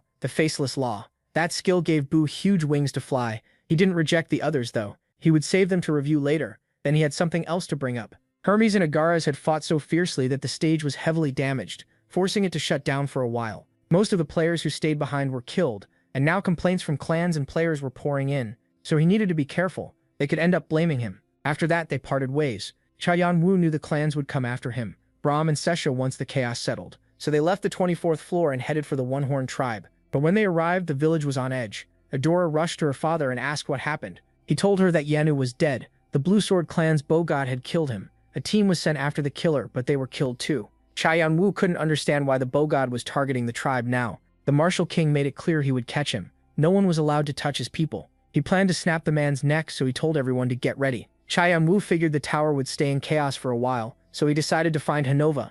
When he met him, he asked if Hanova knew about the Philosopher's Stone. Then he explained everything that had happened and asked for help. Hanova agreed, not for Cha to see, but because the stone sounded fascinating. After that, the five of them gathered at a table to discuss one thing: how to complete the Philosopher's Stone themselves. They put their heads together and rewrote the formula again and again until Hanova could apply it. The research moved fast and it looked like the stone would be finished soon. But then a month later, they still hadn't done it. They were close, but completely worn out. They had solved everything except how to pour the contents into a vessel, so Rebecca gave them an idea, call Victoria, because she knew where to find one. Adora couldn't understand why a mage that strong would be in a place like that, but they explained she was there because her master came from that place. Then when they reached their destination, they found a room full of women. John stepped in and demanded to see Miss Anastasia. As soon as her name was spoken, the system warned him that someone was casting a seduction spell on him. When she heard he was looking for Victoria, she got angry. But then someone shouted for them to stop. The moment she saw Rebecca's spirit, she couldn't understand it. Rebecca was supposed to be dead. After escaping the palace with the protagonist's help, they ended up being chased by mysterious people. The only thing she knew was that they weren't from some small clan. After days of pursuit, Khan stepped forward to fight them, and after that, he vanished. She never found him, and remembering it all made her collapse. She didn't know why they had come, but Victoria was in no state to handle anything, so they needed to leave. Rebecca thought she had never really looked at Victoria, even after spending 5 years with her in the mountains. Back then, Victoria was shameless and selfish, but also warm-hearted, stronger than everyone else, and she had become that way because of Rebecca. When they saw the book, they couldn't believe it. It was the research Victoria had wanted to present at the Magic Tower. John couldn't understand why she gave it to them, but she must have felt so guilty that she handed over years of work. Still, that book meant they could move forward with the Philosopher's Stone research. It was so useful that everyone at the table burst with joy, and with the new steps they restarted the research from scratch. The result was the scroll now lying on the table, but it was extremely risky. They could only try once, unless they gathered 10,000 souls all over again. John was about to begin the ritual. He had only one shot. If he failed, he would die right away. Now that the vessel was complete, he had to fuse the Philosopher's Stone with the magic source, and for the final step, connect the stone to his magic circuit. A mana storm suddenly broke out, and they told him to raise a barrier, or else Kane's energy could vanish. His captains felt the overwhelming power of the stone. Rebecca thought that kind of power could turn her into a divine being instead of a spirit. Cha Yun-woo sensed something deeply evil. He thought it had to be the grudges inside the Philosopher's Stone. It was too dangerous. If he let his guard down, it would devour him. Then a voice from the deepest darkness told him it still wasn't time. Once he matured more, it would come for him. Cha Yun-woo only heard his name over and over. When he woke up, they asked what had happened. He had caused a huge mess. But before they explained everything, they asked how the Philosopher's Stone had turned out. With a smile, he said he still didn't know. They needed to test it first. Meanwhile, Sesha demanded to see her uncle, because it had been days since he played with her. When they treated her like a little kid, she asked what he was doing, and Chirpy told her her uncle was off playing fighting games with his friends. The captain thought that power was far too terrifying. When he first met him, he was just a small child. Now he had become unbelievably strong. But the captain had fought beside him too, so he couldn't allow himself to give up there. The system warned his subordinate about the devil's blessing. At the same time, he was borrowing the Philosopher's Stone's power and even casting a spirit summoning spell. Even his allies were shocked. Both of them were terrifying. For Ham, it was impossible to understand how much power he held. And that wasn't all. His servants were incredibly strong and moved as one with him. After hearing the encouragement, Cha Yun-woo said they had to find his divinity again. But he knew that wouldn't be easy. No one in the tower had ever regained divinity as a player. There were only rumors that All for One might have a way to do it. Even so, the protagonist told him that if he got his divinity back, he would do the same. He was shocked. Could Cha Yun-woo really? He nodded. He had already tested the stone's function. Now they had to move to the next stage. He was going to destroy the witches and save his daughter. Later, at Khalid's auction house, Cha Yun-woo laid out the plan for the auction, changing his face with a tribal skill Fante had used before. And the merchant he picked was the same one who had always sold them things, though the man never realized it. Once the plan was set, he wrote down the Philosopher's Stone formula, but the key part had been destroyed on the emerald tablet. He had already planted the seeds, so now he only had to wait for them to grow. Then the merchant carefully split the inscription into 3 parts, and they were auctioned off as part of the legacy of the great alchemist Trismegistus. The people who recognized their true values swarmed Khalid's auction house. The 8 great clans heard the rumors and started digging into the auction. By the day of the sale, crowds of players had gathered, including all the bidders. On the first day, the tycoon Croy, said to have the most connections, confirmed the inscription was real, and its value turned out to be even greater than expected. That proof made everyone realize the inscription was worth far more than they had imagined. Soon the story spread past a single floor and across the whole tower. In the middle of that uproar, the second auction began. The winning bid came from the Magic Tower, which was ready to seize every valuable piece. At the Summer Queen's castle, she was trapped in the same nightmare as always. When she woke, she cursed him. Ever since that bastard died, the dream kept coming back. Her heart was so damaged, it had even changed her hair. She was at her limit and didn't have much time left. It was all because of that winged bastard. Then a message reached her. She was told to look at it right away. The Philosopher's Stone had been found. It wasn't complete, but its operating system and composition principles matched what they had been tracking. The Magic Tower had revealed this after buying the inscription at the auction. The night before, they announced it, and the Queen's aides said they had to get that final piece no matter what. Any method was allowed. When the last auction day arrived, all the tower's big players were there. Everyone came, even the Summer Queen's son. He was adopted, but the Queen had given him her blood to make him stronger. Then the auction began, and the first bid was called. Prince Express offered the elixir. People challenged him. What the hell was he doing? That artifact was divine medicine. Even the heavenly wing of art wanted it in their hands. It was something money alone could never buy, which showed just how valuable the Philosopher's Stone was. Its worth had reached that level. Shaking, the merchant started reading the offers one by one, but the others refused to back down.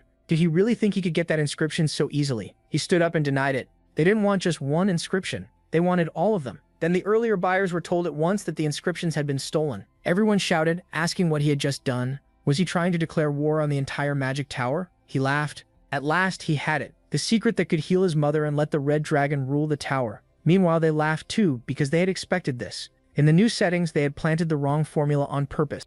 Demons and dragons are natural enemies of poison, so this would be deadly to their bodies. And since her body was already ruined by her heart, it would only get worse. By the time the Summer Queen noticed something was wrong, she would already be poisoned. Fueled by hatred, she would fly into a rage and head straight for the place where the inscription had been accepted. This was the witch's home on Walpurgis Night, and Brahm was honestly impressed. He never expected a plan this precise. He still believed it could work out, so he had to move fast. As for the Summer Queen, she was thrilled. She had finally gotten the Philosopher's Stone. People said the Summer Queen wasn't just the clan's leader. The real reason the tower feared the Red Dragon was because she was the source of its strength, sharing her power with its players. She was the core of the Red Dragon. almost the red dragon itself. But what if something went wrong with her? Right then, the queen was hit by terrible pain. The others asked what was happening to her. Meanwhile, he returned to the floor of disaster and found parts of the exploration journal that told him the auction house was the real thing. At that moment, he was ready. Using the stone, he activated new abilities and gained the third celestial spirit, which held evil spirits and a swarm of monsters that he ordered to spread out.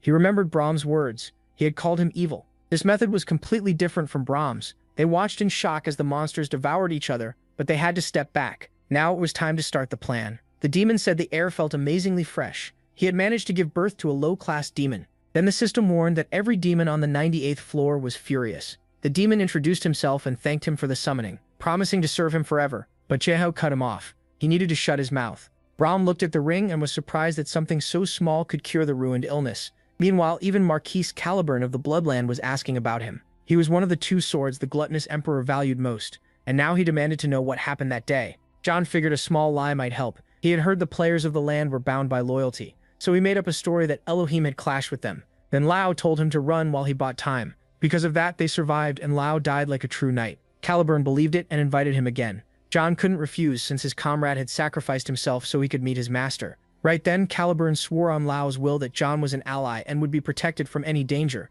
Elohim would pay for all of it. John thought that was good enough for now, but when they reached their land, everyone had been slaughtered. They asked what had happened there. The Duke told him not to worry about his condition and explained that the red dragon had gone mad. The magic tower, the magnate's people, and the bureaucrat had turned not just them, but the whole tower into enemies. He had also heard what happened to Elohim. Saying his name, he swore to raise his army again.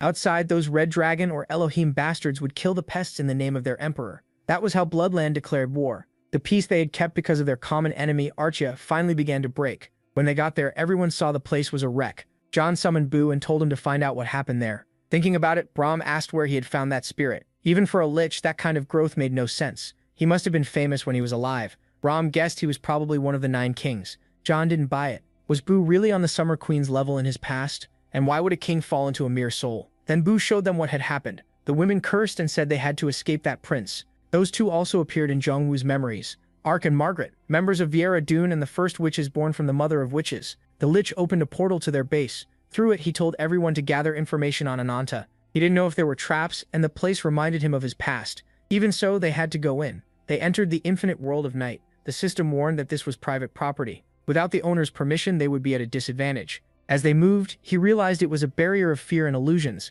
It also drained life force, though Brahm could lessen it a bit. Still, they needed to become allies by forming a group contract and casting immunity on them. Then Jungwol got 2 missions. One was to capture the Red Dragon, dead or alive, within 3 days. The other was to destroy Walpurgis Night. Even if they denied the charges, the Summer Queen would never accept that denial. John understood. In the end, the office had stepped in. The Red Dragon struck back without holding back, and attention shifted away from Walpurgis Night. But no matter what happened, Doom and the witches were finished. That worked for them. They had to hurry. There was no time. As they moved on, everything was in ruins. They had to watch everything, but when he turned around, his allies were gone. Then he heard Adora's voice. That should have been a relief. But John cut off her head. The body thought that was too much, even if it wasn't really Adora. John understood this had to be a doppelganger, one of the test subjects. He summoned Shannon and told her to capture it.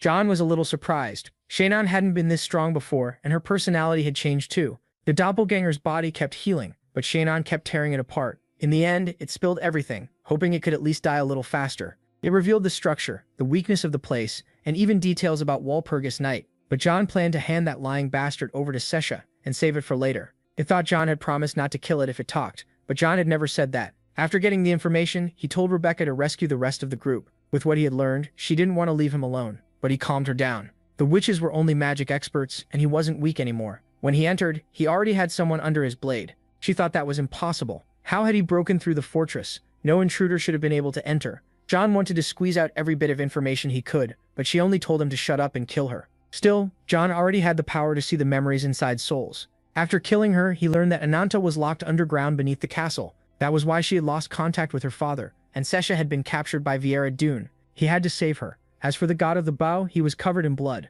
He had escaped the Horn tribe, a tribe feared especially because of the Martial King. He had heard that man was one of the most monstrous players, even among the 9 kings. Being chased by someone like that felt exciting. He rarely felt threatened, but now he felt like he was back on Earth, where danger was always close. He said he still had a long way to go before seeing his sister. Then he noticed flyers in the air and grabbed one. It was the mission about Walpurgis Night they had seen before. He thought crushing Walpurgis Night sounded interesting, and if it went well, he could take control of it. As he accepted the mission, he prayed the masked man would be there. Soon, hundreds of witches cast their magic, and the Red Dragon forces were hit hard. The prince couldn't understand it. Even if they were the first witches, they shouldn't be able to keep pulling off miracles like this. He was sure they were using some artifact. Seeing the battle, a commander said they had already lost a third of their troops and needed to retreat now. But the prince refused. The cure for his mother was there. Then in a single instant, everything changed. The prince had no idea what happened, but this was the opening they needed. They had to arrive before them. Back at the castle of Broken, she reported that the monster formation had just collapsed,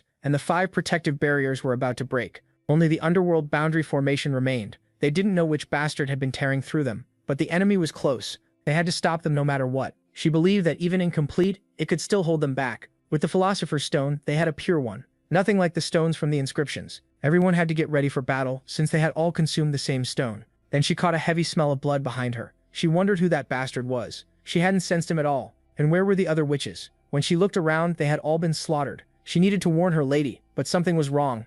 The stone was reacting. Chan Yongwu figured this had happened to all the witches. That made 42. It all came down to his solid work. There had been no flaw in Walpurgis Night's stone, because the Philosopher's Stone was perfect. It didn't need help from other magic powers, and Bu used that point to block the flow of magic. Because of that, the witches' stones turned into ordinary rocks, and they pushed forward into the castle. Viera Dune kept receiving reports about what was happening in the castle. The mercenaries were closing in fast. The Trafalgar clan was at the south gate, and even Chao the Ranker had appeared. Elohim was just outside the north gate, and they reported that the barriers had been destroyed by the Martial King. Everyone panicked. The Martial King himself had shown up with his tribe. At this rate, their clan was clearly doomed. There was no hope. They all stared as their mother prepared to speak and calm them. In the laboratory was the answer. Soon a being would appear to protect her helpless daughters. Chan Yongwu thought Elohim had been a big help, but he couldn't let him take Viera Dune's head. He told Bu to handle the basement while he went after Ananta. When he reached the lab, he found her. It was Ananta, and they tell the story of how they first met. His brother had noticed her strong spirit,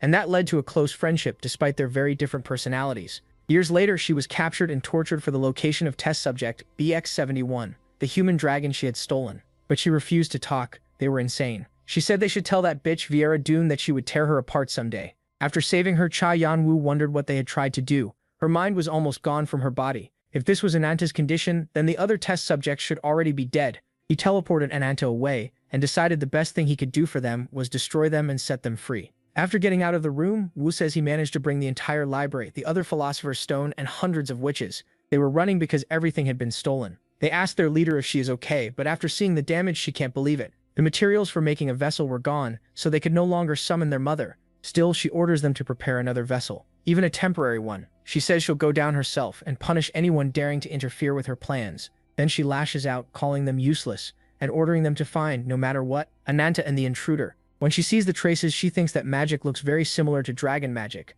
It also reminds her of him, and then a huge explosion suddenly erupts there. When she sees Zhongwu, even through the mask, she remembers Zhongwu. She says she wanted to become the leader of Walpurgis Night, so she would leave Artia behind. She believed better than anyone that her brother would understand, but she still poisoned Zhongwu, and even used his daughter as a test subject. She made the worst choices. He wonders what happened in her past to make her think like that, or if she had always been faking everything. Then he slices her throat. Doom wakes up, and they ask why she had suddenly been moved into this body. This was her special ability, inherited from the Great Mother, letting her move the data of her ego into another body. In other words, she could switch bodies. She curses, saying there's no way that bastard should be alive. She killed him, but those eyes were definitely his. She threatens her servants, demanding they confirm that she really killed that bastard. They swear they are sure she did. She apologizes and says she lost control. The moment her head was cut off, the Philosopher's Stone activated. It had been set to save her in case of danger. She tells everyone to take a defensive position, but then someone asks where the hell she thinks she's going.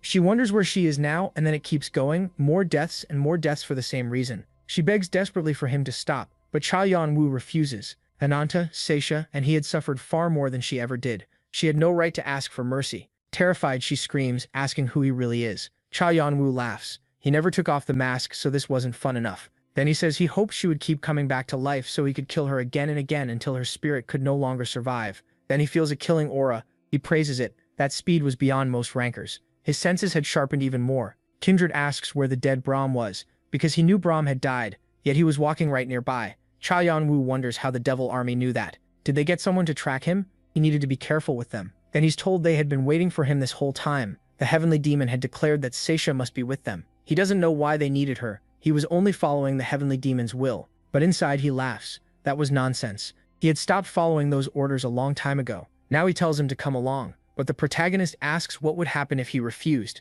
That angers Kindred. How dare he resist a heavenly demon's orders? Did he really think he had any other choice? Cha Yan-woo says yes, he did have one. Dune is shaking with fear as her castle starts collapsing. What had MC done? He smiles. This was just the beginning. Galliard says everything is ready. But what were they about to do? Wasn't that magic supposed to require an insane price? Brahm calms him down. All of this would be enough. The witches could never have imagined getting this. The Philosopher's Stones made to protect them would now become projectiles. Meteor Strike, this spell normally needed at least half the mana from a dragon's heart. Rankers, mercenaries, S-class fighters, none of it mattered before this disaster. Cha Yan-woo thinks that after an attack this big, there shouldn't be any body left for her to transfer into, so he decides to look for the corpse, but someone behind him shouts his name. How dare someone like him hurt him? Shemyeon-woo praises him. It was amazing. He never thought he would survive that, and now he really wanted to see him do it again. He asks if he really thought he had planned only one attack. Another meteor strike follows. He confirms that one was also a shadow. The guy was incredibly stubborn, but there still should have been mental damage to the original body. And when he looks to the side, there it is. He thinks she died too easily, and should have been killed in a more painful way. He uses the Devour skill and gives it to Boo to consume. Thanks to the dagger, he managed to move some skills into his body, but his dragon body rejected them, so the system gave him regeneration instead. Cha Yan-woo thinks it worked. That skill let him get closer to the being they called All for One. Players had discovered this was one of All for One's abilities, which they called immortality. It didn't mean he couldn't die, but that he could come back even if his head and soul were crushed. The power to return again and again. Because of that, no player could climb the wall. If someone mastered that skill and met the conditions, they might surpass everyone, even the Summer Queen or the Martial King. He had gotten everything he needed, so it was time to leave. Then an unknown mission is completed, and he receives as a reward dragon blood. It was a unique item. Since dragons no longer existed, it could no longer be obtained. It was valuable, but he didn't know how to use it right then. Suddenly he feels a powerful energy. It was clearly the Summer Queen who shouts about the Philosopher's Stone and demands he hand it over. Yeon-woo thinks finishing that mission was a mistake, since it alerted her that he was there. She points at him, so it was him. He was the one who killed Dune and took the stone, and now he had to give it back. He thinks one small mistake could kill him. His chance of dying was 90%. Even so, he was ready to bet everything on the other 10. But then someone grabs his shoulder. He lets out a relieved breath. It was his master. The dragon woman tells him to hand over the stone. Very politely, he says he has no idea what she means, but then remembers that was what she wanted, wasn't it? The protagonist knew he would pull something like that. He was calmly standing against a dragon right in front of him. Seeing her rage, he tells his disciple that even though he wanted him to watch his master's greatness, he needed to leave. Yeon-woo asks him not to hit her too hard and thanks him. No matter what, he had to win. After blocking the attack, he laughs. He had rushed into that kind of battle just for one disciple. He had become much softer. After being disappointed by 2 disciples, he had promised himself never to give his heart to another student, but he couldn't say no to those bright eyes. Besides, a master couldn't allow himself to be ashamed. As he activates his power, the Red Dragon's followers can't believe what they're seeing. There was no way their mother should be losing power. But one of them smiles. This was his chance to keep his position, and he jumps in to help her. The princess curses him for always acting without thinking, but since he already moved, everyone else had to help too. She thinks that not even the Martial King could endure all those attacks, but then a bolt of lightning crashes down. Someone challenges them, asking who dared interrupt what the king was doing. When she sees him, she can't believe it. Was that the bloody philosopher? He stops, moved to learn that someone still remembered an old man like him. But he warns them if they interfere in his king's battle, they will die.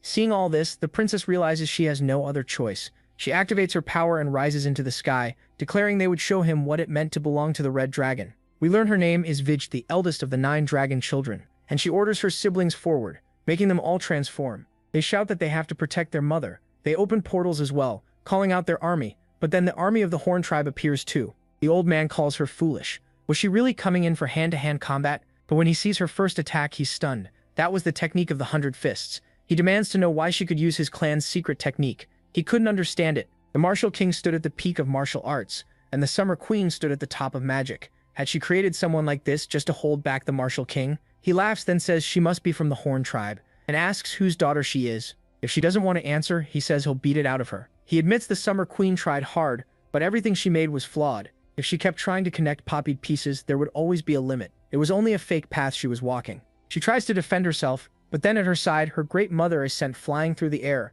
The Martial King laughs and says she should go on a diet. Everyone praises their king, but then an unnatural bloodlust erupts. She screams that she will kill him, kill all of them. The Martial King says this fight will decide who gets the right to smash the annoying face of All for One. That was when someone watching from afar thought it was incredible. He knew they were strong, but not this strong. Still, power made people self-centered and careless about their backs. He felt like it had been a long time since he sensed something like this, something similar to what he felt with his boss. He says goodbye to the Martial King, but as he aims, his whole world turns red. He wonders what this is and where he is. After checking every spot, he finally finds him. But who is Yeonwoo? Clenching his fist, he thinks this fight is his. That woman had hurt his brother badly, and she had to pay the same way. Then someone whispers in his ear that if that's what he wants, he should go fight. But Yeonwoo ignores it. He knew that Soul might come out someday. Thinking about what to do, he checks his inventory and sees King's Festival. He had chosen a Jewel ingot as the reward. As he gets closer, someone stops him and asks who he is. When he answers with a fake voice, the man curses. So it was the scammer who sold him fake inscriptions. He insults him and asks if he came to laugh at his bankruptcy, since he had hired mercenaries for that mission and it all turned out useless. After recognizing him, Yeonwoo says they should talk later to Nocturne and also tells him about the mission. He can't believe the reward and begs him to please say what he wants.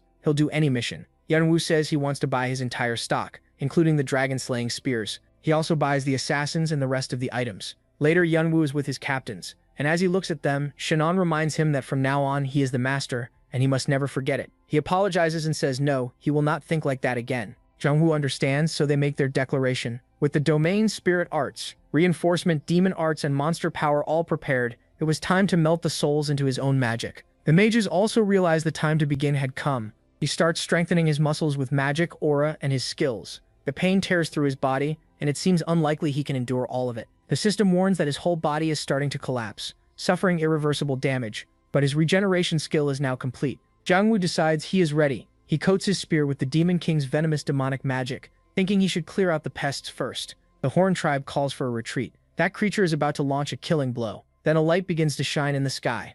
The dragon shouts for his brother, calling him a damned bastard. He swears to kill him, but his spirits and Jungwoo strike him at the same time. Then something bites him and drags him away. Still, Jungwoo tells them not to chase him. They need to get to the Summer Queen. He thanks him, knowing there was still some affection left in that family. But he denies it. His mother is going to die tonight, so he needs a lot more blood. Another chain from the Queen's heart has been cut. The Martial King uses that opening to attack.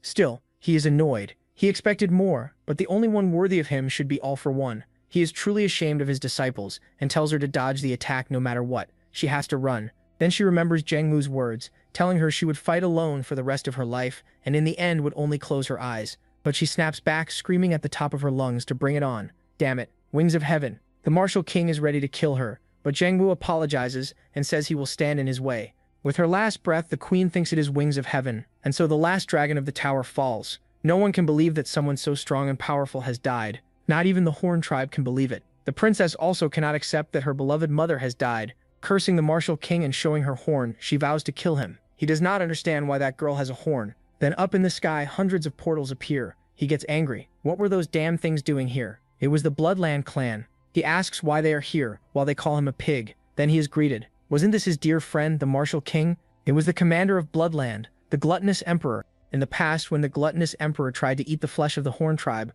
the Martial King stormed his castle alone and nearly destroyed it. Now he has come to propose an alliance. On top of that, his disciple is a friend of his, and he points at Jungwoo. Without caring about the mood, he starts the music and changes his appearance. They should drink and enjoy themselves. He wonders if he can finally get a taste of dragonkind meat. Her allies tell Digi she needs to run, but she only wants revenge. The army moves in to devour her. Jungwoo activates his dagger and takes in the soul of the Summer Queen. Even though from the start she resists, Jungwoo does not know what to do, and the assassins warn him to be careful. The Martial King is completely furious. How dare he? How dare he steal his victory? Still, after saving him, he knows this is part of his revenge, so he does not say much more. Then they leave, and what lies ahead is a complete mess. Adora is very worried about the huge bump on his backside. And that was the fall of Walpurgis and the Summer Queen. With the reward finally claimed, the office grants him a treasure vault from the castle, an armory full of precious artifacts, a packed library, and finally the outer space of the endless world of night, though that one had to be rebuilt from scratch. After that, he creates his clan house there. Around that time, he also visits the Horn tribe, where Sumogopu tells him all the preparations are done. After absorbing many witch souls, this being has grown fast, and even its thinking has improved. It even asks for a laboratory, and when he steps into the one he was given, it is astonishing. This creature is clearly very valuable to him. As he walks, he reaches the place where they prepared what Jungwoo asked for. He thanks them. It was time to begin. The moment she sees him, for a second, she attacks right away. But Boo locks her up at once. She demands to be let go. How dare Wings of Heaven? Then Cha Yanwu removes his mask. This was not the wings of heaven she knew. His name is Cha, the protagonist. Even while she hurls insults, he still apologizes, but says he will tear her apart for what she did to his brother. She just laughs, sure that nothing will happen to her, while her body is still there. He does not get it, so they explain that every part of her body is useful, and they will cut it apart piece by piece right in front of her, telling her exactly what each part will be used for. That breaks her. She begs them to stop and just kill her, or she will do anything they want. Chaeun-woo wants to know why his brother died. The diary explained everything in detail, but he still could not understand why they betrayed him. Even if they feared him after he grew as strong as the Nine Kings, Artia was not a place that would fall so easily. What he really could not understand was why the Nine Kings suddenly joined forces against his brother. There had to be something he did not know. After promising she will be killed, she explains it was because of the Soul Stone. He had Lucifer's Soul Stone. Lucifer, the being known as the one who brought light to that world. He belonged to neither demons nor gods. He only wandered. Then 1,000 years ago, gods and demons tore off his wings, and he fell. That made everyone greedy. With that stone, anyone could become incredibly strong with ease. When he asks where the stone is, she says she does not know. But Jung-woo warns her to be a little smarter. If she knows nothing about the stone, their deal is off. He tells Boo to handle her. Then she tells the same story she once told Brahm, and he says that with this information they should bring out the main dish. Viera-dun is summoned, and the second she sees him, she only wants to kill him. But Jung-woo knows she will not listen, so he tells Brahm to go first. He too, after all, he suffered a lot because of that woman. In his hand was Jung-woo's elixir. Sung made it because he was curious whether a ghoul-type monster could be hurt, and he was not sure it would work on her, but he wanted to try. After hours of torture, her spirit finally breaks. She begs for mercy and agrees to tell them everything.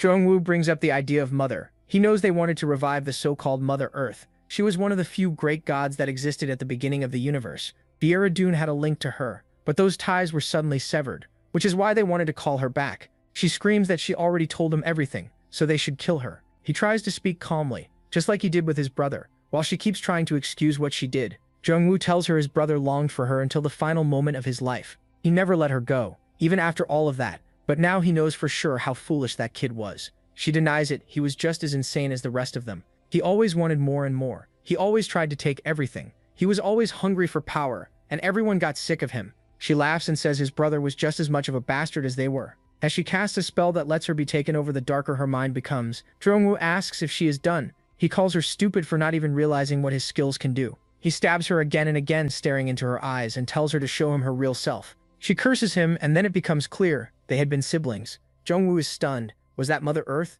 They explain that she finally achieved her dream. The moment Jung-woo absorbed Viera, he realized he had only taken a tiny fragment of her soul. Viera-dun had already left the lower world and become Mother Earth herself. She had swallowed the being she served by using the Philosopher's Stone she completed. She cut out Jung-woo's heart, used that dragon heart in the Soul Stone, and with her infinite mana skill, copied her own magical ego data. Then she slowly devoured Mother Earth itself, like a virus slipping in without anyone noticing. Jung-woo understands that was her plan to ascend. The result was a monster that even consumed its own master, and gained all of it by killing the man who loved her. But to her, she only came down to warn him. Jung-woo does not understand, but now it sounds like millions of voices speaking at once. She says she had a warning. She never wanted to be involved with them. She does not regret her life, and since she is dead in this world, he should stop his revenge against her. Jung-woo laughs. He feels sorry for his brother, who gave her everything, his body and heart, but to Viera-dun, his life was only one more step upward. Jung-woo warns her that he knows the gap in power between them is huge, even greater than with Hermes or the Martial King,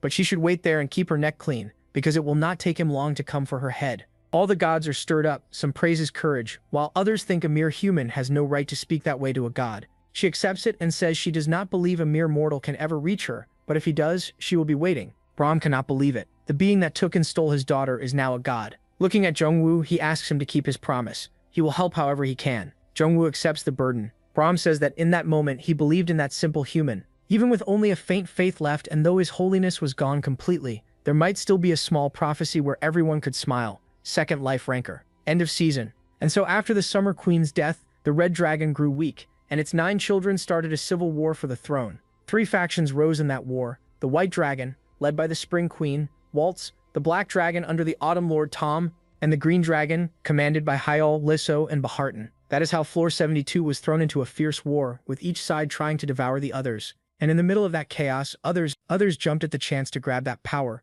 building new clans as fresh rankers arrived. That kicked off an age of chaos where strength was the only rule. But while the tower was burning in war, Jung-woo and his group entered a very different phase. With Anansa's information, she was healed, and after some time she finally woke up. Still, while Bram walked with her through their hidden little village in the forest, she slipped down from the protagonist's arms and ran happily toward her mother, then suddenly stopped when one cold look left her stunned. Jungwoo couldn't understand it. Upset, he realized that even though everyone had wanted Ananta to wake up, now that she didn't recognize anyone, and her eyes still wandered blankly. Frustrated, MC drank, thinking that if he had known about all of them sooner, maybe he could have saved her in time. But the voice in his head challenged that without clairvoyance like All for One, or the prophetic sight of the three Norns, no one could have seen this coming. That voice kept telling him to stop blaming himself, but it didn't change how pathetic and lonely he felt. Just then the siblings showed up, worried about him, or at least Adora was. Seeing them, he understood that there were now too many people he had to protect. His niece Ananta, Brahm, his spirits Shannon, Han, Rebecca, and Boo, the siblings, and Galliard too.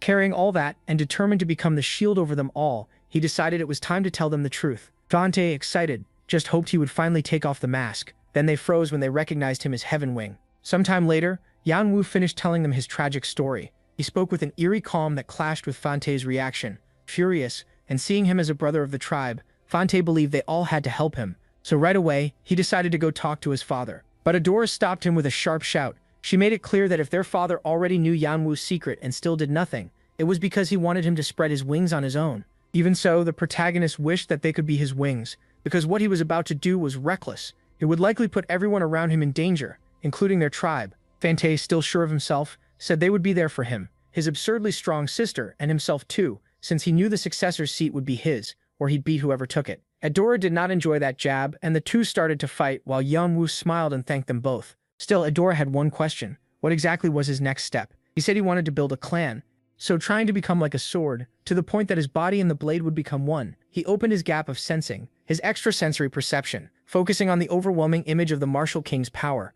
His eyes changed, and a horn of shadow formed on his head as he planned to strengthen at least the tip of that power. Then a red essence of wild power was shattered like glass by his sword, triggering a huge blast that hurled the target away. That target was Yanwu, who slammed into a burning tree and admitted in frustration that it failed again. Even after combining his dragon body, the Philosopher's Stone, and regeneration, a mix that made his power grow at a ridiculous rate, his body still couldn't keep up. No matter how many times he climbed the mountain to trigger that chain of powers, it always felt like he was crashing into a giant wall. With no other choice, he sat down to rest and clear his head. That's when Galliard showed up and asked why he looked so miserable. Yanwu thought about how stuck he was, but what really threw him off was seeing the elf carrying a huge basket of fruit and vegetables, apparently on a serious mission to convince the little dragon girl that vegan food had benefits, because she was way too obsessed with meat. MC instantly switched into chef mode and suggested making bean meat, even giving him a solid recipe, so the girl wouldn't notice the difference between mashed beans and steak. The elf, hoping to drag him along for help in the kitchen, gladly agreed. Soon the little dragon girl loved the fake meat feast and praised her uncle's amazing cooking over Galliard's terrible skills, which stabbed him right in the heart. Yanwu warned him not to serve it all the time or she'd catch on. Once they got the girl to sleep while her mom Galliard washed the dishes, he kept insisting he could talk about whatever was bothering him. At last, Yanwu opened up, admitting his growth had stalled and that he couldn't keep Laura's form stable. Galliard listened carefully and told him to follow him to the backyard. There, Galliard picked up a simple branch and took a guard stance, telling Yanwu to attack. At first, the protagonist had no idea what he meant, but when Galliard insisted they fight like at the start of the tutorial with no skills or tricks, he realized the elf wanted to show him something. Even though he knew his combat level was far below Galliard's, the confidence in that challenge left him confused enough to accept. So he charged in at full speed, and then, with one flick of the arm, Galliard's branch warped and moved so fast that it slipped past Yanwu's sword and smacked him right on the head, dropping him instantly. MC lay there in total shock, staring at his opponent, unable to believe what had just happened. Not even with his dragon eyes or his extrasensory perception could he react to a simple branch. As calm as ever, Galliard just offered him a second round. Yanwu accepted, not about to lose to something like that.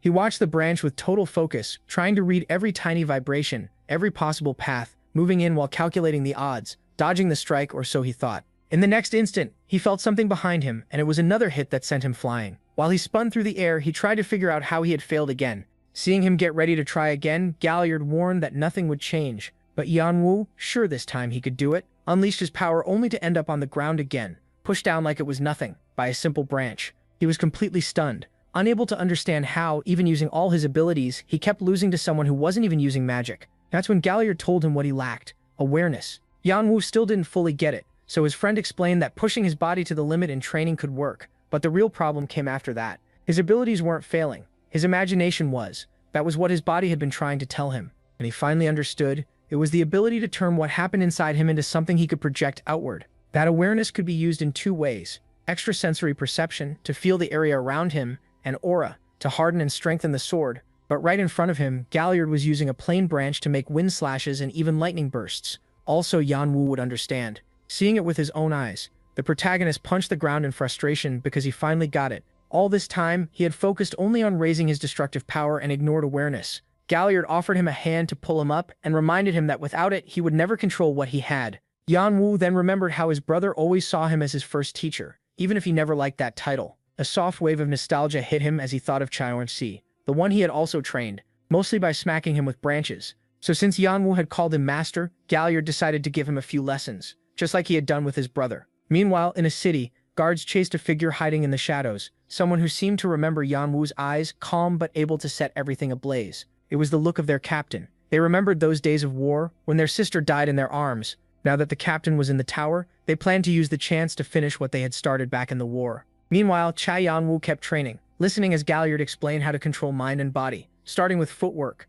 light steps, steady rhythm, and the ability to compress space to move faster, a signature technique of All for One, which he already partly understood. Then the elf showed him how to become lighter than air, or heavier than lead, or even fast enough to leave after images, while moving with absurd stealth. So stealthy that Yanwu didn't even notice when Galliard vanished and reappeared right beside him, giving him the chance to complain that this was all demonstration and no practice. So his master finally gave him his first exercise: run 1,000 laps around the village. Because of that training, he became the town's biggest rumor, with everyone seeing him as some weird guy hopping around like a frog and feeling his dignity die while Galliard kept coaching him. The commotion drew the Horn siblings' attention, and they watched as Galliard threw nuts into the air while Yanwu had to chase them down, like a squirrel. Fante cringed hard at the sight, while Adora thought he looked like an adorable puppy. Yanwu, though, was too focused to notice anything else, locked on his goal. At last he understood. In his case, he had to turn all that hypersensitive sensing inward so he could better read changes in the outside world. That let him gain mental energy, a channel where spiritual power flowed, useful in many ways, and the more it grew, the closer it would bring him to spiritual enlightenment. Yanwu ran at full speed, aware that thanks to his brutal training, his muscles were hard as rock, yet flexible like rubber, and he could feel the cellular pulse of his whole body in the air. With that, Galliard decided Yanwu had mastered the basics. Now it was time to move on. The protagonist was ready for what came next, so his master pulled out a stick to train him. This time, the clashes were so strong that even the air shook, leaving the Horn siblings completely stunned. Adora looked a little worried, but Fante was the one truly shaken when he saw the huge gap between them. So while he walked through the village, he couldn't stop thinking about when Yanwu asked them to be his wings. Back then, he spoke with total confidence, but now, Fante admits the gap between them keeps growing. Since meeting someone that amazing, he's been fooling himself, hiding how inferior Yanwu makes him feel. Still, he refuses to spend his life chasing from behind. Gathering every bit of courage he has, he storms into the governor's chamber, where the bloody philosopher is waiting. Without wasting time, Fante asks to learn Blood Thunder. The old man doubts he even understands what he's asking for, even though Fante knows it comes from the Brain Demon, a formless art mastered by the bloody philosopher himself. He says the bare minimum to learn it is brains, and Fante is weak compared to many others. He tears him down even more, saying people only call him a future king because of his father and little sister. And now he has the nerve to seek out someone even demon forces avoid, the creator of the ancient scriptures, the man who even shaped his father, the martial king. He can't see how someone this weak and naive could ever handle his red blood enlightenment. Fante's pride cracks, but he forces down his anger. The philosopher takes that as surrender, but with a firm bow, the boy asks for one chance. Just one. That catches the old man off guard since he thought Fante would snap, and he knows the trouble the boy keeps causing comes from his impatience, which is his biggest flaw when it comes to blood arts. Still, seeing him stand there without backing down, he gives him a chance. Now he wants to see if Fante is truly worthy. Fante lights up though he has no clue what to do, and the old man, annoyed, tells him to figure it out himself before throwing him out of the library. He ends up sitting on the floor, thinking right when Adora arrives ready to leave. She quickly realizes he's decided to climb the tower, accepting that they want the same thing, even if they'll take different paths. She asks him to stay safe, and he watches her go. Not long after, Galliard brings Yanwu the news that Fante entered the sealed training room, a tiny place where food can be brought in, but the door can't be opened from inside. At the same time, Adora left behind only a note, so Yanwu figures she's climbing the tower. That pushes him to grow even stronger so his juniors don't catch up, and so all three of them begin their own quiet paths. As time passes, he gains full control over his mind and body, and he masters flash steps and learns wind path, techniques made by a lonely dark elf, who found comfort only in the wind until he became part of it. Wu also gains Storm Eyes, which control the air around him to land a critical strike, and he tests it right away, seeing the wind currents clearly, then gathering them into an energy orb in his hand before it vanishes, leaving him stunned by his new power. His master is just as impressed, calling it a huge feat for someone of his race, and now he hopes John can do the same. Then Wu takes his stance, trying to keep his balance as he pours energy into his sword. He covers it with aura,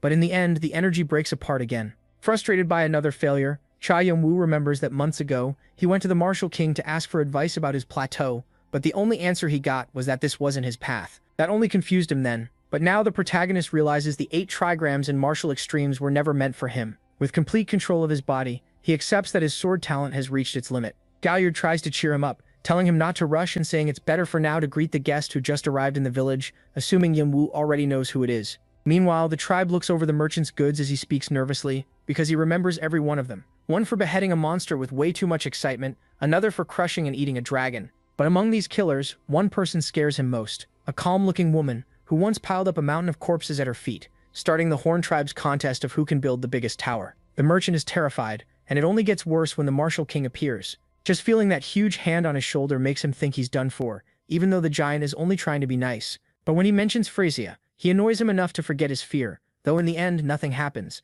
and he gets ready to leave the village.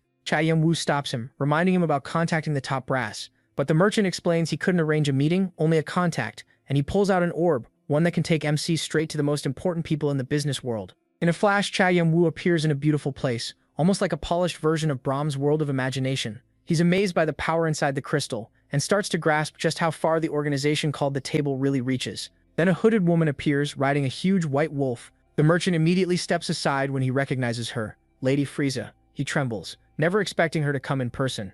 Wu didn't expect her either, and admits his surprise when their eyes meet, creating instant tension between the two masked figures. He remembers her from his brother's past, back when Artie received her sponsorship, the first time the Rising Guild met the Table. They had offered crazy amounts of support for free, and that's what made his brother suspicious. He never learned why they backed him so heavily, but Wu understands one thing now. Frieza has a pattern. She only appears before people she sees as real candidates to become kings of the tower, so he assumes she sees the same value or interest in him that she once saw in his brother. She asks why he wanted to see her, and Wu gets straight to it. He's going to form a clan. Since the table sponsors several of them, she quickly reads his goal. He wants their backing, but plenty of people ask and get turned down. Wu takes that as her answer and starts to leave. Both merchants try to stop him, but he thinks the deal is over. Verdisha, though, assumes the human is just pretending to walk away so she'll accept him.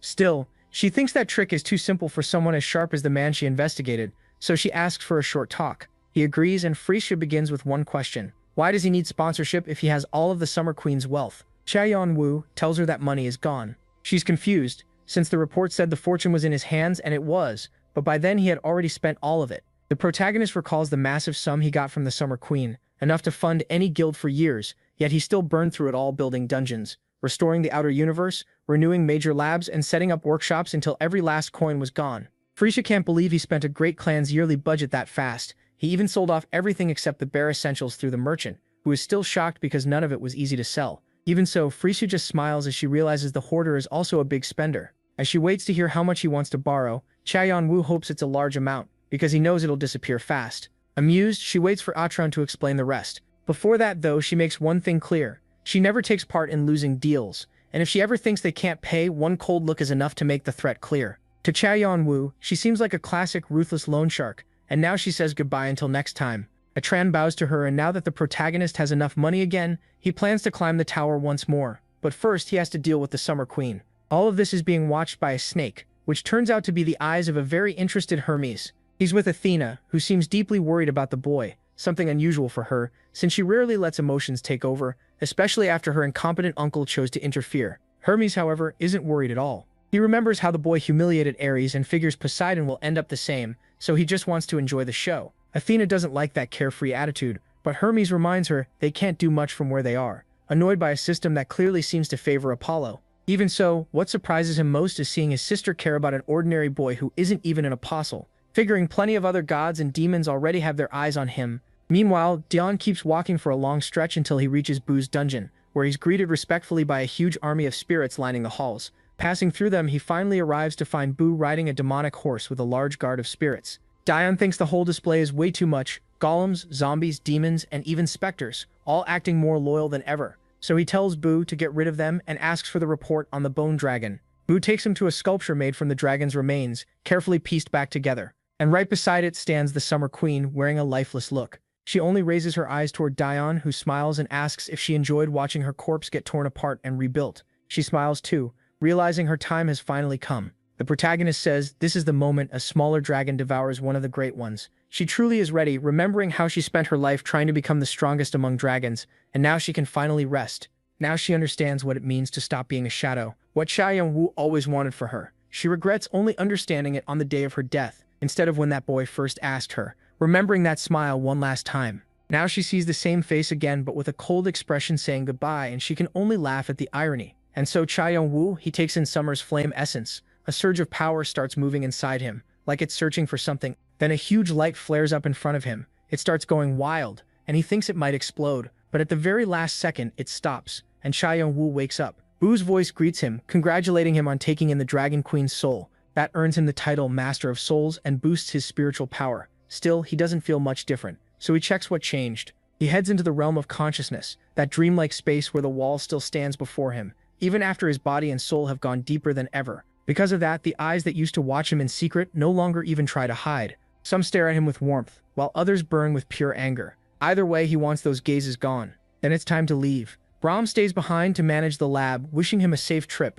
and hoping Xia Yongwu starts building his clan while climbing the tower. He also hopes the protagonist finds strong new talent. MC says goodbye and promises to return before stepping through the portal. When he reaches the 26th floor, he arrives at the Wall of Lamentation, a frozen battlefield ruled by a giant fortress. He quickly realizes he landed in an annoying guardian mission. The other guards clearly don't like him either. His spirits, as usual, think he can just ignore everyone and handle it alone. But Xia Yongwu reads the mission carefully. He has to protect the wall that has blocked the monsters falling from above for decades. The problem is, this time it's not a normal wave. Millions of monsters are coming in. A massive freeze. To protect Ra's tears, he knows he'll need help, though judging by everyone's faces, that seems unlikely. Xia Yongwu studies the abyss and remembers this place represents the war between the sun god Ra and the night demon Apophis, who sends ice monsters made from cold energy that feel no pain even when torn apart. That's why the deeper you go, the harder they get to handle even for top players. There are only two ways to clear this floor. The first is defending Ra's tears for a full month against attacks that begin at midnight.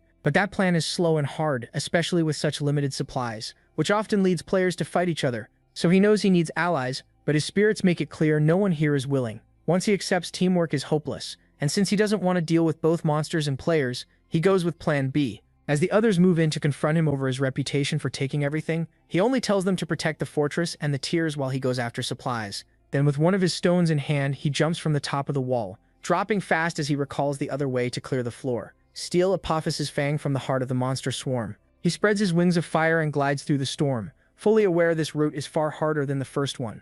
So he calls on Shinan and Hanova. Together, they're going to wake the monsters up early. At the same time, the wall starts shaking, and the guards have no idea why. In the distance, they spot an enormous army of monsters rising up, and Leonhardt has to carve a path through them. He shines like a ball of fire in the middle of that massive horde. He gets ready with the Queen Summer's power poured into the vampiric dagger. The blade spills out bloody streams, then returns to its original form through sacred and draconic power, restoring Leonhardt as a holy sword that boosts its user's vitality. The more enemies it faces and the stronger they are, the more its power grows. It also activates Blessing Diffusion, which spreads blessed energy to nearby targets whenever one enemy is struck. On top of that, the hero's indomitable spirit awakens sleeping heroic souls when there's enough resolve or hatred. It gives a huge boost and can even purify dark spirits, though the curse still needs one more day to fully fade. Even so, he uses it and unleashes Igneous Wave, creating deadly whirlwinds that melt through the creatures. The protagonist wants the battlefield to burn even hotter, and one of his spirits worries he'll get caught in the flames. But Leonhardt remembers Galliard's training and realizes he was never meant to resist the fire. He had to become part of it. He lands in the middle of the huge horde like a fireball and starts swinging his sword wildly. With every strike, the flames around it begin to fade. The glow dims, and by nearly 100 swings, his slashes barely stir the air. Even so, he keeps moving forward, held up only by his determination. As the brutal fight drags on, Vigor turns dark, darker than the abyss itself. Then a black flame appears, and with it, he kills the monster's commander. The protagonist earns a flood of achievements after learning to trust himself, creating a new skill built on understanding and release that evolves the core skill of Thunderfire into something far more destructive, powerful enough to blow through barriers with ease. Using that strength, he keeps tearing through monsters, turning the battlefield into a giant open-air crematorium. That hellish display catches Azrael's eye, earning him a blessing, which Agares does not enjoy at all. Meanwhile, many other gods and demons start paying attention, seeing him as a terrifying bringer of death. Even in the middle of all that chaos, his spirits complain that he's enjoying the slaughter too much. He denies it, though they may be right, and he keeps pushing through the ice fortress until he reaches Apophyse's lair. There, a massive serpent is shocked that he made it this far and still dares to face it despite being clearly worn out. So it assumes he'll be easy prey for its other heads, which lunge to devour him. The protagonist admits everything here is powerful, and Apophyse's aura is overwhelming. Even so, he's still disappointed. He vanishes in a blur and appears right in front of its face, then activates Territory Declaration, Dragon Form Awakening Stage 3, and the goddess's Stigma. The combined force builds into a massive energy that turns the whole area into a blazing hell, and just like that, it's over. He could leave, but one of his spirits reminds him about Apophyse's fangs, hidden high-grade items. He barely remembers but figures the explosion probably didn't destroy them. So he heads back with his spirits, who already know they serve a madman, but still didn't expect him to shove one of them straight into the burning hell. The spirit comes back out holding the damaged fangs. The real reward of this place, along with a divine liquid rock, gave them to protect the castle, though it's badly worn down. The spirit angrily complains about being thrown in there, but the protagonist basically asks, "Did you die?"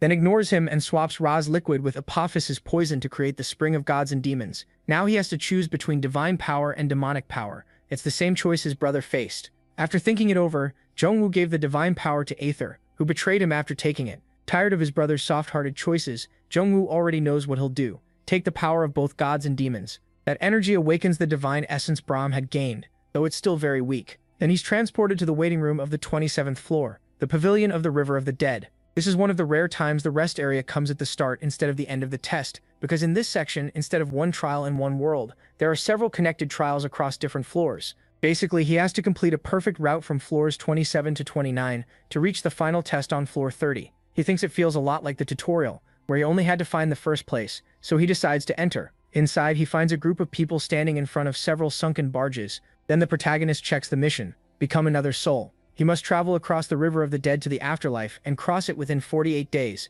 If he fails, he'll remain a ghost wandering forever. The first challenge is crossing the River of the Dead, which is so corrosive and toxic that normal wood can't survive in it. That's why everyone ends up turning to Charon, a trader known for building boats, bringing him materials and payment. The problem is his results are random, so many players have sunk to the riverbed for trusting him. Right on cue, Charon appears as soon as the protagonist enters the floor, offering him a way across for the right price. Himolyu chooses the other option instead, and warns Charon he'll report his shady deals to the higher-ups, using that as the right price to get information without paying anything. Once Charon leaves, he goes after the materials, starting with the tough trees at the center of the island. Before that, he runs into two guys who already know his reputation, a big man named Hector and a small one named Ibrahimovic. Cha Yang-woo doesn't really get why they introduce themselves like they're famous. They proudly claim they belong to the Fantasy Regiment, even though it's his first time hearing of them. He figures that after the fall of Blue Sword and the split of Red Dragon, the clans changed a lot. Now All for One leads the way, followed by White Dragon, Black Dragon, Oheim, Demonism, Bloodland, Sea of Eternity, and the Daigud Brotherhood,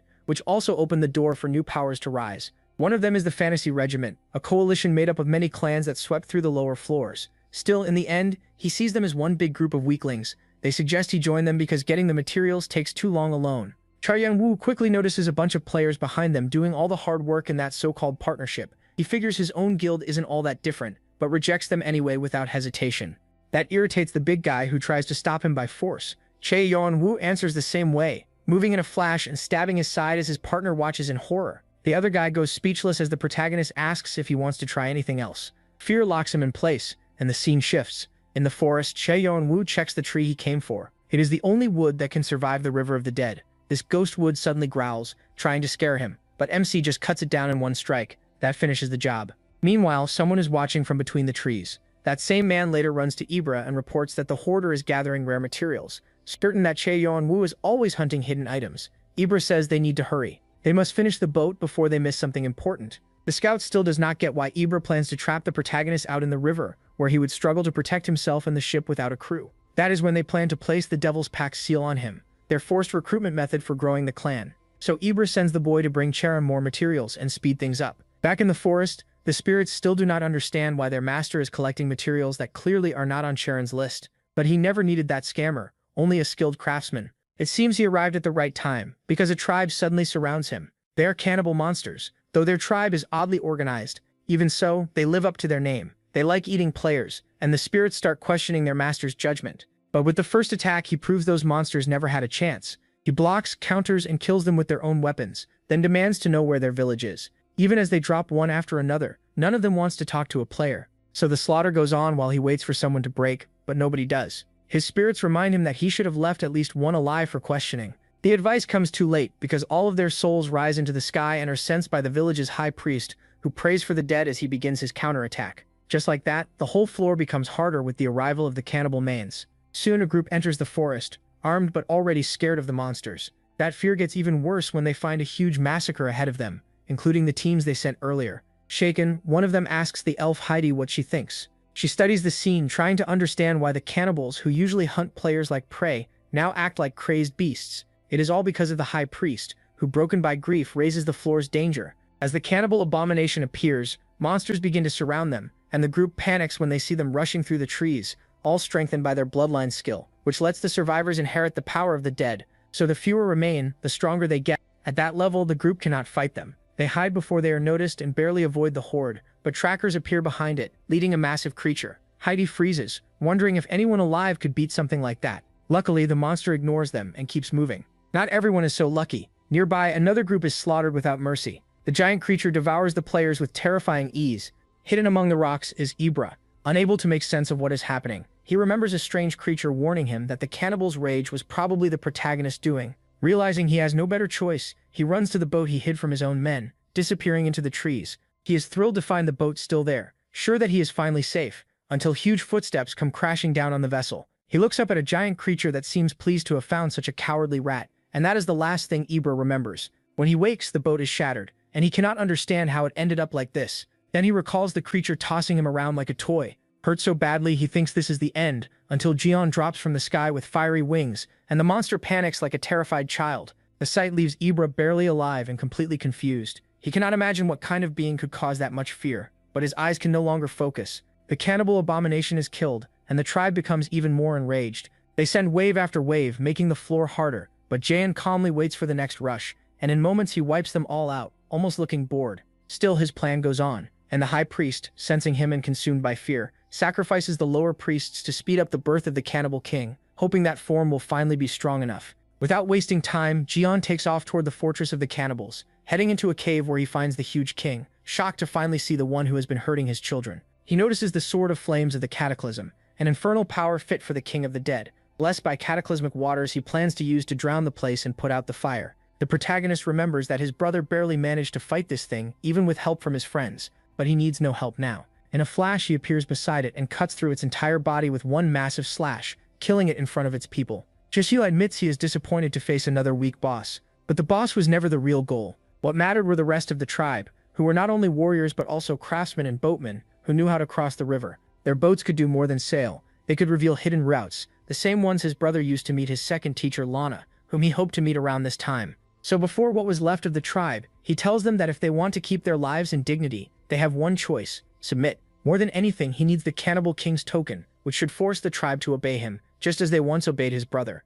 But even with it, he cannot break the will of the tribe leaders. So Joan starts threatening the weaker ones if they keep refusing, and they expect him to bargain. Instead, the protagonist makes it clear that they only need to obey. Seeing no other option, they accept the oath of subordination. That makes him their leader, and he claims the tribe and its lands as his base. He still thinks whoever designed this floor has a sick sense of humor, since a territory is not very useful in a place he has to leave in 47 days. Even so, it can still serve as storage. That matters most for someone like Bayluk, who is obsessed with poison. Yanwu is sure Bayluk is somewhere here based on the clues, but he knows he cannot track him down in so little time. Meanwhile, the cannibals help build his boat, and the many players they had captured are released, thanking him for saving them. But he does not have time to deal with them, so he just sends them away. Then they cross the lake straight toward the main island. Once there, nobody really knows what to do. Some think about going back to the hoarder, but they are still scared of him. Just then, a blonde elf steps out of the forest, shocked to see them still alive. Soon she hears the full story of how Jian defeated the cannibals and brought the survivors under his control. But the rescue players are still lost. There is little time left, and they have no supplies because the cannibals took everything. Heidi understands that well. Her group is safe and can build a boat, but she finds it impossible to just leave so many people to die, refusing to repeat her father's actions. So she asks to be taken to the hoarder and confront him. In the end, she asks him to let everyone board his ship, in exchange for half their karma points and any extra work he wants. A dark aura rises around the hoarder as he doubts she can really keep her word. Still shaking inside, she stands firm for the sake of everyone counting on her. At last, Jian agrees. He lets them aboard peacefully, but raises the price and orders them to obey him, while ignoring whatever else he does. She goes back to tell the distressed players, who break into celebration. The spirits are amazed that he now seems to have a second group of slaves, though that is not fully true, because slave group number 1 is of course all of his spirits. Even if they get annoyed by how he treats them, he ends up paying more attention to the player's leader. He and the others recognize her talent and know she could be useful, but they also know they need to watch her. Meanwhile, at the Hall of the Alliance of Illusion, 2 men are sparring, until one of them gets disarmed. The winner is the captain,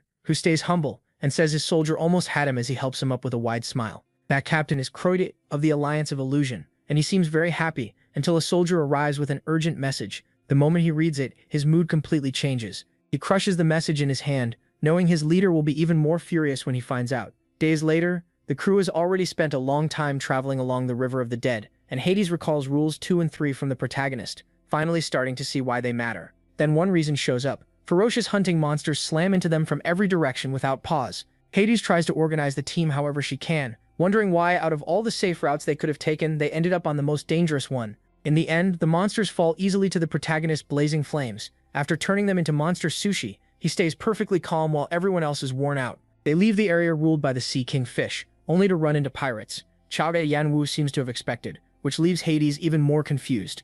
She gets her answer later, when after wiping them out, he questions a few survivors about the Crystal Palace and the Blue Rose. Hades keeps trying to make sense of it all, less and less sure they will get out alive, but the protagonist at least gains a new pirate slave, and the journey goes on. Chai Yan-woo checks one of the treasures he got from the giant fish, the sea pearl, and thinks it would make a good gift for the Blue Rose. That means Lana, a pirate woman who once trained his brother and ruled this floor. He remembers their first meeting, and it was anything but friendly. A misunderstanding led to a fight, and with his third awakening and heavenly wings, Chai Yan-woo thought he had to hold back so he would not hurt her. Instead, he was the one who got hurt. Lana was a master of both magic and the sword. She had an easygoing, bold charm that pulled him in and filled him with admiration, turning him into a cute but stubborn little stalker. It annoyed her at first, but over time they grew close and became mentor and student. That bond lasted until Chai Yan-woo fell, and she stayed loyal through the war against the clans. Even though it cost her all the power she had built up, she never regretted it, and later seemed to hide away in a place called the Crystal Palace, somewhere along the River of the Dead. The protagonist plans to find her and bring her into the clan. He trusts that the pirates told him the truth, and that the gifts they brought will be enough to persuade her. Then he suddenly feels something and orders the ship to stop. Heidi listens right away, though she is just as confused as everyone else when Chai Yan-woo jumps off the ship into the acidic water and slowly sinks below. He wraps himself in fiery wings to protect his body, and when it becomes clear that he is still alive, the spirits of the third heaven go on alert and rush him, but he scatters them with flame. That only excites Azrael even more, so the blessings keep pouring down on him. The protagonist sees that as pretty useful, while he keeps descending. Agares meanwhile keeps arguing with the others and claiming Yeonwoo as his property, but nobody cares and the protagonist keeps going until he finally reaches the Crystal Palace. But once he moves through the wreckage, he realizes not a single part of it was left untouched. The barrier that once protected it fell long ago, and the remains of a huge battle are being eaten away by the river. He presses on until he finds a door. Behind it, countless jewels float through the water. For a moment he thinks they are part of Lana's collection, but then one item in particular stops him cold. A pendant Cha Yun-woo had once given his teacher as a gift for Teacher's Day, and she always seemed truly happy to have it, keeping it with her until the end, as she now sits lifeless on her throne. Meanwhile, above, the ship falls into chaos when everyone sees their supposed captain jumped into the river, and they all panic except Heidi, who tries to keep them calm and make them wait. But right then, a huge fleet of ships arrives. Back below, the protagonist keeps staring at Lana's body and tries to bring her back. But even using all his power, after so long under that corrosive river, it is useless. He cannot restore her mind, only use the faint traces left behind to read her final memories. In those memories, he sees who dealt the last blow, and learns the truth. The greatest betrayal came from Benteke, her fiancé, who tells her to apologize to his queen and says this is all the result of her own choices. He had been her right hand and lover for years, the disciple of Poseidon who stayed beside Lana, who herself had been a disciple of the old sea god Seto. Together they ruled the Blue Rose pirates without opposition, until Lana lost her power by supporting Cheon-woo, and Benteke used that chance to overthrow her. He clings to the idea that she had grown weak and been left behind, that the strong should take everything, and she should accept that fate without complaint. Lana, remembering the moments that were supposed to be happy with him, gets tired of listening and throws herself at him, only to be stabbed again. Benteke leaves her there alone on the throne while water seeps through the hall and slowly fills the room where the dying Lana waits for the end. In her final thoughts, Cha Yeon-woo appears just before the water covers her completely. At last, the protagonist understands why Poseidon always thanks him, because one day he will be the one who has to deal with Benteke. Even so, he gains a relic, the sea talisman given by Ceto, who holds a deep grudge against Poseidon. The old god is too weak to act directly, so he chooses to use the protagonist for revenge, offering blessings in return. With this talisman, Wu can control sea kings, creatures descended from Ceto. Its strength depends on his magic and current power. He also gains the Song of the Sea, which lets him read the ocean's memories, though to master it fully, he must complete a mission. Meanwhile, Agarus tries tempting him with more power. Athena feels sad about the path of revenge, and Poseidon simply waits to see what choice he makes. The protagonist senses the power Lana left behind, along with Seto's grudge, which boosts his divine power. He activates the Song of the Sea to start tracking Benteke, who is not far away, because above, ships bearing the mark of Triton are attacking his vessel. Annoyed that Poseidon moved first, Cheonwoo flies upward at full speed. At the same time above, Heidi uses her shield to block massive attacks and tries to keep everyone focused. On the other side, the pirate leader announces that Benteke has decided anyone siding with the hoarder will be thrown to the beasts, though they are being offered a chance to surrender and given 1 minute to choose. Tension spreads across the ship, and many start running toward the other vessel, leaving Heidi alone as she tries to stop them, so all the cowards end up floating in the river trying to surrender. The pirate is left confused because he never said he would rescue them, so they just stay there in the burning river completely fooled. Meanwhile, Heidi keeps blocking savage fireballs as the ship is torn apart, sure it will sink soon until a huge whirlpool of fire erupts from the water. That excites the Triton captain, who decides to punish the hoarder with everything he has. That only makes the protagonist smile, because he decides to send back a gift in the form of a huge horde of sea creatures. The beasts begin tearing into the ships from below while the protagonist unleashes his Igni wave, turning the area into a blazing hell and burning the pirates, as if telling them to stop acting like minor villains. The real target is Benteke, who watches the chaos from afar, while his men report they have lost 15 ships, and ask for orders, but he seems to enjoy the fireworks and is eager to join the battle. Realizing Poseidon finally remembers him after all this time in the underworld, Benteke thinks whatever the hoarder did, it managed to anger his master. To him, that means he has finally found a worthy opponent. He grips his spear and shouts with all his strength, "Storm!" A massive burst of thunder explodes across the area. As the protagonist rushes forward, he sees the incredible display of divine power from his enemy and assumes it comes from Triana, Benteke's divine artifact, which he holds in his hands. It lets him compress the river's water, and when John confronts him, Benteke's greeting is basically a crushing handshake made of pressurized water that drags the protagonist away. He withstands the artificial current, which makes Benteke admire his strength. Then Benteke vanishes and attacks again in an instant, but John blocks him with ease. At that distance, Benteke notices the pendant on John and assumes he already found his old lover in the castle, mocking the memory of those two pathetic dead people. That enrabs the protagonist, and he is not the only one. Poseidon's killing intent becomes so clear that Hermes and Athena both grant blessings to John, and a clash begins that leaves Olympus frozen in shock. Still on the water, John stays calm. Hoping Benteke will not turn out to be another disappointment like the earlier bosses, he unleashes all his skills in the next strike, catching the pirate off guard when he stops him. Benteke sees something in John's eyes, a murderous look that reminds him of his own. The protagonist admits this might actually be fun for both of them, then releases all his power. The pirate reaches for the necklace, but the protagonist's recoil keeps him from taking it. John uses that chance to send a sea creature at him, forcing Benteke back and opening the way for a thrust from the protagonist that makes him spit blood. Even then, Benteke admits the fight is thrilling, while John keeps stabbing him. All Benteke wants is to see the face of the one entertaining him so much and judge how much he enjoys the slaughter, so he tries to tear off the mask. Even Athena gets nervous watching that. The protagonist feels the pressure as his energy runs low, and to break free, he begs for just enough strength to launch one last attack, unleashing a storm of fire that traps Benteke inside. Now, in the middle of that mist-covered chaos, the protagonist can only hope his ship escapes. He regrets that his relic's power is limited. That is the only reason he managed to win it all. Benteke's strength is absurd, and if he wants to compete on the higher floors, he knows he has to grow much stronger. Even so, he cannot deny that for the first time in a long while, he had fun. But it is not over yet, and the spirits carry Benteke back to the surface. John looks at him like a real monster, which is pretty ironic coming from him. Still, it is obvious the pirate's relic is completely drained, and his god's curse has eaten the rest of his strength. Benteke says that really they are both the same now. No relic, no power of their own, so this should end with their fists. Then a twist hits. Triana vanishes from the pirate's hands and flies straight to John, becoming a new shackle of the Black King. The change is so sudden that Athena is left stunned and all of Olympus with her. The protagonist can only stare as the Black King's power activates again, still not understanding what it means or who he is supposed to be. Meanwhile, Poseidon is furious and scrambles for a countermeasure with help from his attendant gods. Azrael laughs and enjoys the chaos, while the Pantheon, represented by Malak, god of divine society, watches it all in silence. Asgard's side also chooses not to speak. The Divine Society and the Heavenly Church, though, seem sure that something huge is about to happen. Yang Wu checks his messages and sees one from Aquarius.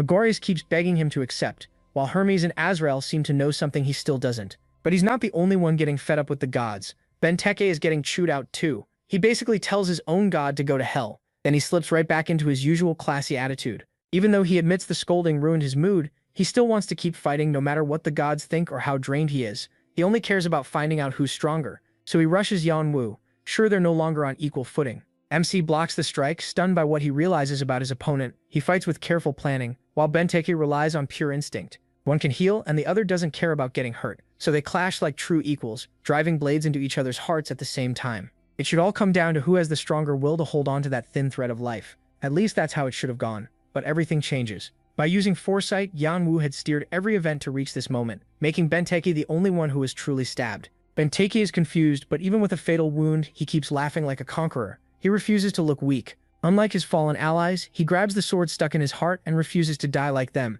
reaching for Yanwu's mask again. He can't pull his sword free because of the pirate's insane grip. With no way out, Benteke's power starts crushing the mask. Then out of nowhere, Benteke's hand is sliced off and sent flying. Yanwu jumps back as Benteke stares in shock. A moment later, his commander Ran grabs him and pulls him away. The protagonist keeps retreating, his mask badly damaged, trying to escape with the last of his strength. Barely able to focus, he finally sees his rescuer, a knight who calls him Brother of the Bloodland. Meanwhile, Ran flies off at top speed with his captain on his back. Benteke complains about being saved, but Ran tells him that in his condition, facing Duke Arvan was impossible. They had to wait for a better chance. At the same time, the Duke holds Yanwu in his arms, though MC has no idea who he is or why he's here. While fixing his broken mask as best he can, he hears Arvan explain that he was sent by His Majesty to bring him safely back to the Bloodland. Arvan reminds him that he once promised to return, but never did. That's why they came looking for him. Yanwu realizes Arvan still doesn't know what he did, so he hides his identity just in time and admits he's completely spent. Then, more familiar faces appear from the sky. The Queen of Spring descends. The sight confuses him because she should be busy starting a war for the throne. But Arvan realizes this isn't her real body, it's her original body's projection. A clone made from internal energy, one of the Horn Tribe's highest level skills. Yuan Suul doesn't fully get what's happening, but the Queen makes it simple. She wants the same thing the Duke is protecting. She wants to tear him apart, and if she's lucky, feel even a little payback for her mother's death. She even thinks watching him get eaten might help. But when Arvan steps between them, she realizes this won't be easy, so she unleashes her power straight at Arvan. He's surprised a clone can be that strong, but figures she only showed up because Yuanwu has hit his limit. To him, it's only a matter of time before everyone nearby ends up dead, and he hears a voice in his head, promising to help the Hoarder escape and telling him to throw Yanwu on cue. It's Heidi. She starts counting, and the second the signal comes, the Duke throws the protagonist right into the elf's arms. She tries to run, but the Queen of Spring's lightning catches them. Pain tears through Heidi, and her companions shout in horror, refusing to accept the plan. But holding tight to Yanwu, she refuses to let go. She refuses to become like her father, and is ready to prove it no matter what. Her energy suddenly bursts out, forming a barrier around her. That's when her true appearance is revealed. MC sees her clearly. Blue eyes and silver hair, unmistakable traits of a noble family everyone thought had died out. Even so, she makes it back to the ship and yells at everyone to stop freezing up and set sail now. The Queen of Spring tries to stop them, but the Duke blocks her path, holding her off while the ship gets away. On the Giseon, everyone tries to understand why the elf saved him. She only says she doesn't want to be like a certain person, hoping that's enough. Yanwu doesn't press her. He just entrusts his life to her, then passes out. As she watches, Heidi smiles, surprised that the Hoarder wasn't a monster after all, and lays him down so he can rest. But it looks like he won't get any real rest. His mind is dragged into a place of deep darkness. He tries to figure out where he is and sort through the confusion, until the presence that brought him there with dark magic appears. It coldly wonders how one part of itself dares question being summoned by its other half. In its eyes, they are the same being. So Yanwu shouldn't talk back. That alone is enough to set him off. He grabs it by the neck, but stops when the calm clone notices his killing intent and sighs that he's way too easy to anger. It points out he isn't as cold as he thinks, which annoys Yanwu even more, and he demands to know why he was brought there. The clone says it doesn't matter, it only wanted to complain. With all those amazing skills, he still put on a fight as boring as the last one. To the clone, he's sadly too weak to satisfy its hunger. Then it reveals its demonic eyes, and Yanwu jolts awake. He remembers that doppelganger warning him this would be his last chance, the final one. He wakes thanks to a hidden Philosopher's Stone ability that restores his body at a ridiculous speed, but he still can't help feeling disgust toward that part of himself that saved him. Just then, an elder from the tribe tells him the factions are still hunting the ship, so Yanwu decides to take everyone to the only safe hiding place he knows, the fortress, hidden behind layers of defensive formations that make it nearly impossible to find. With his new skill, he can pull up Baluk's memories without losing track, and since it's an anti-poison fortress, it's their best option. Getting inside still won't be easy though. The defenses are active and ready to make things difficult, so he prepares to break through and sends a wave of energy into the water, though it seems to do nothing. Heidi tells him not to push himself so hard. He finds that a little ironic coming from someone who's clearly just as exhausted, only in her case, the stress of being chased is tearing her apart inside. Right then, a huge explosion erupts, completely destroying one of the ships chasing them. Heidi is horrified by how far ahead Yahello thinks, and how deadly efficient he can be. After that, they finally spot land and get ready to head for the island. Once they arrive and start disembarking, the protagonist notices everything is different from what his brother wrote. The place feels like a giant ghost town buried in fog, with the kind of silence that chills you right away. It's empty, but he can tell people were living there until very recently. There's unfinished food, open books, and tools left behind, as if everyone vanished in an instant. Then someone points to a tower, where a flag falls down. It bears Artia's emblem, leaving Yahello completely shaken as he realizes this place once belonged to his brother's old guild. Heidi notices his reaction, but he pretends everything is fine and decides to split up to investigate, sending the others another way. Heidi understands he wants them away from him. She promises to help, but can't hide her worry when she sees him walk off with murder in his eyes. Yahello remembers that both Leonte and Bahal betrayed his brother, but Byluk and Vieira Dune were directly responsible for what happened to him. Byluk even created the poison that slowly devoured his brother and cut off any chance of help. But what makes MC angriest is that after all this, they're still staining Artia's emblem on the island his brother gifted him. Even though wiping everything out would be easier, he chooses to kick down the door and investigate first. Since they made so much noise arriving and got no response, he assumes nobody is left on the island, but that doesn't fit Byluk, who would never leave anything standing if he had truly escaped. He searches the tower's documents and finds nothing, which only makes him more uneasy. He keeps going deeper until he reaches the lab. There, he sends out all his spirits to inspect every corner, and they finally uncover a hidden passage. His brother knew this place very well. It was where he used to question his friend about why he needed an entire island, just for experiments. Even when he sounded polite, he was always trying to pull out the truth. What exactly Byluk was trying to create? Byluk's answer was clear and horrifying. He was chasing divinity. Now Yahello thinks he found what Byluk was after when he sees a huge row of potions in front of him. They're anti-poison bottles. Byluk wanted to use to recreate the mythology of his old world and make a god. He figures he may have succeeded in boosting divine power, so he calls for Boo, knowing more than half the bottles are probably deadly poison traps. He wants his scientists to study them and report back. Leaving the spirits in the basement, he keeps searching the upper floors, expecting to find the lonely madman in some gloomy room. But when he arrives, he finds it's actually much nicer than he expected, and he lets out a short laugh, realizing that no matter how monstrous Byluk was, he still had something human left. A second later, Yahello gets angry again, seeing how that traitor built himself a cozy home with a great view after betraying his brother. That anger stirs the Black King's shackles, which have been growing stronger little by little. They begin to understand the Black King's sadness and despair. Right then, the protagonist gets a message from Azrael, who, like Malak, seems more and more interested in him, with Azrael insisting that Azrael tells him to check the items, so the protagonist goes along with it. He starts reading their descriptions and finds one that stands out. It's about the shackles, unique relics born from the Black King's despair. The others feared the terror he inspired, grew jealous, and betrayed him, leaving the king trapped in darkness. Consumed by rage, he eventually became one with those chains. The protagonist guesses those traitors were the Olympian gods. That would explain why he keeps devouring divine relics, though he still can't figure out how they went from enemies to allies. He thinks back on the godly wars he knows, times when beings rose to or fell from divinity, and starts to wonder if the Black King was one of them, maybe tied to death itself. That idea instantly catches Thanatos' attention, along with other death gods who watch him with mockery and curiosity, while both gods and death demons wait to see whether he can uncover the Black King's identity. He understands why. They know this power goes beyond necromancy or voodoo. It can command huge numbers of souls, crush them, and make them stronger. It's an overwhelming power, and it still isn't complete, something even greater than divine authority. Azrael urges him to accept the king's chosen fate and become a god. He even offers to make him his apostle, and no one objects. Olympus stays especially quiet, and that silence starts to shake his theory, because Azrael is a god tied to Malak, someone outside the Greek gods. The Olympian underworld god is Hades, yet he said nothing. The protagonist wonders if it could be him, then doubts that too, since Greek mythology has plenty of betrayed figures. So he decides the best way to solve it is to complete the set and connect it to what Adora said about the 3 artifacts and their link to the Olympian Trinity. He figures the final piece must be Hades' relic, Ken, but since he has no clue which apostle has it, he decides to visit the Cyclops first. Right then, Boo shows up with the report he asked for. Meanwhile, Benteke is still asleep, healing from his wounds. One of his men is beside him and suddenly looks shocked when he wakes up. Benteke immediately gets up and grabs him by the neck, demanding to know where Ran is. Ran walks in calmly with food and tells him to relax,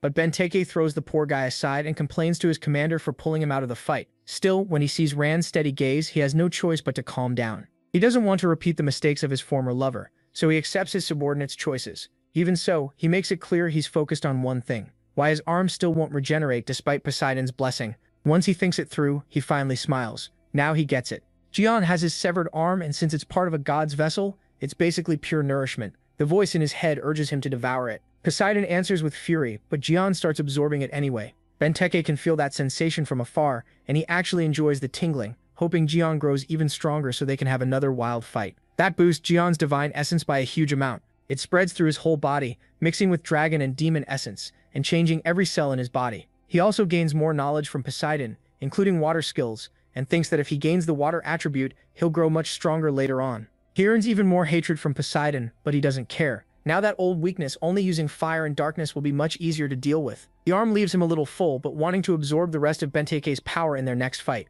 Sometime later, outside the floor, Sherpa appears, worried about him, and Nemesis scolds him too for leaving them out of his battles. In those fights, he clearly lost control and forgot the calm he needs for revenge. Jian can't deny that. He admits that deep in his mind, something is locked away like a beast waiting patiently to devour him, an inner demon he doesn't want to face. But at that moment, he accepts that the thrill of battle swallowed him, and that can't happen again. No matter who he faces, he has to stay cold. He admits how frightening that was and takes the advice of his companions seriously. Sherpa even tries to defend him from the dragon, who clearly isn't convinced. But Yanmu's focus quickly shifts to something more urgent. Waltz, the annoying stalker he's been tracking through a safeguard he set before leaving. It shows them in real time what's happening at the River of Souls. There, the Queen of Spring is still fighting Ardbad and several other dukes in the Land of Blood, but even all of them together can't hold her back. The craziest part is that she isn't even using her main body. The protagonist is amazed by her strength, but the dragon is more interested in Jianwu's new projection skill, even though he's really just using one of his vassal's eyes, having planted his spirit inside that duke before Heidi helped him escape.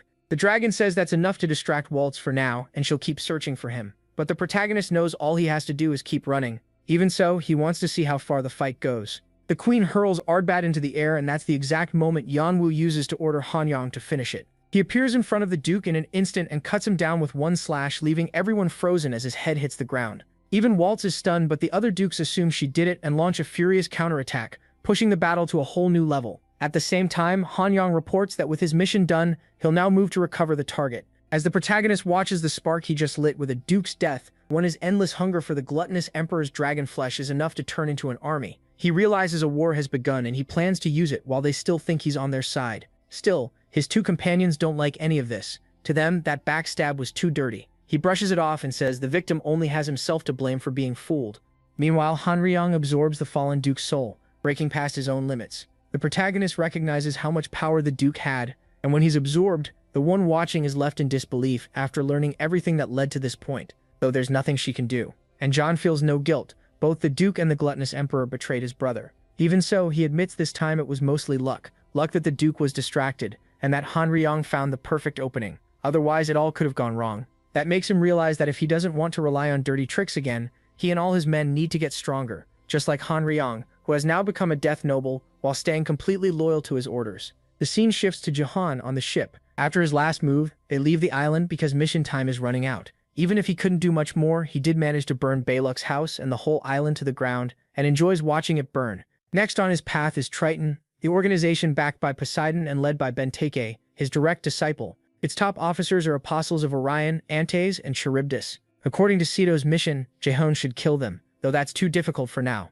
Still, he was able to study the result of his draw with Benteke and discover his biggest weakness, his resolve, that unstoppable drive to push forward no matter what, like a conqueror. Jehon knows that whether from confidence or pride, Benteke will face him alone again next time. He plans to use that in their next battle, so until then, he'll prepare well. Days pass like that until they finally leave Floor 29. Everyone celebrates, thrilled to still be alive, especially Heidi's group, who thank him for saving them. She feels relieved and knows she should thank the hoarder, but he's already jumping off the ship, tired of the waves and glad to be back on solid ground. Even so, he knows Triton is waiting for him again on Floor 30. Then he's stopped by a shy Heidi who can't find the words, and the protagonist reminds her their contract ended when they arrived. She knows that, but something inside her still says she should stop him. Seeing her hesitate, he admits she's a rare talent, sharp-eyed and a natural leader, so she'd be a great choice. He tells her to come find him later. She doesn't fully understand what he means, and watches him leave. Meanwhile, he feels bad for not recruiting her right away, but seeing how many people depend on her, he decides to let her stay their leader for now. Meanwhile, in the castle of the Tritons, Rang gets a visit from Ted and Elaine, who came for the captain. Apparently, he finally had a little fun, and Rang explains that he's still recovering his arm. The others ask whether that treatment is really so special, especially Ted, who confronts him directly. That starts to annoy Rang, who knows Ted has done nothing to earn his respect. Still, he keeps control and moves to the more important topic, the Hoarder, who seems to have recovered well from his injuries after clearing floor 29, and it's only a matter of time before he returns like a storm. Ted thinks Rang is exaggerating. The trial of the dead is too hard to clear that quickly, so he says they can relax. Rang insists they must not underestimate the protagonist, but Ted doesn't care, and Elaine cares even less, barely paying attention. Ted, confident that as the place's second-best warrior, he can tear the protagonist apart. Seeing how stubborn he is, Rang decides that at least Ted's eagerness can be useful, send him in as bait, and use him to study the Hoarder's weaknesses, so he gives him that job. Ted gets annoyed because it sounds too much like an order, which his brother quickly mocks. Even so, the goal is met. Ted becomes convinced that this will finally earn him the position he believes should be his as second-in-command, already dreaming of seeing Rang kneeling before him. Meanwhile, the protagonist reaches floor 30, where the test says that after spending so long in the land of the dead, his body has been fully tainted by that essence, and he has 3 days to cleanse himself to pass. He thinks that fits floor 30 well, since every 10th floor brings together everything learned before. That is why learning along the way always matters, and now he has to figure out the poison and make an antidote somewhere inside the huge tomb of the dead. A harsh place that would turn this trial into a desperate race for anyone else, but he has slaves for that, so he calls out his spirits and orders them to gather the materials while he plans his next move. Boo, meanwhile, hopes he has finished studying Balok's elixirs. Out of all of them, only 4 are usable, the rest are deadly poisons. John plans to copy Balok's method, because his brother's journal says Balok was so strange that instead of looking for antidotes, he kept chasing stronger poisons.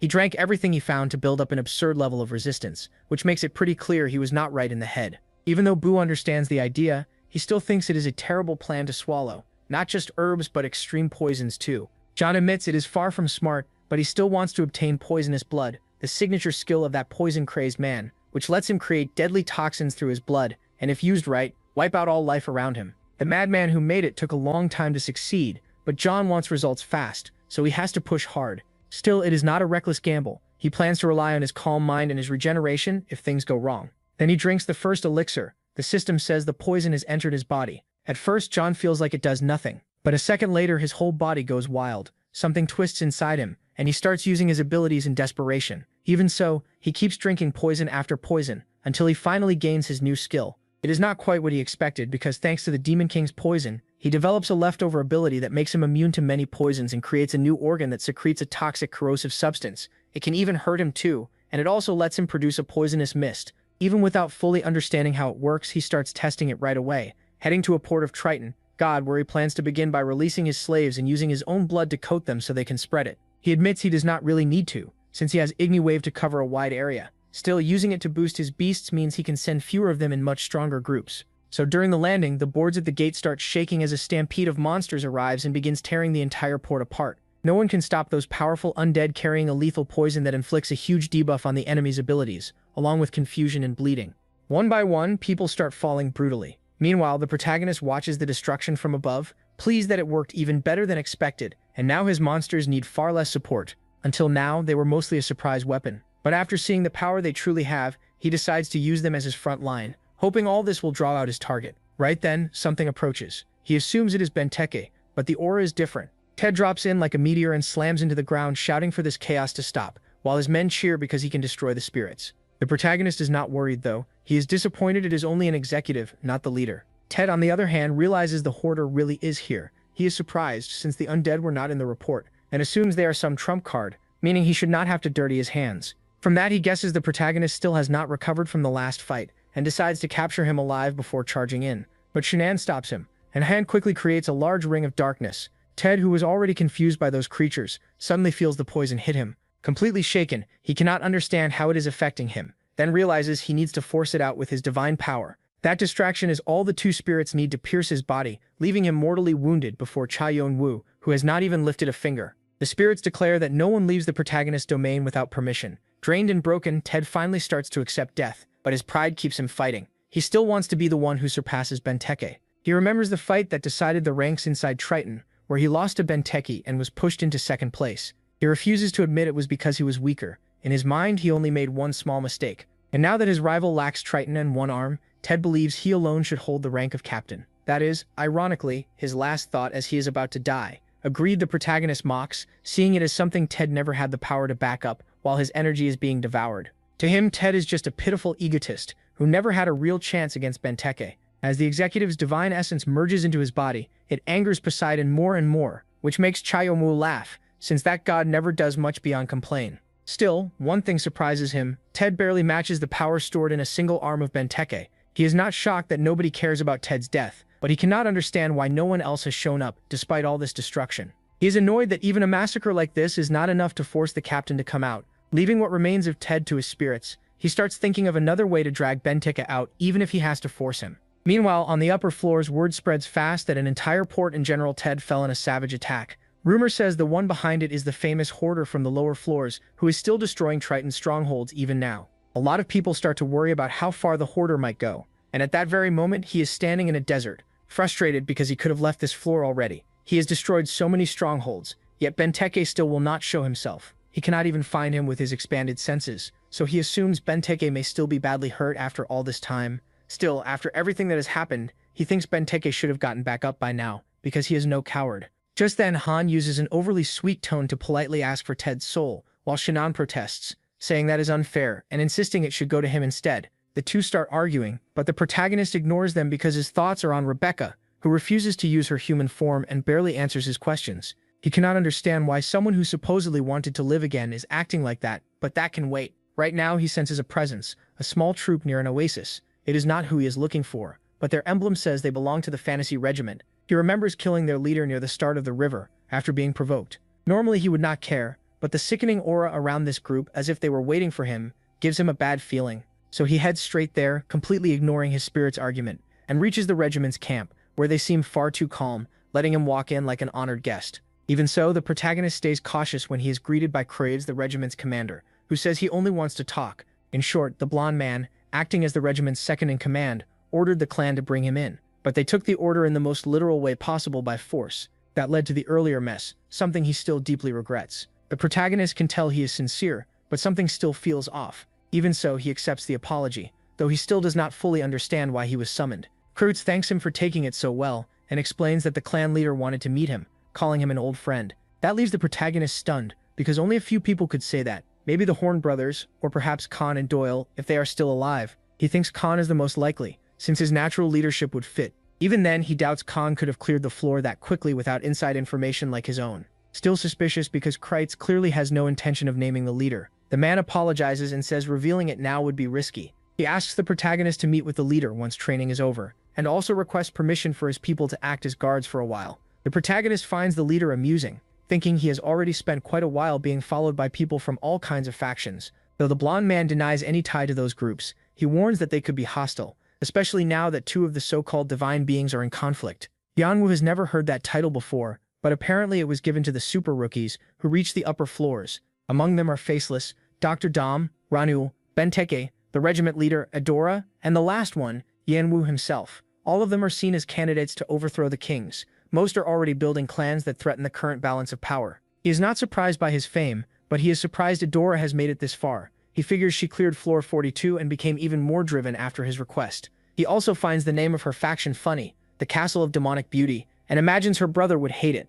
Kreutz assumes the people following Yonwu are allies or enemies of Triton God, so if he allows the regiment to shadow him, they can drive those people away. MC does not like the deal, but he can use it to remove some variables, now that the whole tower is watching his war, so he agrees on one condition. Spreading his wings, he says only someone who can keep up with him may come near, then expects Kreutz to follow as he shoots straight into the sky. Kreutz, confused, realizes he will need wings. Meanwhile, in the palace of Triton God, Elaine complains that even with Ted dead, their leader still has no intention of coming out. Rank sees the situation getting worse. Ted is dead, the hoarder is closing in, and Elaine seems far too happy even though her brother just died, making it clear she is not normal at all. He simply tells her that the captain is still preparing. There still isn't a single sound coming from inside the room, and that annoys Elaine because she knows the hoarder and the other factions are already closing in, so she decides to go tell him herself. But when she tries to open the door, a magic barrier stops her. Rank explains it's not that he refuses to pass the message, he simply can't. Benteke is in a divine trance with Poseidon, and getting too close would let the god drain his power.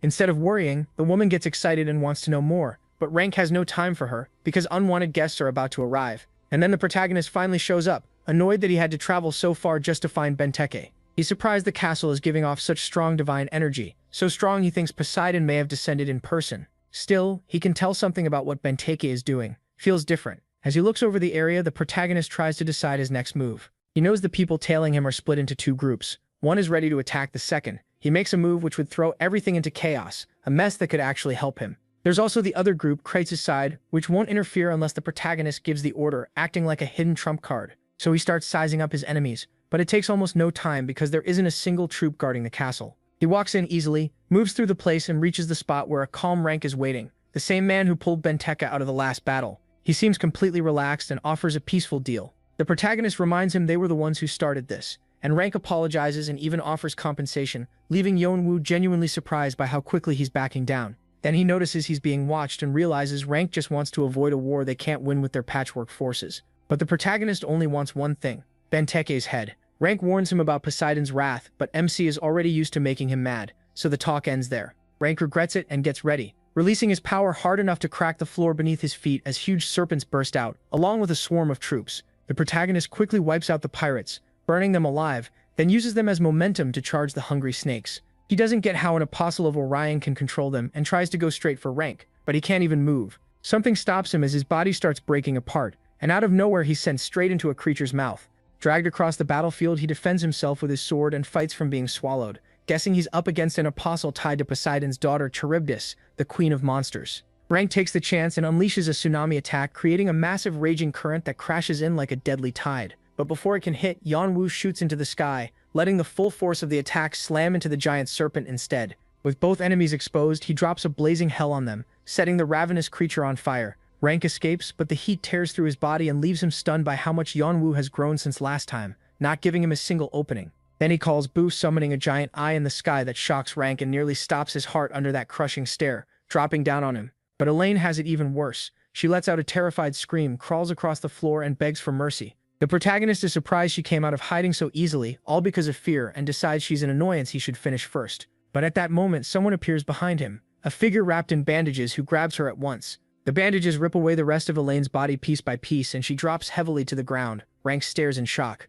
The mummy's furious screams become a signal for the troops to rush in, led by that same figure, but they're stopped by the protagonist's spirits, angry that someone stole their prey. Even so, the mummy shakes the shadows off with incredible skill, surprising the protagonist. Seeing how precise the aura control on those bandages is, he figures this must be another one of the new divine beings, the Faceless One, who can even endure his hellish gaze without blinking. Yeonwoo still finds him annoying, so he charges to kill him, and the fight is about to start when a portal opens and cuts them off. Another enemy steps out, Ranul himself, the bringer of misfortune, who with one motion summons an absurd number of magic circles. The protagonist recognizes it as a style similar to his brother's, and now he understands why even the Faceless One chooses to pull back. The circles aren't complex, but there are far too many, and they're far too strong. They could wipe out the whole area. Up in the air, Krates cuts through the magic circles, remembering he promised not to interfere, but protecting Yeonwoo matters more now. So he goes straight for Ranul, activates his holy cross, and forms countless swords that fall like meteors. Ranul deflects them without effort, but in doing so he tears up the ground.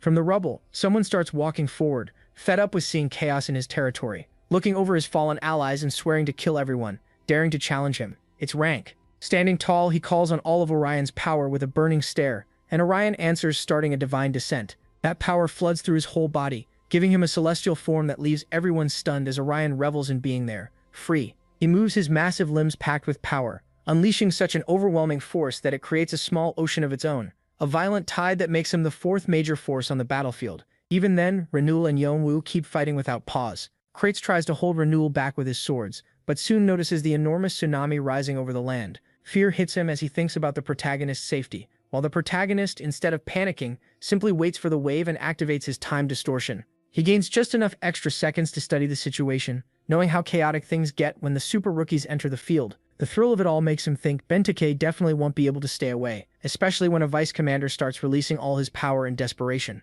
He's also curious about the regimental second-in-command, so he plans to use the chaos to test how far that man can go. With those extra seconds of sharpened time sense, Yeonwoo calmly watches every violent force, learning exactly what he needs and finding the precise crack where everything falls apart. Then, without wasting a moment, he bursts forward at full speed toward that point, forcing his way through and clearing a brutal path. In the middle of all that chaos, the protagonist realizes that, after all, he didn't finish everyone. The faceless one is still standing and still eager to fight, while other figures in the back look worn out. One of them is Kroinz, watching in amazement at the incredible power that made his leader take such an interest in the protagonist. He remembers that absurd calm Yeonwoo showed while a storm of attacks came down on him, and thinks maybe he worried too much about someone who clearly stands above the 6 new stars. That brutal exact slash stopped the strongest blow of the battle, letting MC escape with only a few injuries and stay conscious even underwater. Randall, on the other hand, is left completely drained, coughing up blood after all his magic circles explode, and the backlash leaves him badly injured inside. Even worse is the protagonist's gaze, that awful stare that feels like it's pressing straight on his soul. Terrified, he realizes that as long as that gaze is on him, he can't properly use his dark magic. He has no choice but to retreat, hoping to return later, and vanishes with a scroll. Yeonwoo follows his escape for a moment, but then his focus shifts to the faceless one, who seems entertained by the chaos and pleased by the level of everyone present. If his goal was to kill Bentake, then after seeing the protagonist's overflowing power, he decides Yeonwoo might be able to handle it alone, so he leaves it to him, though he warns that if he keeps getting stronger, he'll keep an eye on him, then leaves. The protagonist is puzzled by the mummy's behavior, thinking that body holds far more souls than it seems. He also notices the last explosion did absolutely nothing to him, and realizes his aura skill and foresight are abnormal in every way, enough to mark him as dangerous, though not an immediate problem. The real problem is Rank, who is already collapsed on the ground, staring blankly after failing to endure the divine power. That works well for the protagonist, but now he has to deal with the pirates rushing in to avenge their leader. That irritates him, making him wonder why they're still alive after all this. Wanting to end it fast, he grabs Rank's face and starts absorbing him. But with his last strength, Rank cries out that Yeonwoo still hasn't won, reminding him that as long as Bentake lives, Triton God will not fall. That absurd loyalty only makes MC angrier, and he crushes Rank's head at once to shut him up. Rank feels pain not only from the force but also from his soul being torn from his body, and even then he stays loyal, wishing the best for his captain. Yeonwoo's disgusted by that level of devotion to a traitor, just as the pirates arrive to avenge their leader. They're quickly stopped by Krayitz, who claims that fight for himself and his men, letting the protagonist keep moving toward his real target. Yeonwoo agrees, though he's surprised by how fast Krayitz recovered. He moves on and leaves him behind as the knight charges into battle. Soon he reaches the huge doors of Poseidon's temple. Sure, his target is inside. He studies the massive iron gate guarding the entrance, but what stands out isn't just its toughness. It gives off a heavy, choking presence. And from within, a voice tries to force itself over his will, pushing him to kneel. But Yeonwoo doesn't budge. His cold blood keeps him steady. He ignores the voice completely and drives it out, though some unknown energy keeps trying to bind him, an energy carrying a small trace of Benteke's power. It leaks out more and more in a huge flash of light as the door opens, and without understanding what happened to Bentake, Yeonwoo finds him sitting comfortably on a bed, waiting. He now has a new arm, and it's packed with power. Bentake is thrilled it finally arrived. Chidi, the protagonist, stares at the arm, totally confused. It's the same thing Bentake once called a cursed gift from his god. Bentake rips off the bandages, revealing an arm soaked in divine power. Chidi MC tries to make sense of it. That isn't a divine item, it's a living piece of something heavenly. Bentake admits he got it after his real arm failed to heal, so Poseidon tore off part of himself and used it as a replacement. At first, Bentake accepted it without understanding anything. Then that thing fully took root. Once it became his new arm, it flooded him with overwhelming power. Little by little, Bentake turned into nothing more than a vessel for Poseidon. The god kept trying to fully absorb him and strip away what was left of his humanity. Poseidon wanted enough power to face the Hoarder, promising Bentake a place for his soul in the pantheon he ruled. But Bentake refused in anger and fought the takeover. However he could, now all he can do is slow it down, because that arm keeps trying to consume him.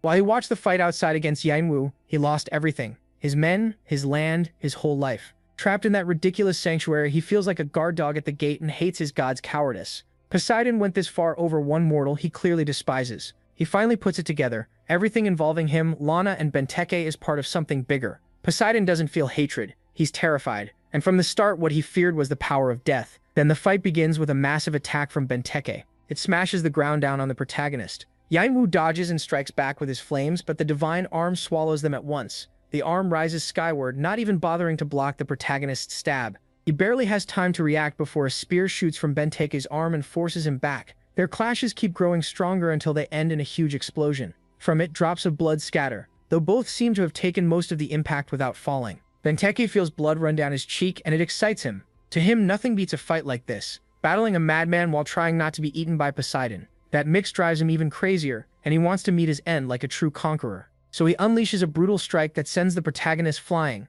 Everything in its path is wrecked. Yeonwoo gets back up after activating all his abilities, then sees Bentake release an absurd amount of divine power. At that point, he can only accept that this is now a kill or be killed fight. But then the damage finally starts bringing down the temple, and below the pirates spot the finisher fighting in the sky as they desperately search for their captain. They finally find him under the rubble, still getting up even though divinity has nearly consumed his whole body. Seeing their worry, Benteke tells them not to waste it on him. No matter how much Poseidon tried to ruin him, he still led them to victory again and again. His men cheer for him like the conqueror he is, full of hype. Kreitz watches in shock as a few words raise the pirates' morale, thinking Benteke is preparing them for a final war. But Benteke does the opposite. He orders them to scatter and hide until they can build their strength again. He tells them to leave everything to him, and promises he'll find them later. They obey and start pulling back. That leaves Kreitz totally confused, as he orders his men to chase them. Now only Benteke and the protagonist remain. The pirate mocks the knight's stupid look when he sees them. Yanwu can tell from Benteke's confidence that he seems to remember the time he managed to damage his mask,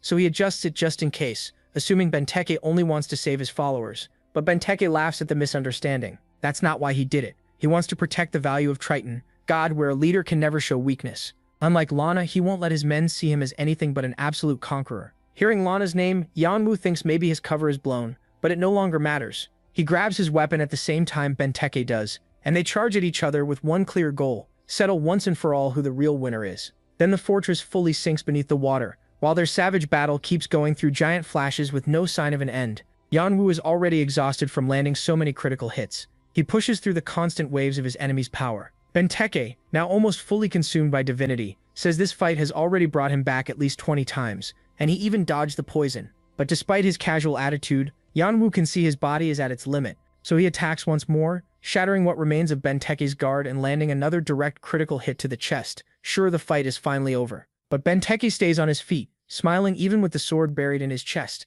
Shaking, he admits Poseidon was right. He can't beat that lunatic. Even so, he reaches for the protagonist's mask one last time. In that final effort before accepting his judgment, he clings to his survival creed that only the strongest remain, but he still can't manage even that. He regrets not dying on his own terms as his body gives out and drops. The protagonist watches him fall, thinking the poison has finally kicked in and all that's left is the finishing blow. But before he can reach him, something stops him, just as Poseidon tries to speak to his apostle one last time, though Benteke is already unconscious. Taking advantage of that, the god fully takes over his body. Yanwu freezes, not because Poseidon is here but because he descends with unimaginable power. MC guesses he used the deaths of the other apostles as a tribute, proving again what a vile madman he is.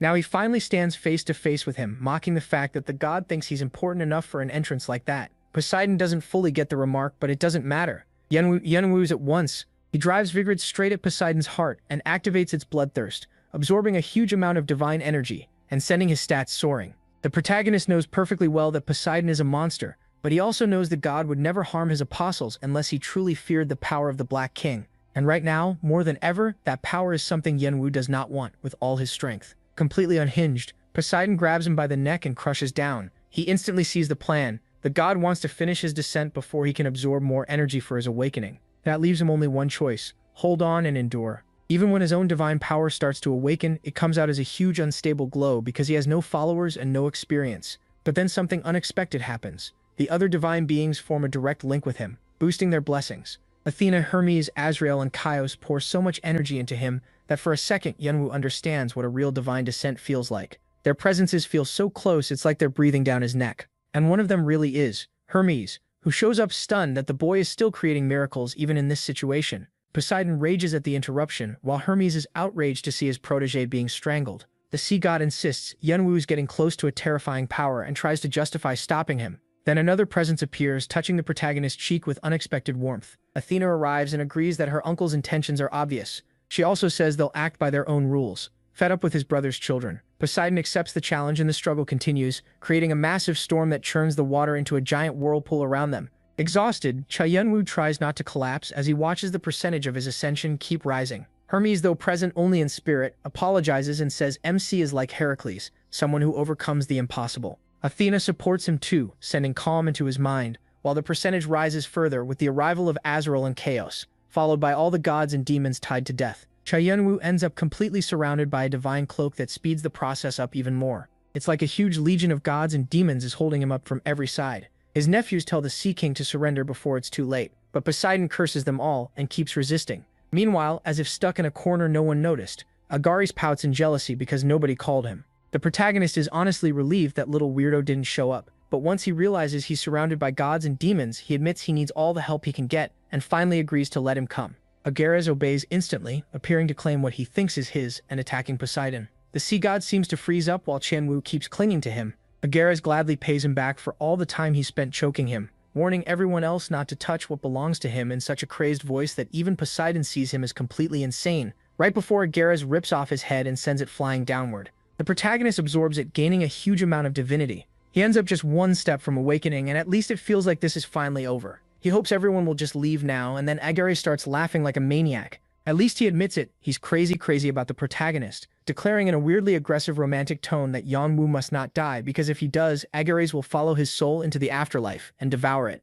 Fed up, the protagonist tells him to get lost and cuts off the summoning link, along with the other divine beings who start fading away. Only Hermes remains for a moment, leaving with a smile. Athena also stays behind for a bit. The protagonist had never seen her before, and with power that great, he might have guessed she'd be cold or cruel. But her sincere smile and warm eyes tell him otherwise. So he asks why she's kept helping him ever since she gave him the shield of Eris, and protected him from Agarez, thinking it all must be because of the Black King. That leaves the goddess speechless. Yahello takes that as a yes, but before she goes, Athena promises to explain everything when he reaches her side, then disappears in a bright flash. But he still isn't alone. One demon remains, whispering to him. Azrael whispers in his ear, telling him to stop jumping to conclusions. He reminds Yahello that he's only human, and says the road ahead will be easier if he takes his hand and becomes his apostle. For a second, it almost works, but just before, the protagonist knocks his hand away. He admits he's curious, just not that curious. Azrael sighs at yet another rejection, then fades out, the last divine being to leave. At last, Yeonwoo can rest. He drops right away and falls straight toward the sea. His spirits catch him in time, amazed that he summoned so many gods at once.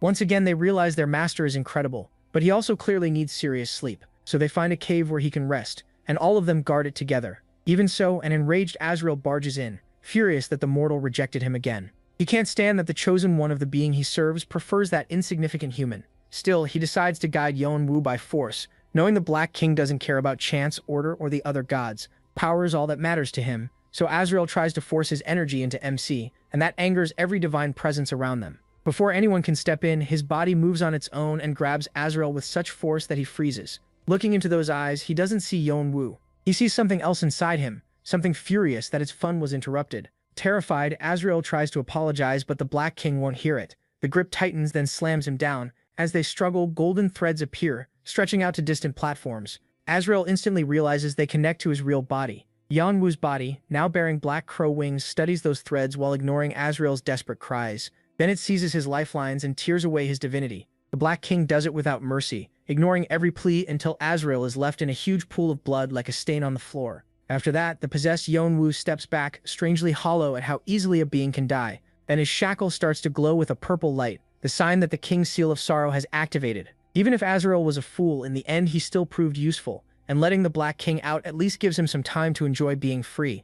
Later, the spirits are still guarding the cave when Yeonwoo wakes up and asks if anything happened while he was asleep. They all look confused. They've been watching the whole time. Yeonwoo turns to Rebecca, but she didn't notice anything either, which leaves him even more confused. More than that, he can no longer feel even the slightest link to Azrael, and he's also lost the authority Hermes and Athena had given him before. Hermes and Athena try to calm him down, but Agarez just smiles in satisfaction, clearly knowing more than they say. Yeonwoo wants to know what happened during his blackout, so he searches for some clue and finds something unsettling. The Black King's seal has been lifted. Looking deeper, he learns that the Black King's despair and pain have fused into one shackle. That raises the number of souls he can bind and gives him a skill called Black Death, which lets him consume specters and turn them into dark energy. He also gains a summoning skill that uses souls from his collection to force a dead soul to appear, and it can even make his army of monsters evolve to completely insane levels. Still, he can't understand how, right when Azrael vanished without a trace, a new skill from a sealed artifact appeared, one that not only replaces his blessings, but boosts them even more, so much that he starts wondering if the shackles aid Azrael.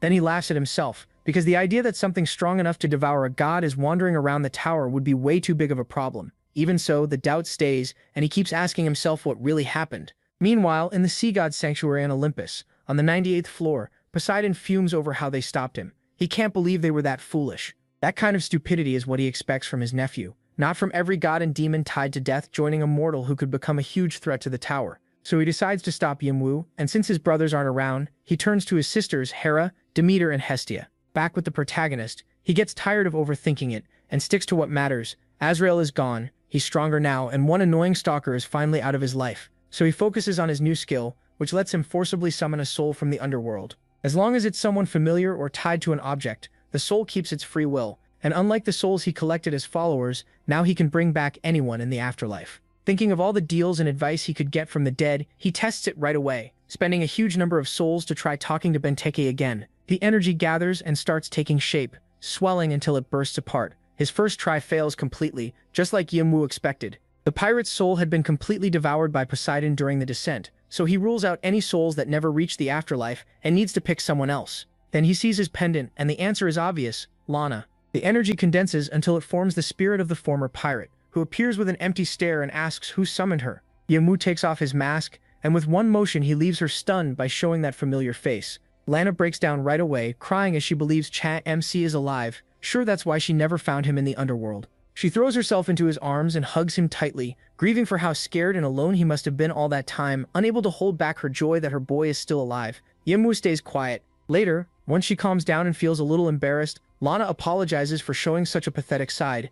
Now she understands that the person before her isn't him, but his twin brother. She greets him with a bow, guessing that if he called her here, then they must have something important to discuss, though she admits she'd rather do it with alcohol. Luckily, Yahello happens to have plenty of the German beer Lana liked, and he's surprised that souls really can drink. Apparently they can drink a lot. He even pulls out some of Galliard's stash for her, hoping he won't get mad, though somewhere far away Galliard suddenly gets chills. As he keeps bringing out the elf's reserves, Yahello tries to explain everything that happened over the last 5 years, but Lana takes over and fills the talk with stories about herself and his brother. He doesn't mind. Seeing how excited she is makes him realize how much she cared about his brother, and for him it turns into a good talk. Sadly, their time runs out, and the protagonist promises to see her again. But before she leaves, she asks for her necklace. He gives it to her, and she pours in energy that automatically completes Keto's mission, freeing the sea talisman along with the god's blessings and authority, because she knows he'll need a lot of power soon. Even Lana is surprised by how much Seto cared for him, giving him so much power without holding back. But before leaving, she asks one last thing.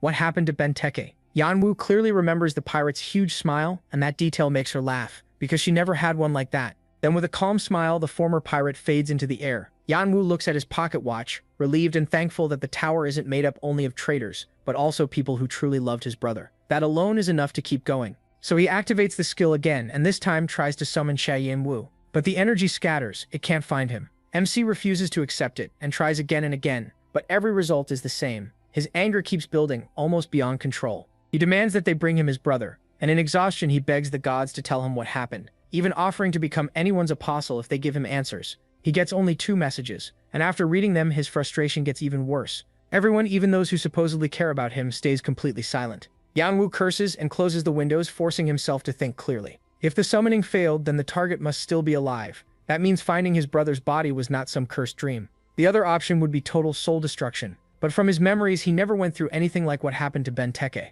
With both choices ruled out, he still can't understand what happened. Even so, his calm mind finds a third possibility. His brother's soul may be bound to a transcendent. He remembers that some of their apostles can keep souls in any state they want, which means Yahello could be in one of their hands. It makes sense considering the protagonist himself carries several souls with him. With that theory in mind, he imagines his brother betrayed in life and now trapped in someone's collection, suffering, and that means he has to find him fast. So he plans to search for answers on the 50th floor where the ancient dragon who brought his brother's body to the earth lives. Kalitus. Right then, Nemesis appears, worried by how out of control his emotions are, and Yahello tells him everything. The dragon is just as shocked by what happened to his former master. Then MC notices a small hand mirror and realizes that going to the dragon temple might not give him anything new. It could just waste time. So he decides to use Frisia's mirror, which lets him connect to the desk after all this time. It's time to make contact again. He pours energy into the mirror and it links him to the friendly Atron, the merchant who became his manager. Atron complains that it's been years since he heard from him, and inwardly grumbles that even though their deal got him promoted, Yahello hasn't bought anything in ages, leaving him bored with nothing but paperwork. Still, now that he sees him again, he thinks he might finally make a sale, so he hopes he has money. The protagonist immediately asks about the 3 Cyclopes. Achina knows them well, the trio of smiths who forge weapons for the Olympians. So Yahello asks Atrian for information on the Cyclopes and where they are. Atrian thanks him for trusting the table, but says this request is harder than it sounds. Luckily, MC knows how to get results. He offers a pile of gold and Atrian is suddenly fully on his side. The first lead points to Persephone's temple, where the trio was last recorded about 200 years ago. He finds that useful and pays up, then asks if Atron knows anything about Hades too. Atron bets that if he brings back something worthwhile, the reward will be even better. That thought wins over all his loyalty. Then he vanishes in a flash to get to work. With that done, Yanwu waits and hopes this lead on the Cyclops will help him understand the shackles, and finally let him find the last missing piece he needs to control death itself and learn what really happened to his brother. He puts everything on this one gamble and waits on a rock in silence until Frisia's little mirror starts to glow. Anishan bursts back out of it, excited by what he found. The search was easy, but once he sorted everything out, he realized this wasn't just worth good money. It could also help the whole table. Yanwu sees that as a problem, so he quickly buys exclusive rights with an extra tip, enough to secure the merchant's loyalty. Before leaving again, the protagonist asks for the rest of the report. Atron confirms the Cyclops brothers did go to that temple, but it happened more recently than expected. The ones who went were their apostles, and he hopes that helps. Yanwu heads there at once, helped by the fact that it lies on his route and serves as the entrance to a hidden stage. It's known as a great place for rankers to train their mental and elemental power. A path to hell made up of 10 rooms, each worse than the last, with the final gate leading into the underworld itself, reachable through Persephone's temple. But Atron gives one last warning. During the search, no one seemed too shaken, since strange things had happened there before. Among the gathered reports, one of Agaris's apostles who escaped once drunkenly said that Hades had called them. That immediately raises Yanwu's suspicions. There's barely any information on Hades or the underworld, and he figures whatever happened between Hades and the Cyclopes was buried by time. Atron can tell MC knows more than he does, but he only pays for secrecy, saying nothing, convinced they won't dig up much more about Hades or the Cyclops brothers anyway. Still, he's confused, because after all the times he has pushed death to the edge, Hades has never shown up. That makes him think the god's absence is tied to the Cyclops' disappearance, and he at least hopes to learn something about Kang and Hades' divine artifact. Atron, though, doubts anyone can get information on that god and says goodbye until the next job. Meanwhile, Yanwu moves out with one top goal: find the brothers. On the way to the temple, someone suddenly appears. Kreutz, looking seriously worried because he hasn't heard anything from the protagonist since the battle at Triton. MC barely even remembered him, and he's not great with clingy people, so he spreads his wings and shoots off. The blonde man chases after him, begging him to see a doctor or healer, or at least let him come along. All that devotion makes Yanwu a little uneasy, but it also makes him curious about what kind of leader could inspire loyalty like that, so he lets Kreutz follow and keeps going. Their trip ends at what looks plain at first, but is actually Persephone's temple. At the entrance stands a figure wrapped in a cloak. Kreutz is shocked and recognizes it as Green Shadow, a being far above any priest or priestess, and its presence means something is wrong. Yanwu understands right away. After what happened with Poseidon, it's obvious Green Shadow already knows who he is and why he came. Still, that saves time. When they land, Green Shadow welcomes him and invites him inside, saying Persephone is waiting in person. That stuns Yanwu. He expected maybe a message, nothing more, but he moves to enter while Kreutz stays behind. That throws him off, since Kreutz followed him all this way, only to stop here. He assumes the invitation is for him alone and that Kreutz will wait outside. Green Shadow confirms it, and the two head into the temple. Inside, it's far humbler than most, and Yanwu is surprised that a hunter was the first to greet him. The warm feeling there even stirs Rebecca, who seems to miss her old life. Green Shadow admits it's unusual for someone like that to serve in a temple, but explains that as Demeter's daughter and Hades' wife, Persephone needs constant care because of the huge role she plays in the cycle of the seasons, handling the power of life and death inside an endless flow of time. For Yanwu, it feels like a direct reflection of his own power over death. Green Shadow leads him onward until they reach a glowing field, and he's told to enter without shoes or weapons. He obeys and walks through the garden, amazed to finally stand inside the temple. For the domain of the underworld's goddess, it's nothing like he expected. Bright and beautiful. Then a voice catches him off guard while he's distracted. It comes from a beautiful girl with a gentle smile. He recognizes her at once as Persephone. Even so, she lacks the overwhelming divine pressure other gods carry, even when they hide it, like Hermes. From her, he feels nothing at all. If this weren't her temple, he'd think she was just another player. Even so, he introduces himself as politely as he can. With a small gesture, Persephone makes a tea table and invites him to sit and talk, asking him not to feel so uneasy. She explains that humans and gods both have souls, and before death, all are equal, so that's how she chooses to treat others. Yanwu sits, still surprised by how different she is from the other gods. Unlike those who only want control, her respect feels real, so he goes straight to the question on his mind. He asks about Hades' divine relic, hoping to avoid hunting down the Cyclops. But even in a peaceful marriage, Hades keeps work and private life separate, so only he knows where it is. The only thing Persephone remembers is that something happened in Tartarus, and Hades rushed there at once, saying he'd return, but he never did, and it has been a long time. Yanwu falls into thought. Tartarus isn't just any place. It's the deepest pit in the underworld, the prison holding the titans and giants who challenge the Olympians. So if Hades still hasn't come back, something serious must have happened, especially since the Cyclops apostles were also called there and vanished without a trace. Even so, he knows Tartarus can't be reached through the normal gates of the underworld, so he can't just go. Luckily, Persephone says that since he's already after Kine, she hopes he might also find her husband along the way. She's clearly worried about his disappearance. Yeonwoo wonders how a mortal could do that when even Hades' brothers could not, but she knows very well about his bond with death. That makes the protagonist think of the Black King, and the mood shifts for a moment. Still, she makes it clear that she knows all about the Black King as a transcendent of life and death, but can't say more because of an oath sworn on Stygia. Her parents made that oath out of deep fear of the king, but her generation is tired of living that way, so she says she'll help however she can. But right now, she needs him to go down to Tartarus and learn what happened to her beloved. With that, she unlocks his mission and grants her blessing. Yeonwoo knows he would go there even without being asked, but the problem is he has no idea how he'll pull it off. Still, he chooses not to rush ahead and accepts the mission. That alone makes her visibly relieved, though one last question remains for him. He needs to know where his brother's soul is. The moment he asks, her expression turns cold and distant. She explains that while managing the underworld without her husband, she doesn't know everything that happens there. Even so, she promises to look into it as thanks for his help. After saying that, she leaves, but Yeonwoo can't shake that look from his mind, a painful mix of sadness and guilt. He feels sure she knows more than she chose to tell him.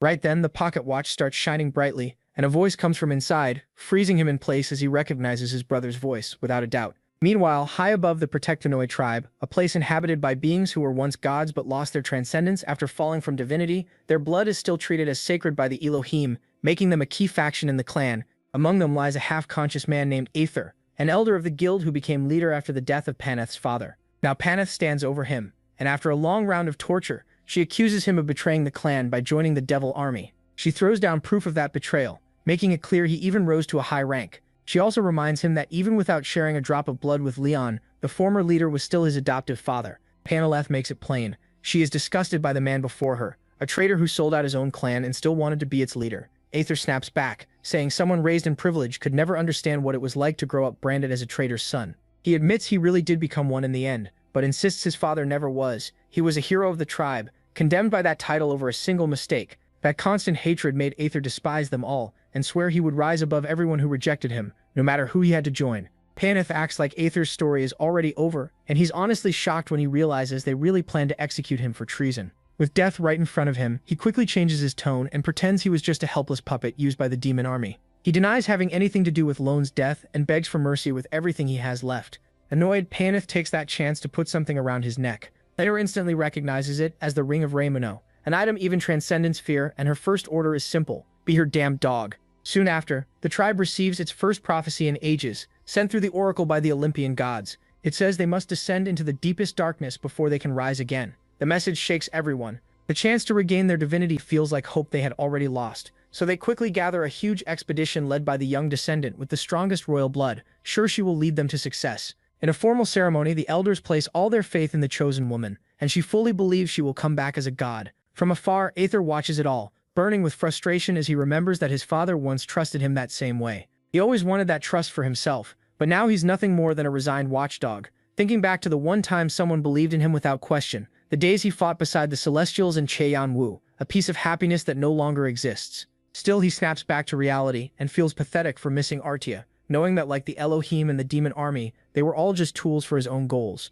Even so, he can't help regretting how everything ended. Right then, Paneth shows up and rushes him along. She says they already wasted too much time on what she calls old people's nonsense, and asks if he's ready, because now he'll serve as the guide dog for the whole force, leading them straight to the deepest darkness, Tartarus. As the troops begin marching, Uther's frustration only grows. Back with the protagonist, he's still shaken by the voice he thinks belonged to his brother. The Green Shadow hears nothing, and when he asks Kreitz, he gets the same answer. That only makes him more certain. His brother called out to him, even if for a second. He wonders whether he imagined it. Still confused, he looks down at the watch, trying to understand what just happened. Clearly rattled, he sends out every soul he can to search the area from top to bottom, but they all come back with the same answer. There was nothing. They tell him to forget it because there's absolutely no sign of anything. Reluctantly, he calls them all back, but he still can't believe it was only his imagination. His eyes return to the watch, whose hand normally moves in a small, steady way, but now it's completely erratic. He starts to think summoning the dead somehow affected his brother, though he can't make sense of it. That authority should outrank any other power, especially inside the Queen of the Underworld's temple.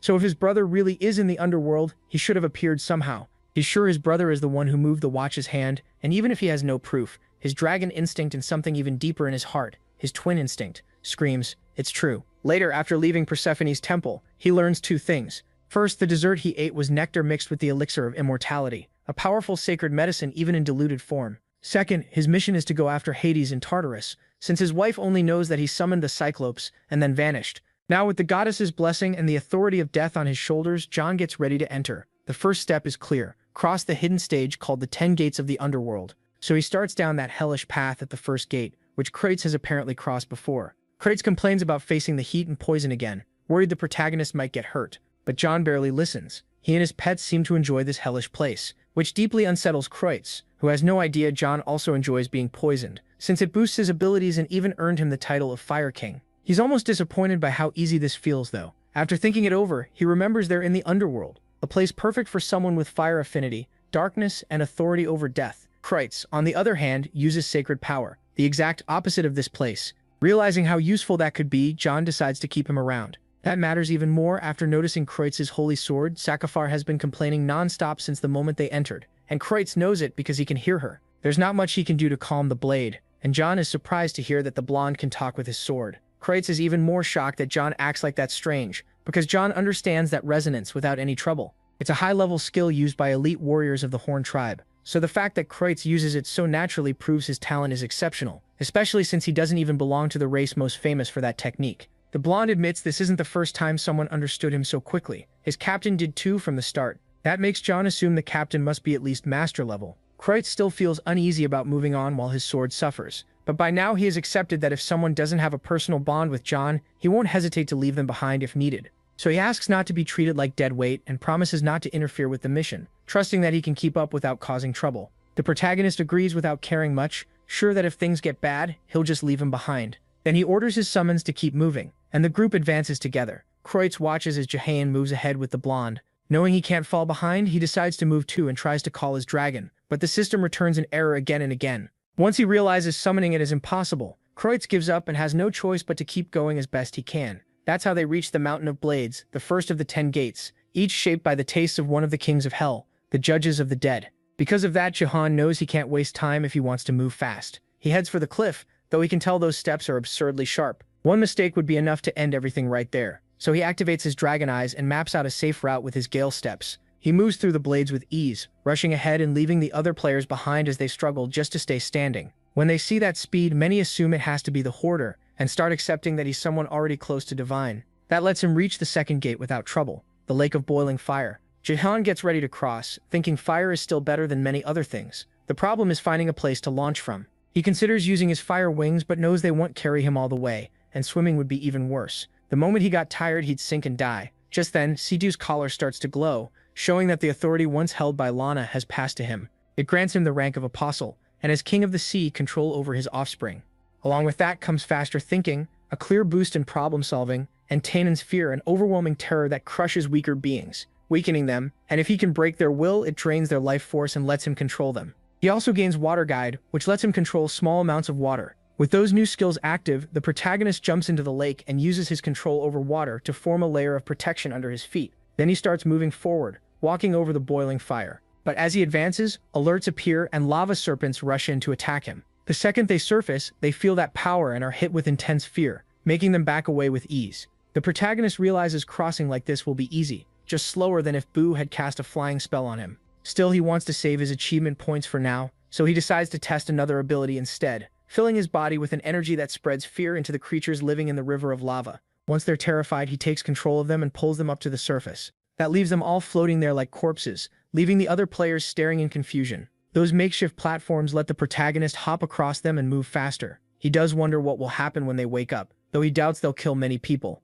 Sometime later, Krates drags himself in with shaking legs, totally exhausted but glad he managed to reach the lava lake for the second time. So he assumes the protagonist can't be very far away, since this area shouldn't be easy for anyone. Then he notices the huge number of dead beasts floating on the surface, and hears the players at the lake non-stop complaining about the Hoarder, so it's easy to put the pieces together. The protagonist already came through here and caused all this. Krates can only sigh in silence, feeling like his body is finally reaching its limit. Meanwhile, the protagonist keeps moving from gate to gate with disturbing ease until he enters a swamp packed with different poisons. They keep infecting him without stop. The toxins are so vicious they pierce even his defenses, but he refuses to stop because the Cyclops were last seen in this area, and that alone is enough to push on. Luckily, his medicine is much better than Atron's, so he won't melt like everyone else here. The real problem is that the overload of poison makes tracking anything nearly impossible. Even though he didn't want to rely on that yet, he realizes he has no other choice, so he decides to call Boo to wake them up. Then, in a language no one can understand, Boo starts chanting. and magic spreads through the swamp. It pulls things in from every corner, restless souls and vengeful spirits hiding in that place. Yang hopes their stories will finally give him the answers he needs. Meanwhile, Kreutz reaches the poison swamp, totally worn out. The place terrifies him. Plenty of players end up literally melted there, fused into the ground with blood, poison, and acid. It looks like a nightmare. Even so, he feels instant relief when he realizes he finally caught up to MC. But MC is surrounded by a giant storm of souls, and that sight kills the blonde man's cheerful greeting. Seeing how focused he is, Kreutz realizes this is no longer just an order to follow him. It has become personal. He really wants to learn who he truly is, so he decides to wait. As he does, he silently apologizes to Sakafar because he needs to borrow that power to survive the swamp, activating a divine shield that keeps the poison out. At the same time, Yunwoo's overwhelmed by all the spirits Bu called from the swamp. There may be tens of thousands, and every one of them wants its tragic story heard, creating total chaos. He has no idea how to find the right one among so many souls, especially since their power levels are similar. Making it this far meant they were all strong enough to survive that hellish path. In the end, he has to trust luck and check them one by one, using temporal difference to keep it from taking forever. So he starts questioning spirit after spirit, until he finally finds the one he needs, a soul glowing bright green. Hermes and Athena watch closely, confirming he's right, and he immediately pours in part of his will. That syncs the two souls and triggers the memory replay. The scene shifts. He sees three brothers running across the lake of fire, chased by some unseen presence. The oldest, leading them, tells them not to stop until they reach Tartarus. He's also carrying a chest. Yangmu realizes he's watching the apostles being hunted. Something is after them, though he still can't fully tell what it is, and he watches Balancidlet Watar, his ifsti, Mathigntave, the Pshim Watajan with Zalves. Their whole journey until they reach the swamp, where that presence it finally shows itself as a sinister force moving fast behind them before taking the shape of a huge silhouette. The apostles stare in horror, knowing it's an enemy they can't beat. The oldest brother instantly understands there's only one choice. He gives the object to his brothers and begs them to keep going, because if they stop, the entire surface will be in danger. Getting that thing to Hades matters most. The others don't want to leave him, but he's already made up his mind. He unleashes all his power, ready to sacrifice himself, and calls down divine descent, refusing to let titans or giants be controlled again. He begs his god to pour everything into his next attack, not to win but to buy time for his brothers to escape. Meanwhile, Yunwu studies the memory, confused by the mention of titans and the object the other two carried away. He guesses the beings locked in Tartarus are connected somehow, though the shadow doesn't seem directly tied to them. He keeps watching the clash between the apostle and the dark entity until a clean hit reveals something hidden inside it, and Yanwu tries to get closer to see it clearly. But the final impact twists the whole memory, and a void opens, throwing him out of it without warning. It leaves him dazed, but he has to recover fast because a sudden event triggers, bringing a wave of poison so dense that even his resistance can't fully stop it.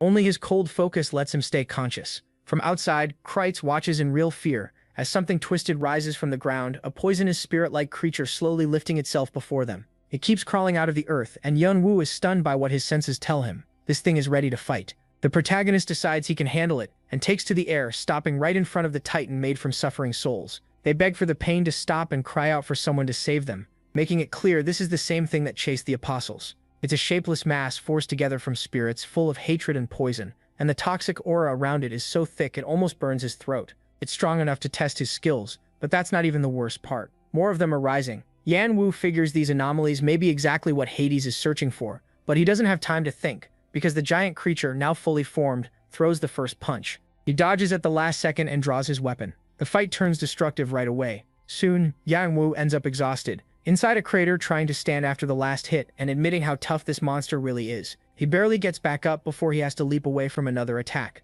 Then he activates Declaration of Domain, along with everything else he can use before another massive punch shakes the whole area. He blocks it as best he can, but the shockwave tears up the ground around them. Then he calls out his spirits, and one of them, furious to see its great master push this far, opens a portal. From it comes a skeletal hand that crushes the titan's face, sending it down into a ravine. But the relief doesn't last, because more start climbing up from underground. So Yunwu releases Henryong, Shannon, Nemesis, and Chirpy, all of them ready for an all-out war. He admits they weren't this strong before, but now his allies are powerful enough to face titans. Right then, a memory from the old Cyclops apostle slips in. The old man is lying on the ground, badly wounded, stripped of divine power, facing that titan of grieving souls. This is the final memory of that spirit. Yarnwu realizes this must also be the moment the apostle dies, so he pulls him straight from the underworld, and the apostle appears as a soul bound to that land. He's completely confused about how he's here after clearly dying. Yarnwu is surprised that after all this time, the apostle's memory is still intact. Sadly, he has to deal with something else first, so he turns back to the battle with the titan.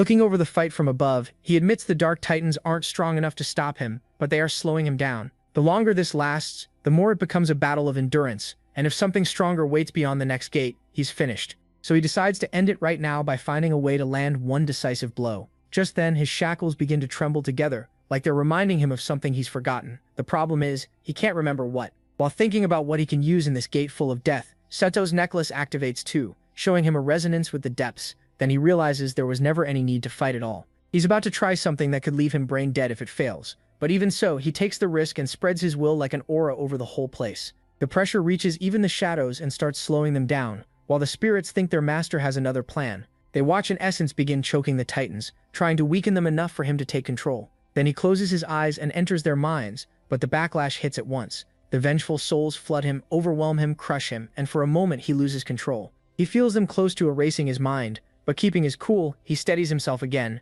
and decides to treat them like any other soul, break them by forcing down even more pressure. His power collides with that endless sea of suffering souls, and the clash turns into a huge spectacle that Krut watches from afar, unable to believe anyone can hold that much power without breaking. Then Yarnwu activates Soul Collector, starting to absorb a massive number of souls straight into his collection, gaining more energy to keep the rest contained. But the ghost level is too high, and things start slipping away from him, so he has no choice but to release Nemesis. Nemesis appears, imposing but clearly confused that his master wants to rule something he hasn't even killed. Still, he helps by forcing the creature into sleep. Using that chance, Yarnwu raises all his power and unleashes it, driving the thing into the abyss. Little by little, the souls give in, and at last the suppression is complete. Krut sees the whole thing clearly, and he simply can't believe what he just watched. Later, Yarnwu checks his collection and sees it now holds more than 100 souls. He's shocked, since he shouldn't even have room for that many. He figures he's using the void's extra space, and he's honestly thrilled to have gained such high-quality spirits. Then Nemesis cuts him off, telling him to stop messing around, because he's the one stuck carrying all those ghosts inside his void.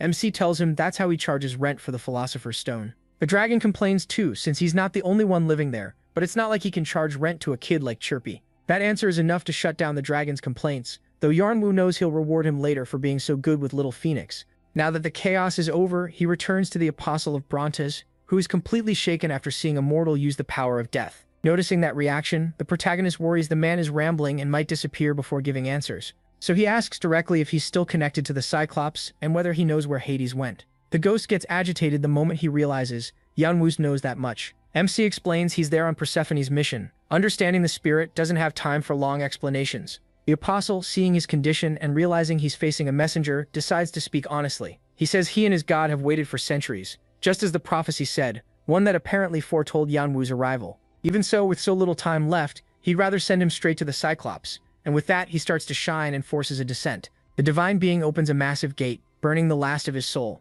On the other side stands Brontes, the eldest Cyclops brother, who seems to have been bound there for ages. He kept draining his own divinity, while waiting for someone who could take over his task. A simple one on paper, by Hades' order, carry something called the Flame to Tartarus. That box used to seal away the Dark Titans, and it was the reason Brontes had to sacrifice himself and remain trapped there. Yarnwu can't hide his shock when he realizes the flame they carried is the same thing he knows as the Soul Stone. Brontes, though, calls it only the flame, the primordial flame. The name hits him hard, but Brontes barely reacts. He just says Hades urgently needed it back then, so they delivered it. That makes Yarnwu cut him off and explain what the primordial flame really is. It's what he knew as Lucille's stone, the one now in Viera Dune's hands. Before that, it belonged to his brother, and even earlier, the Cyclopes were the ones meant to transport it, but they vanished on the way. Maybe the other brothers failed, and somehow Jingwu got it, only to lose it later too. Still, that doesn't match what Jingwu read in the diaries, so he starts thinking there may be another Lucille's stone. Seeing the protagonist won't explain anything, Brontes quickly starts telling the full story.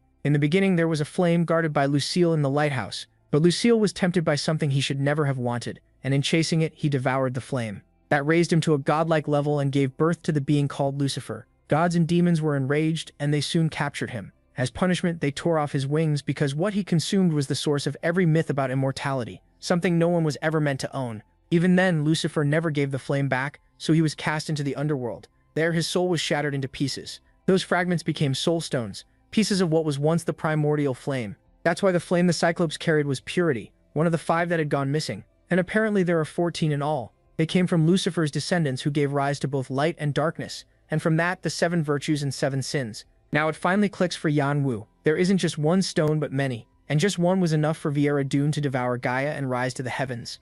Gathering the rest would mean unimaginable power, but before MC can go further, Brontes asks why he's so interested when he already has one of those stones. That freezes him. Yanwu has no idea what Brontes means until the Cyclops points to his pocket where his brother's watch is. It turns out the watch is actually a Lucille stone. Brontes is impressed by the craftsmanship, better than almost anything he's seen. The only strange part is that it's inactive. He demands answers, but Brontes is exhausted and running out of time, so he'd rather fade away than keep talking. With no other choice, the protagonist listens to the end. Brontes says Hades ordered them to bring it to Tartarus because a great darkness was coming. As a craftsman, he never knew the whole picture, but he understood the important part. The giants and titans trapped in Tartarus were close to breaking free. Yanwu realizes they forged something with the stone to stop that, and Brontes confirms it. But spectral titans found them anyway. The rest, MC already saw. He's confused, since it sounds like someone betrayed Hades' side. But what worries him more is that Brontes is fading fast, and almost happily. After waiting so long, he finally finished his last duty,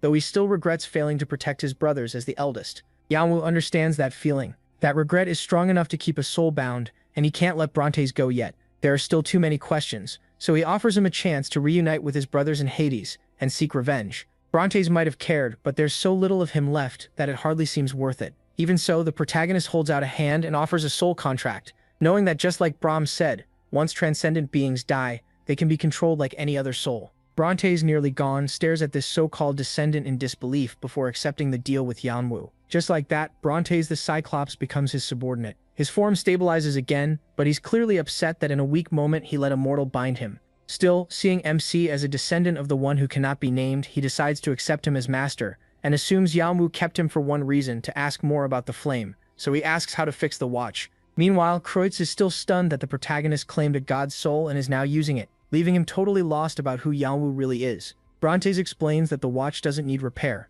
It still works. The real problem is that all its functions were sealed on purpose. That hits MC hard. He'd been carrying an insane power source all this time, so he asks Brontes to unseal it. The answer is a firm no, not because Brontes refuses, but because he can't. He instantly recognizes the hand of the smith who made it. The workmanship rivals his own, even though the design clearly came from a mortal, so he asks if Yanwu knows who created it. He knows very well. His brother would probably be proud to hear that praise, though he still doesn't know what the seal was hiding. Still, Brontes corrects himself. In theory, he could open it, but only with help from his brothers, so he offers a deal. Since the protagonist is already carrying out Persephone's mission, he should help with Hades' mission too, and if he does, Brontes will find his brothers to help unseal the watch. Yanwu agrees. The mission updates, adding a subquest to find the remaining Cyclops. At the same time, he notices something troubling. The Titans already know he's here. Even though he left survivors among those monsters, he figures there must be an informant, and Brontes confirms it. He knew of that traitor in his time too, though not their identity, only that they're dangerous. Before Brontes can fade again, Yanwu asks who it might be, but there's no time to chase that now. Spreading his wings, he pushes on toward Tartarus, passing the 7th gate with ease and quickly reaching the 8th, the Iron Phase. There, his summoned spirits and all the others are already fighting a huge savage shapeless creature moving through melted iron paths. Everyone tries to make an opening for him, including Kreutz, who gives the signal. Yanwu answers by unleashing every single attack he has until the monster is finally burned to ash. Then Nemesis asks what he thinks of the creature they just beat, called Medusa. Yanwu says it was strong, but Nemesis pushes for a real answer. He gets the point. Without his elemental advantage, he wouldn't have stood a chance, not even with everyone fighting together. With that in mind, Nemesis warns him Tartarus is full of monsters like that, so moving forward in this state may be a bad idea. That brings MC back to his brother's memories. Yanwu entered the hidden stage with his group, but after the 7th gate they ran into monsters that were stronger and more insane each time. Those battles wore down both their power and their morale until they had no choice but to retreat and wait for another chance. Even then, Yanwu was left with deep regret because he couldn't even glimpse the entrance to what lies beyond the 10 gates. Tartarus. Nemesis reminds Yanwu that even his brother had to give up, along with all of Artia. He understands. Right now, he's almost alone, and his spirits are getting tired. Even so, though turning back would be the smart move, he can't bring himself to quit. If he leaves now, he may lose the chance to learn more or even see his brother again. More than anything, he feels they still need one last talk with him, and that need keeps him moving. So he enters the 10th gate, the Dark Abyss. Amid constant fighting, the spirits feel that if this keeps up, they'll die all over again. Even so, they know Yanwu has no plan to stop, and through their bond they can feel his desperation growing. He wants clues about his brother, but it's also clear he's worn out, so they realize they have to support him if they want his resolve to last to the very end. Together they press on with Yanwu leading the way. On this new floor, the mission sounds simple: just move through the thick darkness. It's supposed to be a test of willpower, but that's not the real problem. Too many beasts serve the titans here, and some are strong enough to challenge Yahello directly. He barely holds them back with Dragon Fear and Infernal Sight, but the exhaustion is starting to hit. Still, he can't let them loose, because fighting would only make things worse. The farther he goes, the more he feels the eyes of titans and giants on him. At the same time, help from the heavenly world is mostly blocked. Only Hermes and Athena still have a clear link to him. Well, and his personal pest, who keeps mocking the gods for not being able to see him. But the protagonist ignores that. Thanks to Kreutz and his divine power, barriers can be raised so MC gets short moments to rest. During those breaks, he reads the memories left in the place and finds something unexpected. The Cyclops brothers cross this level without much trouble. That surprises him, since his own group only made it by avoiding every fight they could, otherwise they would have died. Even so, they finally clear all 10 floors and earn several rewards, unlocking the next hidden area and finally arriving before the gate. Tartarus, the place Brontes never thought he'd reach. Yahello stares at it in silence. This is Tartarus, the prison of the god Zeus, struck down. Even stripped of his power, that fallen being never looked away from the 3 Olympians who brought him down. Kronos, the god of time and death, is likely waiting beyond this point with his followers. What Yahello can't figure out is why the gate won't open. As Brontes explained, a place like this would never be left unguarded, so instead, he has to use Hades' hidden passage. He releases a soul Hades sent to guide him through his realm. When the summon still works, he realizes Hades must have believed he'd make it here one day. He moves through a place built far better than expected, filled with art everywhere. Even Kreutz is impressed by how grand it is, and Yahello finally notices what has stayed with him all this time. It followed him through every hellish gate without a single complaint or question, so he decides to let it stay with him until the very end, trusting it to stand by him no matter what. The spirit leads them onward. Between old statues and relics, the hidden path appears,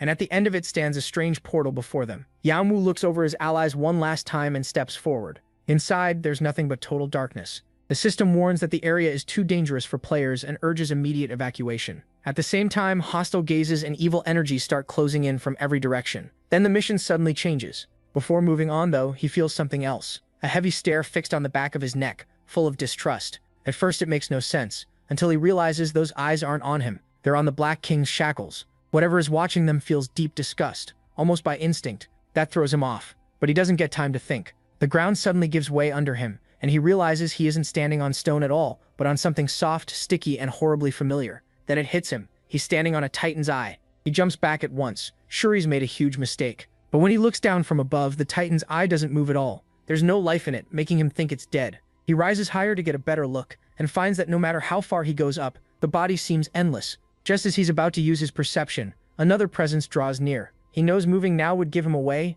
and the massive being coming closer releases such crushing pressure that even the gods and demons backing him react. Yahello quickly understands this thing is on Agari's level, so he hides among the rocks and watches a giant leg pass by as if searching for something, and he fears that something is him. That leaves him with 2 bad choices: attack with almost no chance of winning, just to try escaping, or stay still and wait to be found. He hates the second option, so he activates his dragon eyes. But no matter how closely he studies the giant, he finds no weakness. Even so, he feels he has no choice and draws his sword, ready to strike until a voice suddenly stops him and orders him not to move. Not knowing who spoke, he obeys and hides his aura again. The Titan decides there's nothing there and leaves. From his hiding place, Yahello then sees a large squad arrive, furious that he almost challenged the giant Perses inside his own territory. He recognizes them right away as Hades' Legion, the force that protects the underworld.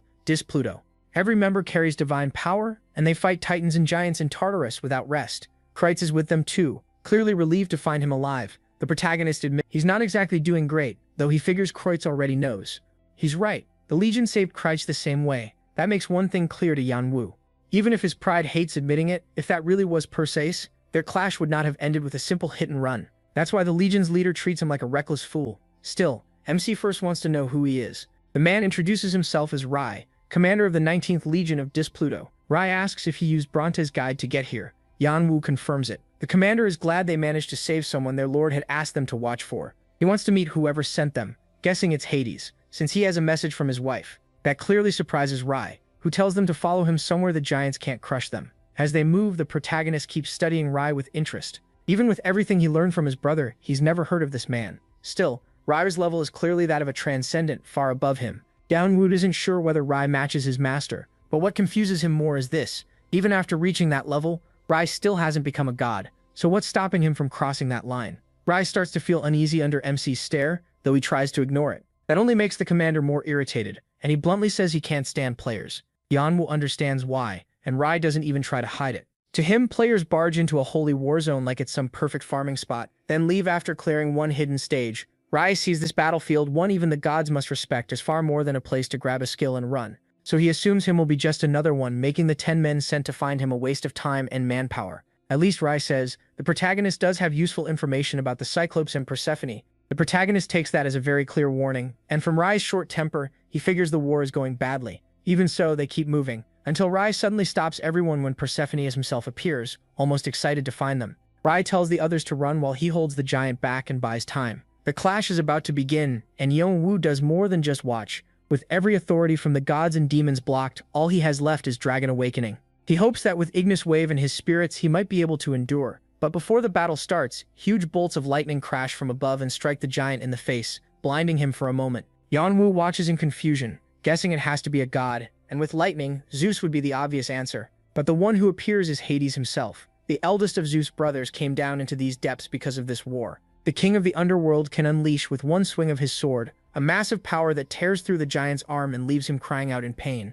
Yeon-woo freezes under the pressure of Hades' presence. Still, his cool head holds long enough for him to realize that even against the giant, he'd only need to push his dragon eyes to the limit for a chance to find a weak point, but Hades has no such opening at all. Right then, Hermes sends him a message, saying he's a huge fan of his uncle's warrior side just like Ares and Hercules. Athena also sends one, telling Yeon-woo to ignore Hermes. Still, seeing Hades rule the sky with that overwhelming presence makes it obvious why he holds such respect in this world. Even so, Perseus still dares to challenge him. To Hades, that's an insult coming from a pathetic giant who only got bigger by feeding on Kronos' corpse. So he decides to crush that pride in the most direct way possible. In a movement so fast it's hard to follow, he slices a huge wound along the giant's side.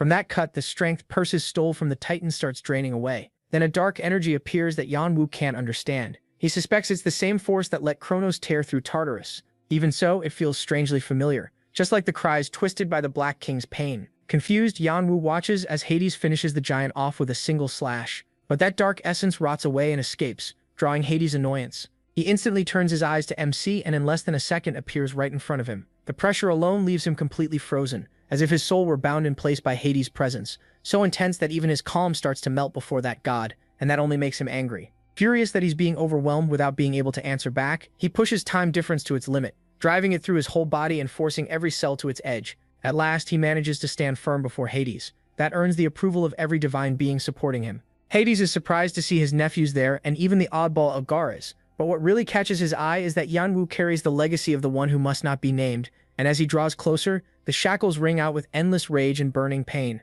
Hades watches with clear interest, finding Persephone's messenger far more entertaining than expected, along with his unusual group. He even glances at Kreutz, who can't lift his head in front of him either. Then Hades sends the whole group back to the temple. With that, Persephone's mission ends and Yeon-woo receives her blessing, authority, and a divine item. He figures that after delivering the message, she now knows about her husband, so he can move on without worry. But a new mission appears right away. Before checking it, he looks over the Ring of Living Souls, Persephone's only reward in exchange for news about the man she loves. The item restores fatigue and grants soul rebirth, which can purify the colors of a person's soul. It also has soul growth, a power forbidden to ordinary mortals, but one he can now awaken. He uses that new awareness right away to ease the pressure on his soul from simply being in Tartarus, the same strain is hitting Kreutz, but his divine sword makes up for it much like the ring does. As for the rest of the rewards, he still can't use them because he lacks the authority for it, just like Persephone warned. Like the other gods, she doesn't have direct access to Tartarus, so he has to wait until her husband allows it. That's why his new mission is to help Hades end the war that has wrecked Tartarus, and get him back to his temple and his wife so he can claim the rest of the rewards. That technically wasn't part of the deal with John, so he feels tricked. Even so, he understands what it means to want to be with someone you love so badly that even a goddess would trust everything to a mere player. So he doesn't plan to complain. Besides, he already had another reason to help Hades. He needs the Cyclops to fix his pocket watch. That brings him to the lower edge of the underworld temple, which is completely ruined. Not what anyone would expect from one of the three great temples. Hades notices where he's looking and seems surprised that he hasn't asked anything, despite being clearly curious. Yeon-woo studies him, trying to read what he wants, but Hades is hard to grasp. Other gods were blunt, or at least acted in ways that match their nature. The being before him isn't just cold or mocking, he's far deeper than that. Hades cuts in and tells him to ask if he wants, but carefully his main driving force is trade, not compassion or trust. He only cares about fair exchange, so every answer will cost information in return. Yeon-woo agrees and thinks carefully about what to ask. He sets aside the question of why his powers won't activate, since he already knows this place has no link to gods or demons, so his first question is simple. What was that first being he saw when he entered this place? Hades sighs at the question, saying he should have paid better attention, but confirms it was Kronos. The answer stuns Yanwu. He now understands what became of the primal god of Olympus, the one who heard a prophecy that one of his children would overthrow him, and found no better answer than devouring them, until his wife rebelled, raised Zeus in secret, and Zeus finally defeated him. Kronos isn't just the source of Olympus's myths, he's also its greatest monster. Hearing Hades speak of him so casually, Yanwu drops his main theory that this was the Black King. He's left shocked that a being that huge died here, and Hades instantly reads that thought. He explains what happens to the god of time and death when time itself is taken from him, leaving him exposed to his question in return, wondering whether Persephone told him anything else. Confused, the protagonist says she only asked him to find Hades. That visibly relieves Hades, surprising Yanwu to see such an emotional reaction from a god who seemed so cold, especially when his only real concern appears to be his wife. After that brief exchange, Hades gives Yanwu the floor again. This time he asks how the war is going down here. Hades says it's not really a war anymore, just a small resistance inside a ruined Tartarus. In fact, things have stayed like this ever since Hades arrived centuries ago. The reason is simple: giants and titans, once far weaker, started feeding on the fallen power of Kronos. Little by little that let them push back Hades' army, until now this temple is all that remains of the old order of Tartarus, which is now ruled by the very prisoners it once held. Yanwu finally gets why Pluto is in such a bad mood. They've basically lost. Even so, he worries about what happens if that ends, and what it will mean for the surface. But now Hades has a question of his own. Seeing MC still here, he realizes he didn't come only as a messenger, and wants to know why he's staying. Pluto answers honestly, he came for Kinna, his divine relic. As they keep moving toward Hades' throne, Hades tries to figure out what he wants with Kinna, then smiles when he realizes Yanwu doesn't even know what it really means. If he truly wanted it, he'd have to inherit everything Hades has, becoming his avatar and the leader of all his followers. With that in mind, Hades warns that he's only just met him, has no idea if he's worthy, and even if he were, their short time together already proves he would never serve anyone. He understands the refusal, but he can tell Hades isn't angry, he's amused, testing him. That's exactly what he's doing, and when he gives him nothing to work with, Hades gets bored and drops the game. Then he says the real problem: he can't hand over Kine for one very simple reason. He doesn't even have it, leaving the protagonist stunned. Then he remembers how, long ago, the Titans and Giants mocked the Cyclops brothers for how they looked, forcing them to seek shelter with the Olympians, whom they helped to settle old grudges.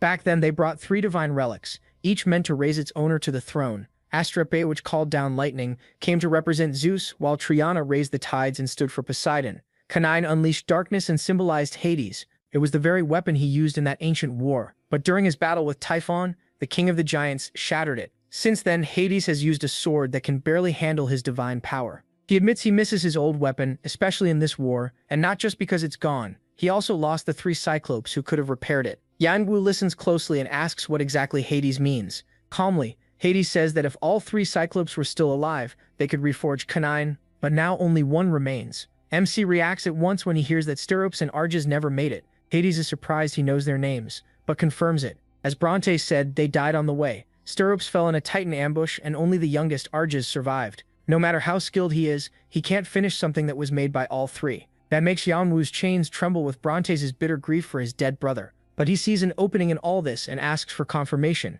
If the Cyclopes were reunited, could they reforge Canine and turn the battle around? Hades says yes. He doesn't like relying on something like that, but he sees no other choice. So Yanwu asks that if he solves this and ends the war, Canine will be his reward. Hades bristles at the nerve of that demand, but the protagonist doesn't back down, forcing the god in anger to swear in his own name that he'll give him the relic without making him an apostle, as long as he's ready to face the consequences if he fails. Completely calm, Yanwu only asks him to call Arges and bring the relic of the dead brother. Now calmer, Hades can clearly tell MC plans to use the Black King's power for something, though he can't guess what. Even so, he decides to play along and see what happens, calling a servant to fetch the Cyclops, who returns at once with his brother's relic. It's placed before Yanwu, and he gives the Cyclops a chance to reunite with his brothers by releasing Brontes, who, the moment he sees his brother's condition, breaks down crying and runs to hug him. He still can't believe they've met again after 200 years, but Yanwu still isn't done. Ignoring the emotional moment, he activates soul summoning to draw Steropes up from the underworld,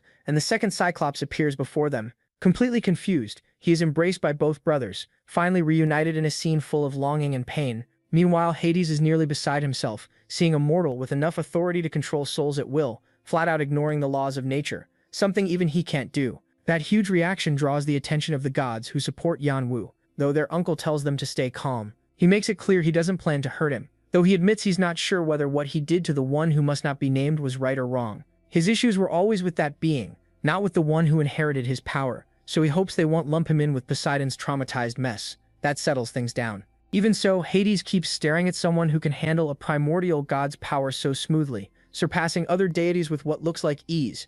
Stirrups is grateful for the help, but he knows nothing comes free. Yanwu tells him his time is limited, and he needs all three Cyclopes to reforge kind, so he asks him to join him. Stirrups refuses right away. First, because a mere mortal is asking him for something like that, and second, because that same mortal is a direct descendant of his sworn enemy. But Bronte stops him, reminding him that the boy is not their enemy, just an heir. He doesn't want the brothers separated again, and when he sees his younger brother also burst into tears, Stirrups has no choice but to agree. Even so, he sets one clear condition. The deal is only for forging kind and restoring order. If Yanwu ever tries to use him as one of his spirits, he'll destroy his soul on the spot. He accepts without hesitation, and that seals the deal, though the other spirits know it's a lie. They watch another fool get pulled in with them while the system grants Yanwu a huge amount of merit points, which would be great if it weren't followed by a new submission, the Helm of Darkness. It explains how Typhon, king of the giants, refined divinity from Kronos' corpse to strengthen titans and giants, creating massive warriors and an army preparing to leave Tartarus and conquer the world, with Pluto as the last brave defense. Now that he's surrounded, it's only a matter of time before he falls, so the protagonist's task with the Cyclopes is to forge the Helm of Darkness. In return, he'll earn Hades' respect, the title of Master Craftsman, and the relic. That shocks Yanwu, not just because of how huge the rewards are. What shocks him even more is the Master Craftsman title, one of the rarest in the tower, given to only a handful. With that, he figures he won't need help solving the clock, but there's a new problem now, getting the materials. Hades' mocking laugh makes it clear he already knows that. After such a long war, there's no stockpile left, and even if there were, he couldn't hand it over. Yanwu gets it right away. He'll have to gather everything himself. Hades confirms it, then warns him the final battle could start at any moment, so if he wants to run, now's the time. But there's no hatred in his voice. What MC hears is someone who's lost hope, the same kind of desperate resignation he saw in so many people during the war. Hades expects him to give up. Instead, he accepts the challenge, leaving him stunned. Even so, Hades smiles at that courage and wishes him luck, lifting the restrictions and giving him his blessing, hoping he keeps his promise. Meanwhile, back in the village, Brahm talks to his daughter, saying they've already spent a year there, and when Chaxi appeared, she quickly became popular with the boys, so much that some of them even fought over her. In the end, she turned into a real heartbreaker, though the only truly broken heart is his, and Antak can't even hold a fork, and Brahm swallows his pain, forcing a smile as he keeps talking to her. Noticing how much she looks like Cha. Holding her hand, he admits he may have been a god, but he was a terrible father, wishing he could see those teenage tantrums again. There's not much else he can do, so he goes to get the sweets Yanwu sent, planning to eat them with coffee. But outside, he runs into Cha, who's sad because her mother still acts cold toward her. Brahm gently explains it isn't coldness after such a long sleep, she still can't recognize her. But once she wakes, he's sure she'll love her more and more. Even so, while playing with her ball, the little girl gets annoyed at being treated like a child. She understands her mother is sick, so she wants to make lots of friends, sure they'll help her find a cure. Then the thing she's playing with flies straight into Brahm's garden. She knows she'll get scolded if she goes in there, but she has no choice. She carefully moves through the plants until she reaches her mother's room, confused to find herself there. Before she can step inside, her grandfather spots her, making her fall, but she jumps back up fast to avoid getting yelled at. As the day goes on, Ananta stays trapped in that hazy world, though something inside her seems to be waking up. Back with Yanwu, he reaches floor 34 and is just taking on the mirror test. Mirrors have long been used to dress up appearances, but many see them as a twisted, reflected world, maybe even another reality. This floor is packed with thousands of them, making him question what in those images is real. It's almost a poetic trial. Find his true self among all the fakes. Realizing brute force alone won't solve it, he stops to think and calls Artron, who seems pretty happy to hear from his best customer again. Yanwu asks how the search for the materials is going, and the update shocks the Cyclopes. They found almost everything in barely any time. The protagonist isn't surprised though, he knows how effective the table gets when the payment is good. Still, he notices a few things are missing, especially some tricky materials. Atron explains those aren't easy to find in the underworld, so Yanwu realizes he'll have to do part of the work himself. Even so, Atron says he's already tracked down some owners and is negotiating, especially for the Nova Adamantite. MC and the Cyclopes can't believe someone in the underworld has something that rare. A material that shines like a star crushed into solid form, used only in the strongest divine artifacts. That's why its owner is such a mystery. A reclusive, difficult hermit. Still, the table will handle it. Yanwu is fine with that. What bothers him more is the missing magic conversion core, the most important part of the whole process. It shouldn't be hard to get unless someone's testing him. Atron, sounding nervous, insists they can get it and would never refuse on purpose. He knows full well that's exactly the kind of thing the table would do without guilt. Still, the merchant changes the subject and says a letter arrived while Yanwu was away. That throws him off, since nothing should be able to pass through them like that. Etron is confused too, but the sender is the son of a major business partner, apparently the famous, half-forgotten Bloody Sword. The protagonist quickly realizes that basically means Khan, but Etron can't deliver the letter until the test is over, mostly because he has no clue which reflection to hand it to. That's when Yanwu starts to grasp the real problem of this floor. Every reflection seems to be showing a different part of his thoughts, and it starts messing with his head. He remembers his brother warning him that this floor is deeply reflective, a literal search for the real self among many identical selves, each convinced it's the original. Still, he knows the tricks for clearing it. One way is for every copy to fight until only one remains. Simple, except if the real him dies, he's dead. The second is the method his brother used. Talk naturally and carefully with each double. It works, but it takes forever. Those are the usual methods, but Yanwu makes his own. He activates temper discrepancy again and again under the watch of those supporting him. He asks himself just one thing: if he's the real one, then he should still have his connection to the transcendent beings. With that in mind, he activates his blessings and starts killing himself over and over, cutting down every version that lacks divine power. His spirits watch in confusion, unable to understand how he can destroy his own copies so calmly. Then he activates his other abilities to see whether any of them can copy those too, ruling out several more. When their bodies can't handle that power, he moves to the next filter. Who has the anti-poison trait? One by one, he keeps eliminating them until the next round begins, and he's left facing only physically identical forms. At that point, he stops focusing on the body and turns to the mind instead, something most people would never do. He wonders whether cognition works, and with that, he removes mask. Then he starts asking questions where any sign of emotion becomes the signal to stab them, basically carving away his own humanity. Nemesis hates that cruel method so much that Chepri can't even watch, and his dragon mourns that the small bit of humanity it thought he still had keeps fading. But Yanwu puts the goal first. Eventually, only two remain. Standing face to face with his last identical self, he remembers floor 21 and knows questions won't help. Both of them share the exact same memory and feelings about reuniting with his beloved brother. But what they feel now is completely different, pure irritation. Both rush in, each claiming to be the one true hoarder. After a blood-soaked clash, the winner is Yanwu, setting a new record. But what matters to him are the shattered remains of his copies scattered around. The system says they're just mana residue, but MC knows they're packed with information about him, the same data the imitators use to make perfect copies. If he gathers all of it, it will form the magic conversion core, which gains stronger resonance when collected by the copied player himself. He knows that's why it's easy to obtain but hard to buy. Selling it would mean handing over part of yourself, including your weaknesses. Still, now he finally has it, and he gives it to Atron, who arrives just in time to see the wreckage physically and mentally. Atron starts thinking Yanwu may be nothing but a monster that believes it's human.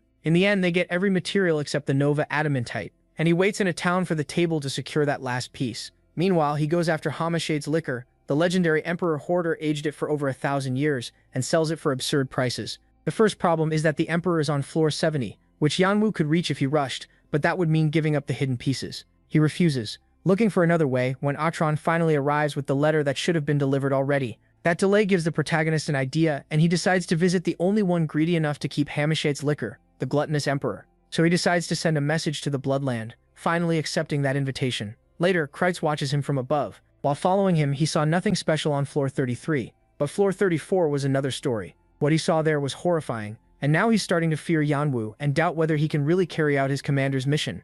As MC reads Khan's letter, it starts with a very casual greeting, like he hadn't vanished at all. At least Khan apologizes for leaving without warning. He explains that after they split up, he got mixed up with the demon army. That confuses him because the last thing he knew was that while Khan and Victoria were escaping the castle, they were intercepted, and Khan stayed behind so she could get away. Apparently, he managed to reach some kind of deal with the army. Woody hopes the letter will explain more, but Khan only says that after settling that mess, he went to see his damned father. There he learned his father had been searching for him for a very long time, and once he found out the protagonist had a connection with the table, he decided to send a message to say he was fine and hoped Victoria wouldn't worry. That frustrates MC because he still learns nothing else. No location, no details, and nothing about what happened to Doyle. For now, the only clear thing is that Khan is the son of the Iron Lion, leader of the huge mercenary group with the same name. That surprises Yanwu, but he figures he can reach Khan through them if he ever needs to. For now, bigger matters come first. In another place, a savage flood of blood and desperate cries of pain becomes the perfect meal for the gluttonous Emperor, who enjoys a feast made from his white dragon enemies, prepared by the monster dupe Tuan Tian.